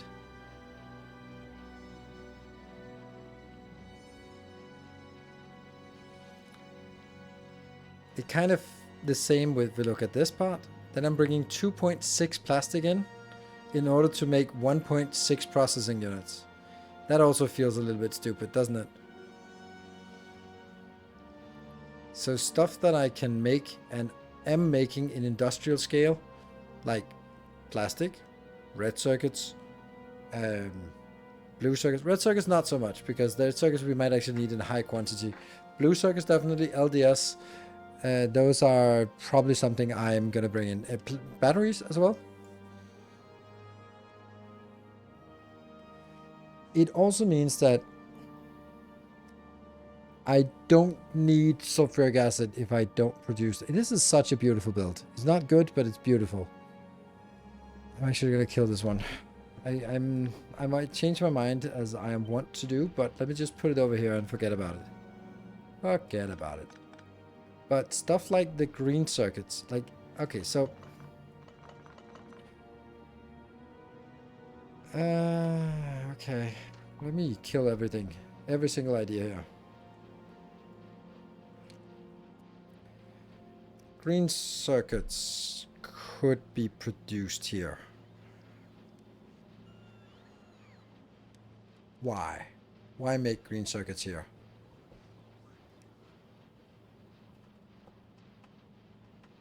It doesn't have to use the whole space. Thing to make a large scale on Volcanus until you get high levels of productivity research. No. Isn't a good thing to make at large scale? No, it is a good... It is much easier... I think it's easier to make. Here. We also have plastic productivity, which isn't great, but it's not awful. And it's certainly not this one that it's for, it's this one. The normal plastic bar productivity.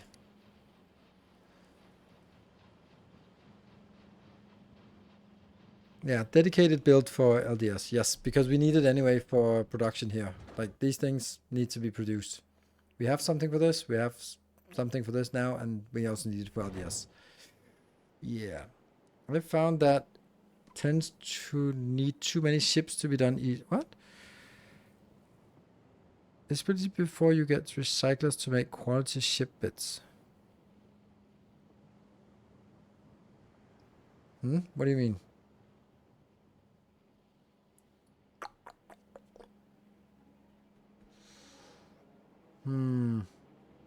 I think that it's better to make plastic on Volcanus. When you get to Volcanus, it's better to make it here, because where else are you gonna make it? Then when you get to Gleba and it doesn't suck anymore, so after a couple hundred hours, then you can produce a lot of plastic and you can ship it back. Then when you get to the legendary state, then you go like, actually I need thousands of plastic per second. That doesn't sit well with shipping things in. And then you transition to making it back here again on Navis. Because I think I have it. I hope I have it, right? The plastic build. Have I not? Do I not have the plastic build here? Legendary batteries. I had a plastic build. It was a good one. That's the beautiful design. This is probably my best design. Like, most complicated, most weird, awesome, awful. I don't know. The most game breaking. This is the most game breaking blueprint. This completely trivializes legendary copper, plastic, and, well, not plastic, copper and steel. The shuffle, yes. Don't you get the plastic using LDS shuffle? Nope. You can be plastic neutral, but you can't win game plastic from it. It doesn't matter. This is not it.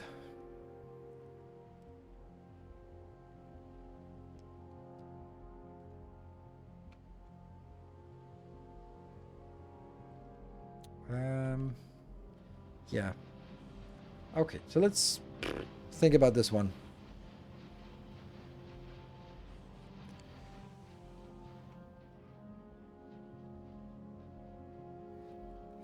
It just becomes like a marginal thing where every step is like, well, actually, I could just bring this. Well, actually, I could just, and then you end up just not really doing anything because, well, you know, I could just make this. So it either goes one way where it's like, well, this is only like 3 per second. Let me get it in by robot. But remember, this one also scales up to become 12 times as fast. Not 12 times as much input, but 12 times as much output. So the input will be 3 times as much, 4 times, 5 times, 4. Double probably. Anyway,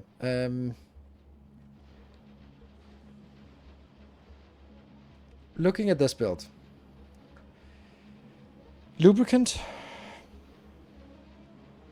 I don't know. Green circuits. We decided LDS and processing units and batteries are something I make somewhere else. Because if I have to make it here, then I'm actually going to be... I could make the batteries here. Yeah, honestly, that might be fine. And then I should also make... So basically, the stuff that I'm making centrally is the LDS and the blue circuits, because I know I will always have enough of that, because otherwise I'm not going to work. And green circuits, let's also build that, right? Lubricant on-site might be a thing, but remember, lubricant on-site means that I have to get sulfuric acid and coal inbound. So that's less enticing.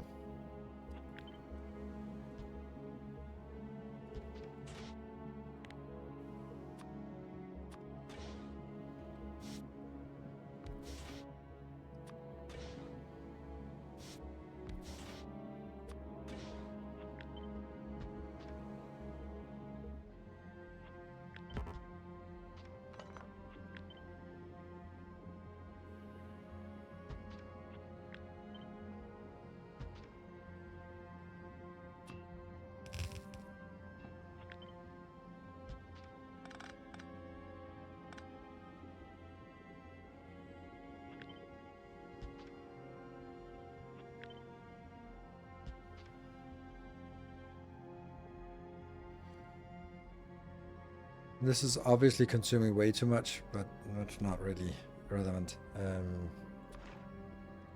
batteries, though, are going to be super slow.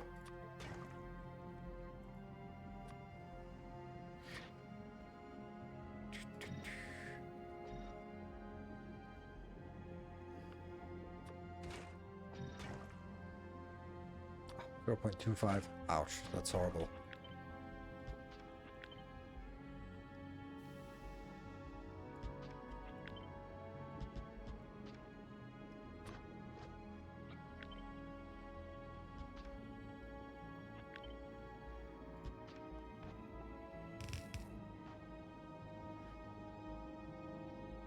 But then I also need green circuits.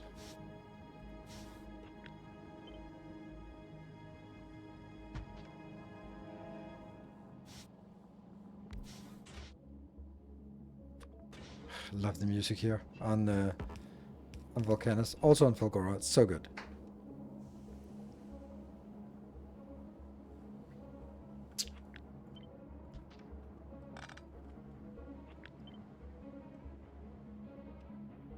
I'm not sure it's particularly Factorio-esque, but I love it.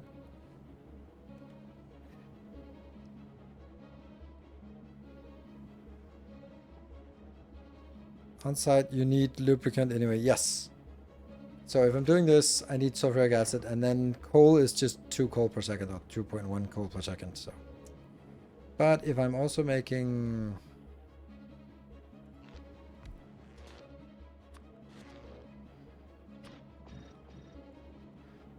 3.6, how much was it? 3.7.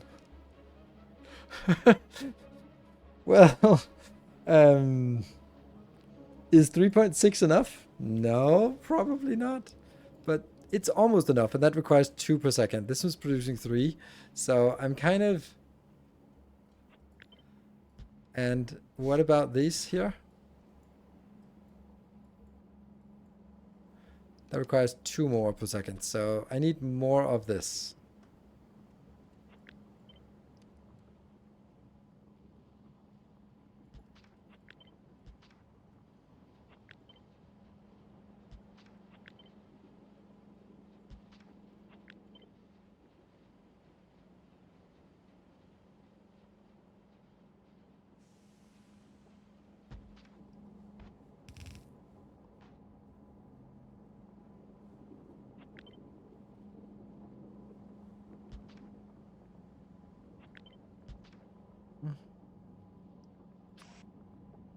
That's fine, but how do I get the other ironium out here?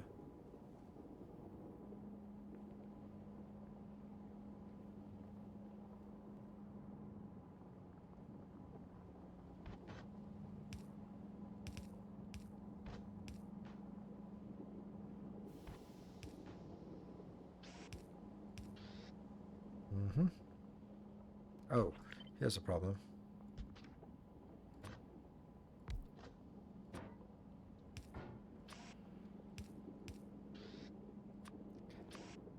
That one, that one, that one.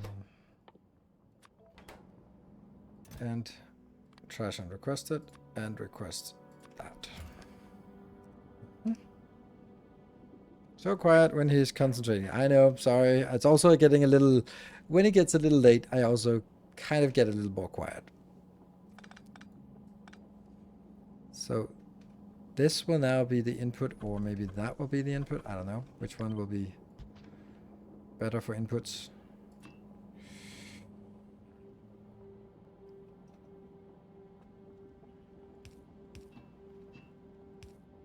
Just assuming that we have something out here. That one. Lavalicious. Might as well just start filling it out, just because. This one is not enough, so what are we going to do about you?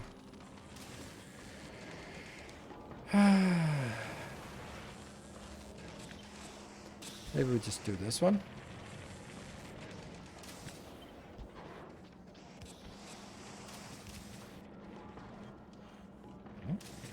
And then I need to figure out how this works. I think...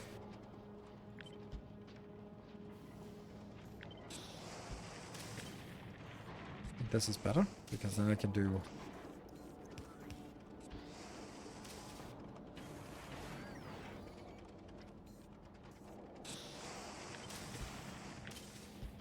It's just, for some reason, I want that one space between it, and there's no reason for it. There is a reason for it, that one. I forget that.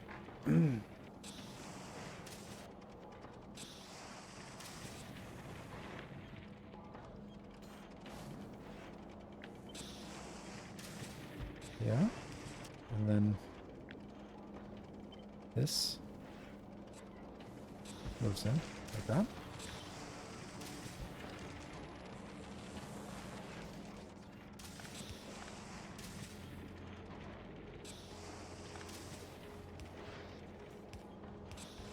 And nope, the other way.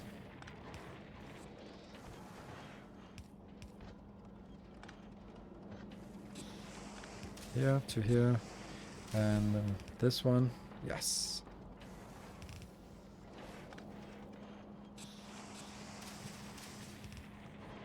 Okay, so this was better.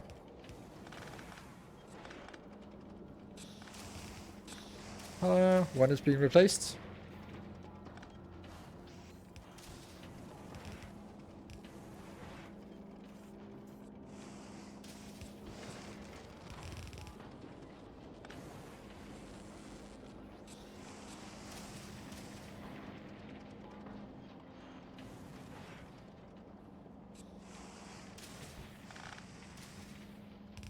Oh, I can do the same thing. I can make it look like this is on purpose. And then you go out here and branch it in there. That's juicy. And we just kill this part. Maybe that part as well. So we get things in correctly. Yeah, it only goes up to here. Good. Right. Now all we need is that one in here.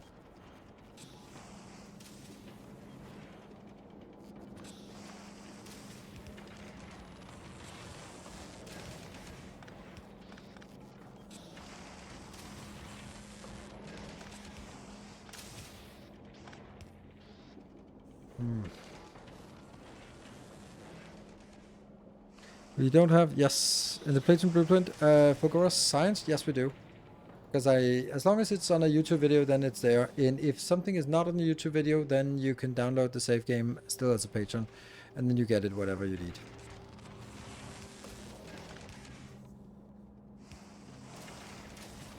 I think this actually needs to go one over.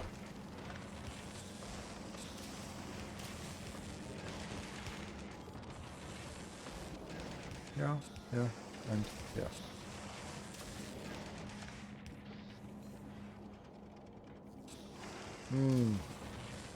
The liquids, though. The liquids.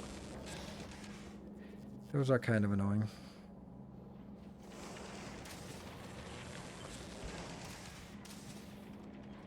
Maybe not.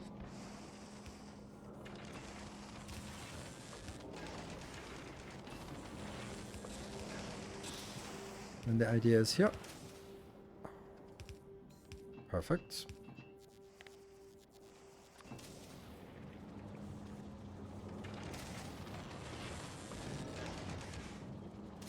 This one is now producing 1.9 and this is consuming 1.6. Good.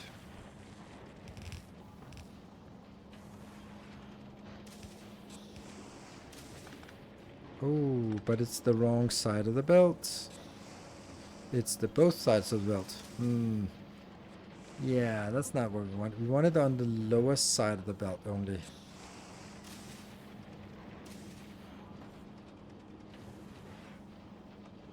How do we do that?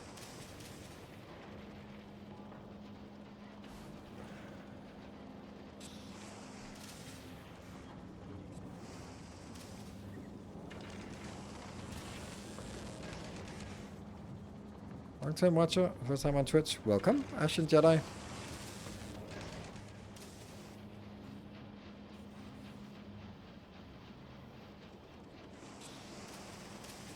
The thing is, I know I can make it, I just can't really see how I can make it in a non-absolutely disgusting way.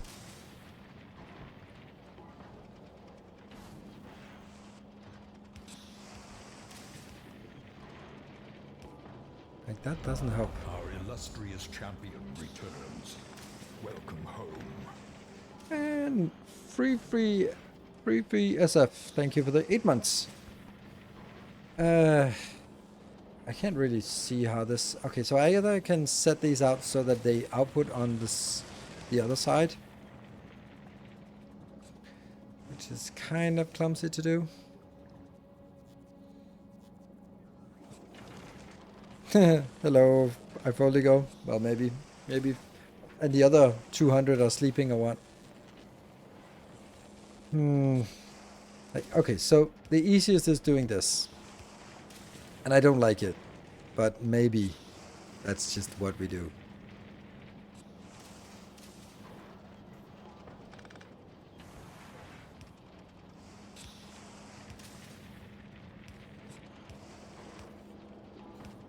That's not it.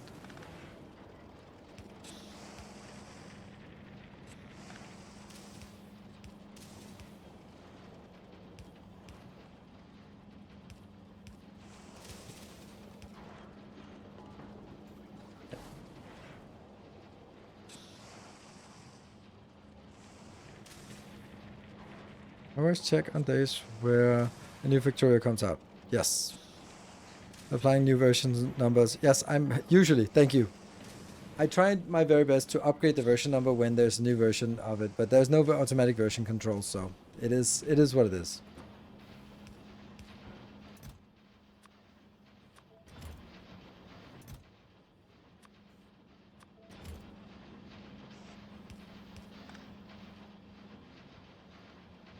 Yes, and yes.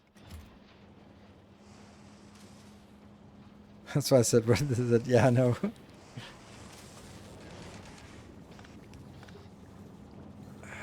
Am I... Like, it's a really clunky build, and it's just really compressed for no reason. But on the other hand, just blowing it up for no reason is also, like, for no reason, literally. So, yeah. It goes in, I mean, it works. Things are coming in. How much of each?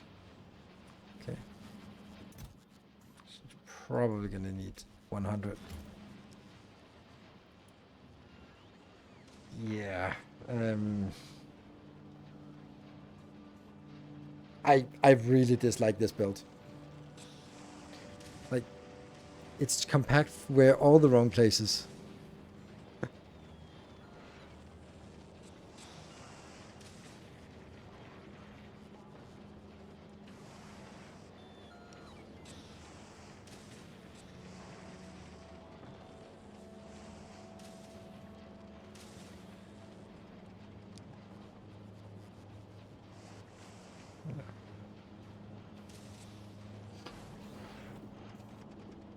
Like, okay, so what do I not like? I don't like that this one is super so crammed in here for no reason. I don't like that space. I don't like this line going down here and going under. I certainly don't like this part.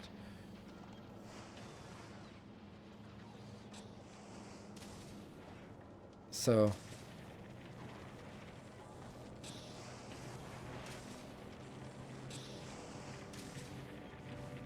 like, this is really nice. This I like. This one, not so much. Change the belts of green and steel for battery belt.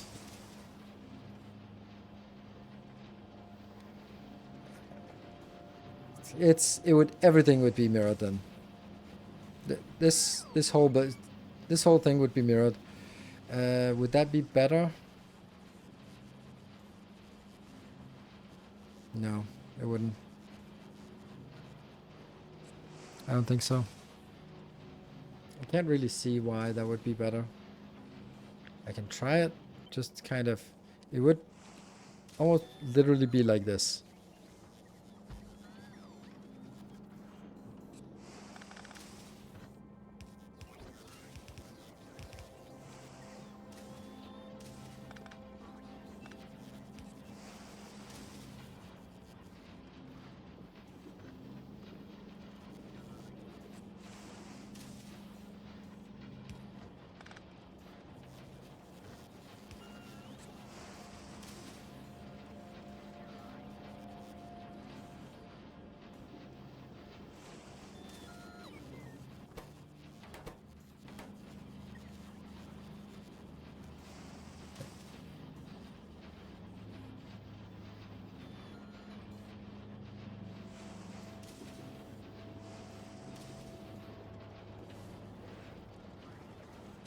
Now, if this whole thing could be moved one down, then it would be a little bit better. Okay, let me do something stupid.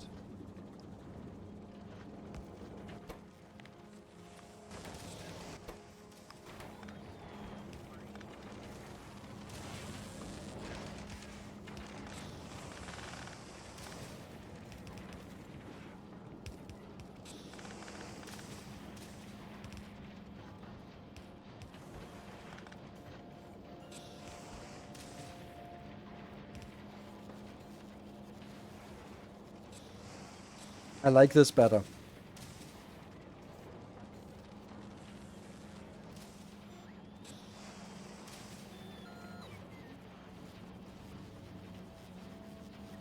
I do feel that couldn't this one be moved over here?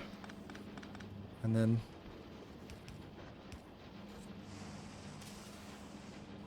How are you getting the stuff you need? You're gonna have to get it by that one. And you're getting it in here. And then the output is here.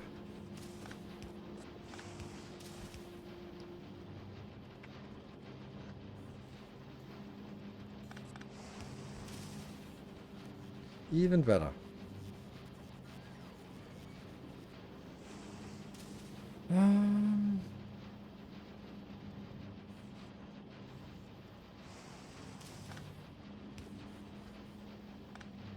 Now we add some symmetry here.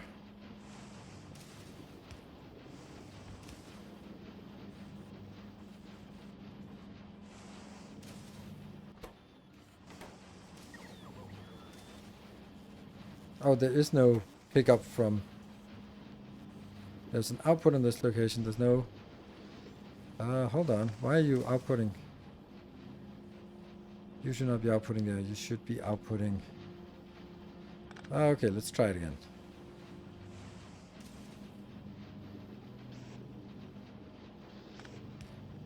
There. Right, nothing goes out on this belt. Correct. Why? Why not? No, no, no, no. This is not correct. This is actually... It is supposed to go here and it's supposed to go there. That was why it had this thing.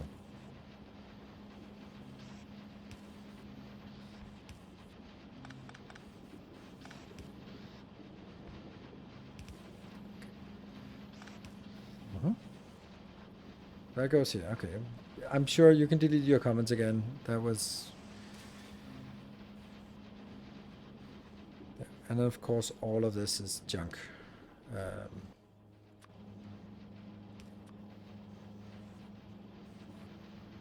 There we go. And it got rid of all the stuff on the belt. Great. Yes, so engines are coming out next to the batteries. So they go in batteries, engines, steel and green, steel and green. And this definitely is better. Definitely better.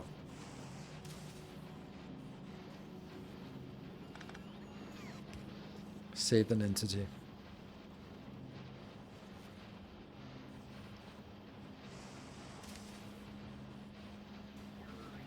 Now this is much nicer. Like, yummy. This is nice. I don't know why, but it's nice for me, okay? What if I did the same, did this one here? Would that be the same thing?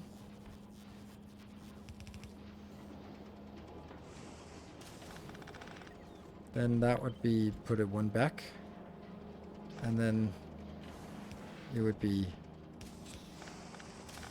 would technically be the same, but it would be mirrored.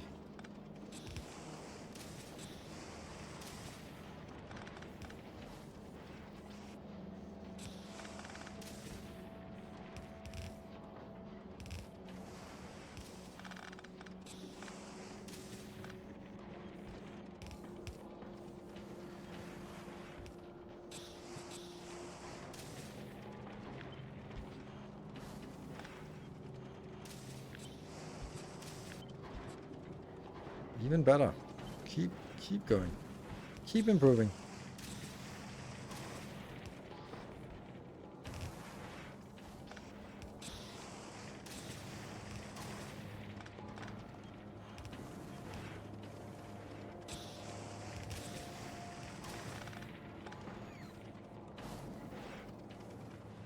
Nice and compact. Sweet. I like it. It doesn't get too close. And I will now kill this lane. Got the wrong one thing out. Do you need the single belt for flying robot frames that is between the two electric engines? Single belt.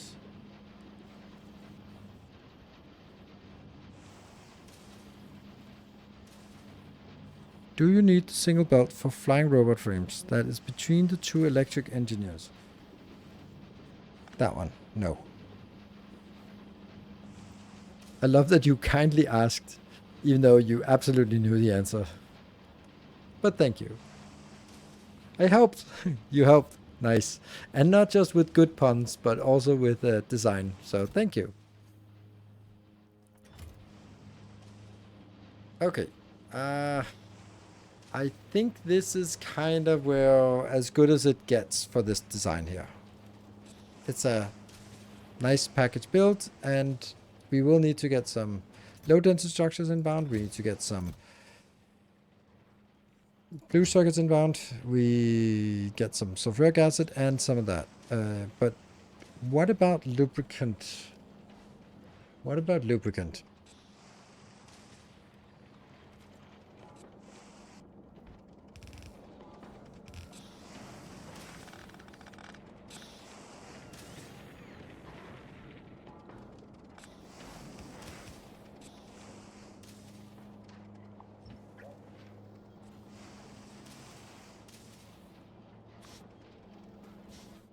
Was, for example, could be here, lubricant, and that would then require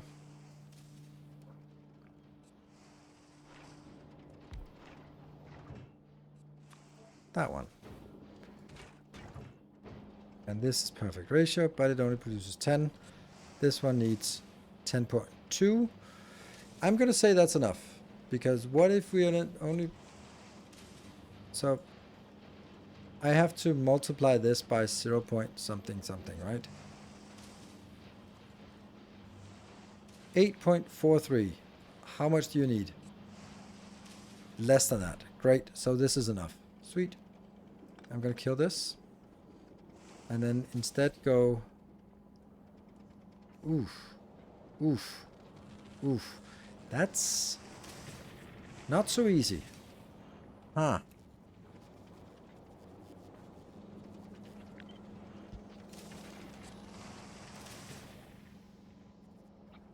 Maybe something like this instead.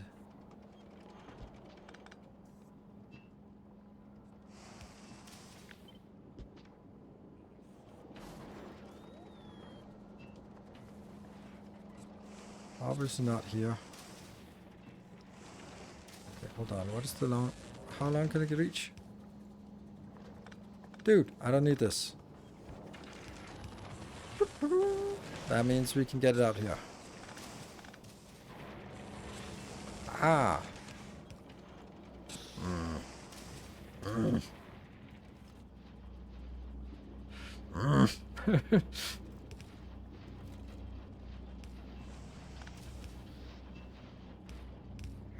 Oh, this is something.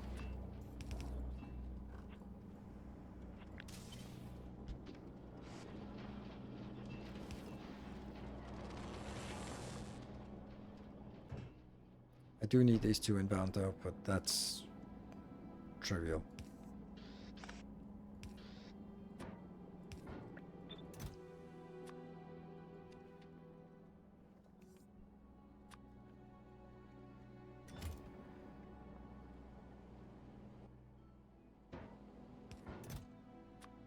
Let's get some LDS, let's get some blues, let's get some coal, let's get some calcite. Just, you know, like nearby, you know. That would be nice.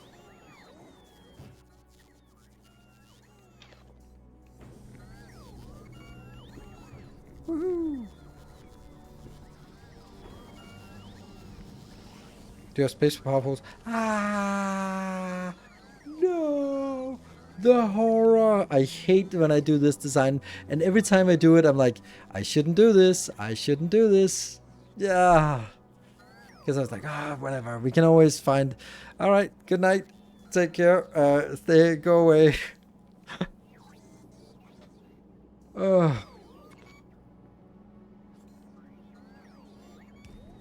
So far, so good. As long as I can keep this one going, then that's fine. This is too crowded for that design here. Like this, it's so cool when I can use this one, but I can't use these. They are all occupied. And as soon as I shift over to the side,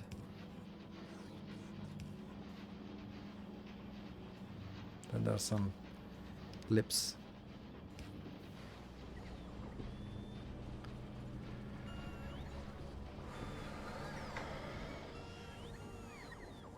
Substations might also be a good thing, but God, why did I forget this?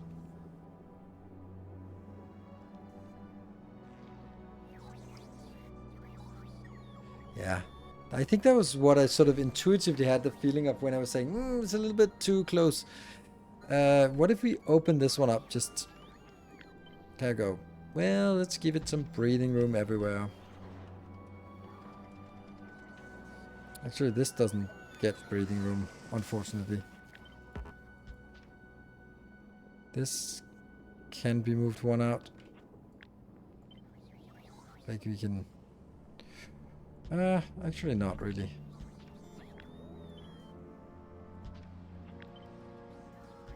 See, that didn't do anything. I just moved it, the whole thing went out. But I can do that and then earn an extra space here. And then guess this thing could move one out here and then I can earn another space. This one also has no problem moving out.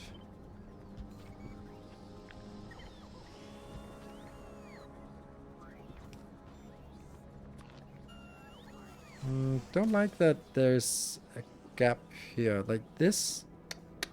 But then, maybe this is better. No, because then you... This can't reach.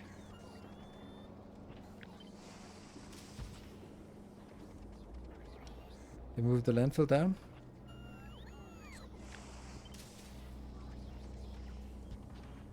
Perfect idea. Thank you. That helps a lot. And then I think this is where I want the other one, or this maybe.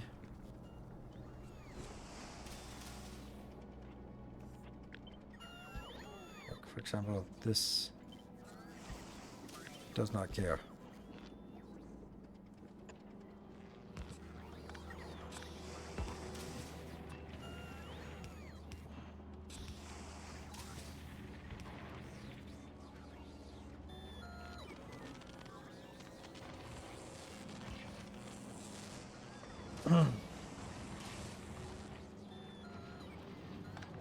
Let's take these out. I think this also needs...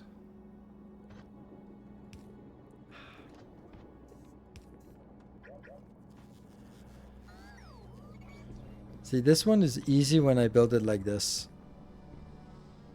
But it's not... Oops.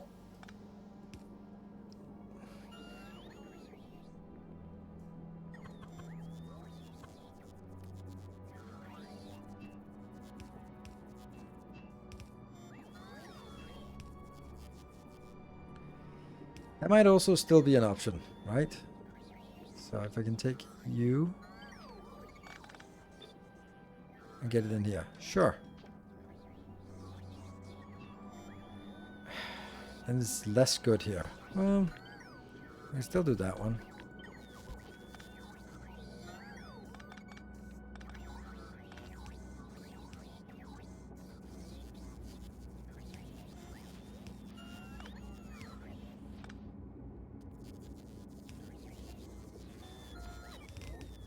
Damn those power poles. Damn the torpedoes. Hmm? I had moved down. Yes, it had to.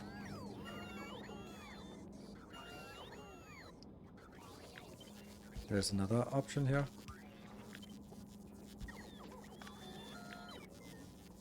Which is like this.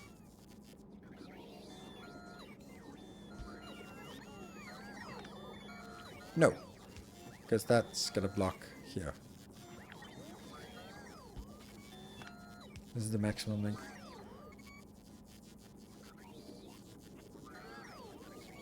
Yeah, okay, so you go back here.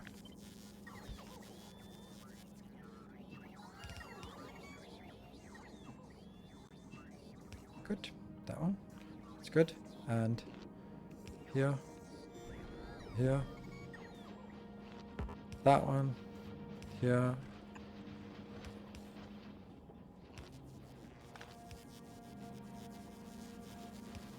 That's a problem that it's actually this close. Is 600 science per much depends on where you are in the game. Now I need to move the whole thing, the one down. That is not gonna happen. That is not happening.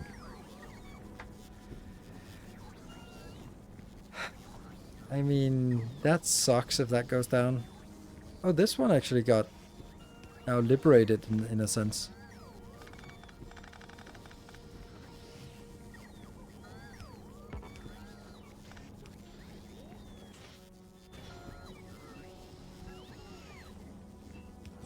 There you go.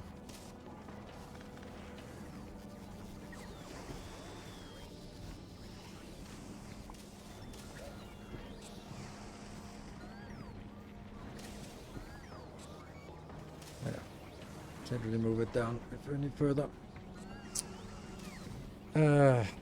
This way is... I mean, there's also the option of going down here. That might actually be just fine. Ish.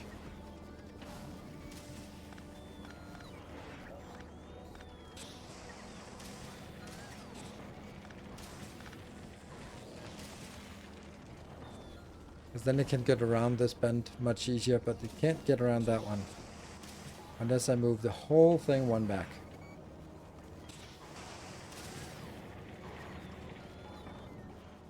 Any chance you could put together a list of your favorite good, interesting mods?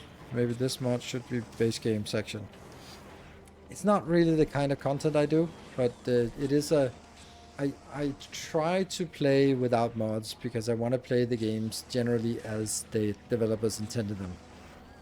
And that's not always the best way. And man, have I had many long night discussions with, well, there's not really discussions, it's pretty one-sided, with Casimir about why don't I just use this mod? I'm like, no, I don't want to use that mod. Yeah, but it's gonna be base game. I don't care. I'm not gonna start using that mod.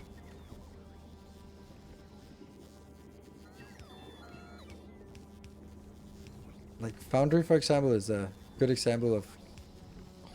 That is great. That's great.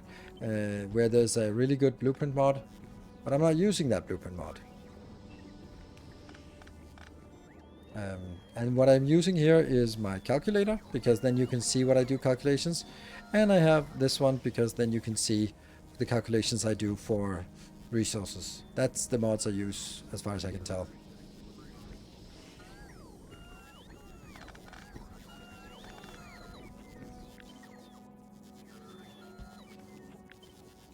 I found another way.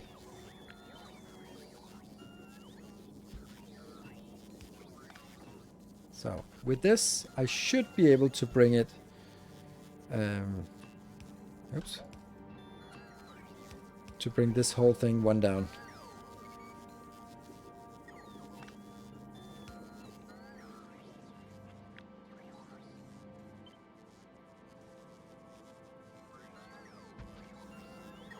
Let's see if that works.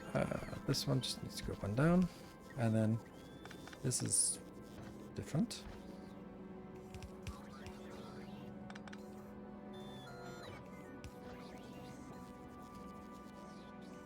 So something is not working. This one.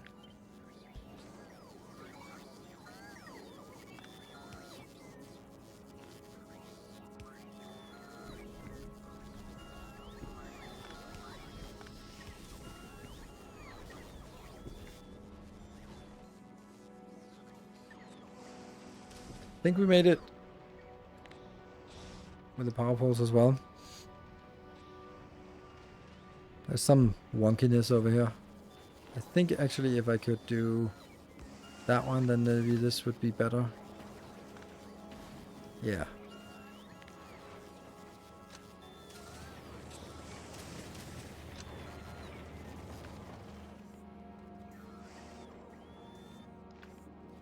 Oh, there's one missing.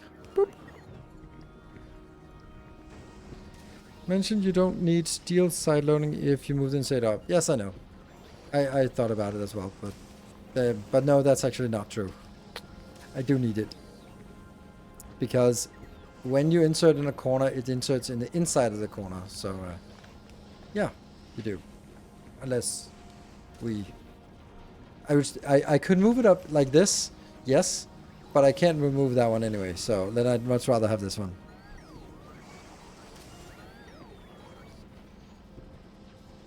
Oh, move the inserter up to come... Ah, right, like that, yes. Because it is coming down on that side. Yeah, so it just flips the side. That's a much better idea. Thank you. Oop.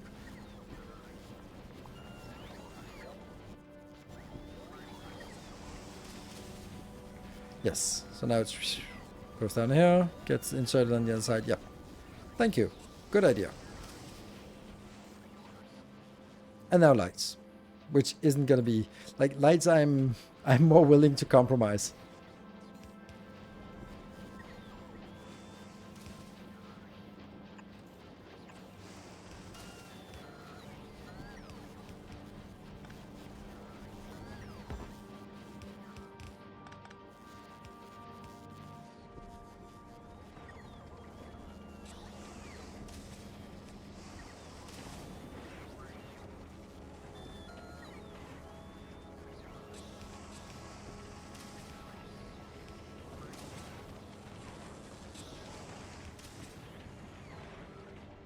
Let's have a look if the ratios look correct.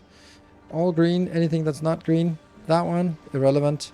This one, irrelevant. This is a little bit weird. Or maybe if I have sufficient surplus. Oh, I have plenty of surplus green circuits, so no worries on the iron plates.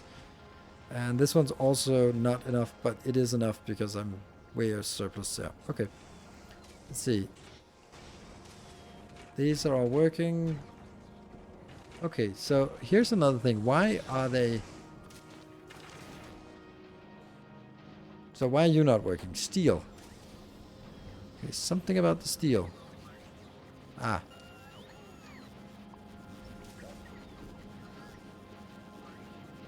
Okay. Foundries and chemical plants don't have... chemical plants have. Foundries do not. But I don't want them to. But, I mean, I want them to do this.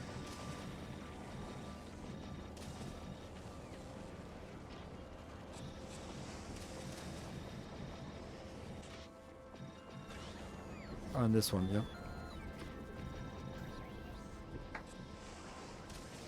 Good.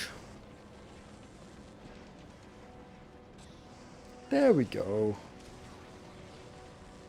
There's a section with double siding. Oh, that must be the old one. The outdated comment. Already fixed that several seconds ago.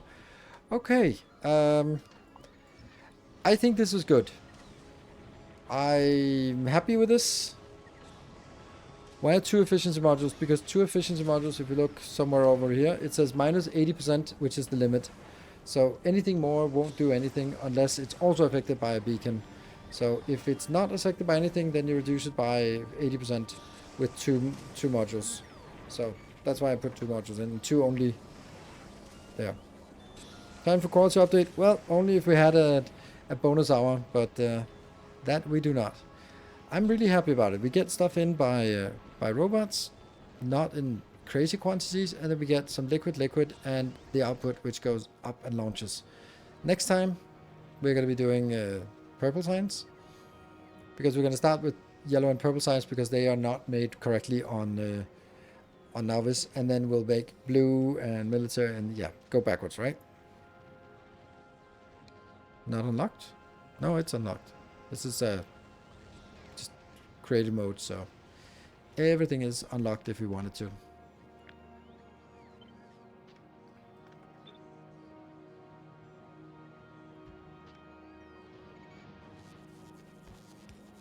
And just like that, we're launching things into space. Oh yeah, so I'm actually prioritizing up here so that instead of having 16 not full, then I'm going to fill up these first and then they'll start launching. So these will launch first. Also have an acute lack of whatever I needed in here.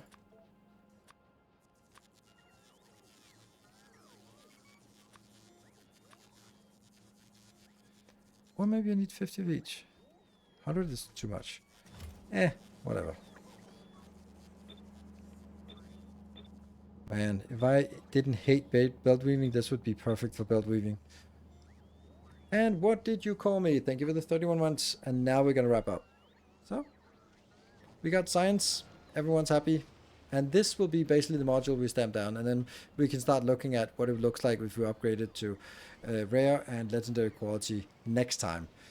Because that will definitely require some changes. Probably not so much in terms of build capacity, but maybe in terms of ratios. Oh, good night. Good night, everyone. Tomorrow and Monday, Wednesday, and Thursday, I'll be back with Shapes 2. So come check that out. Good night. Thank you very much for the hype train. Take care. And I'll upload the save game here. It will be called 5. There. MC15.5. That's the name of it when I upload it to the Patreon folder. Thank you for watching. Good night. Take care. Stay effective.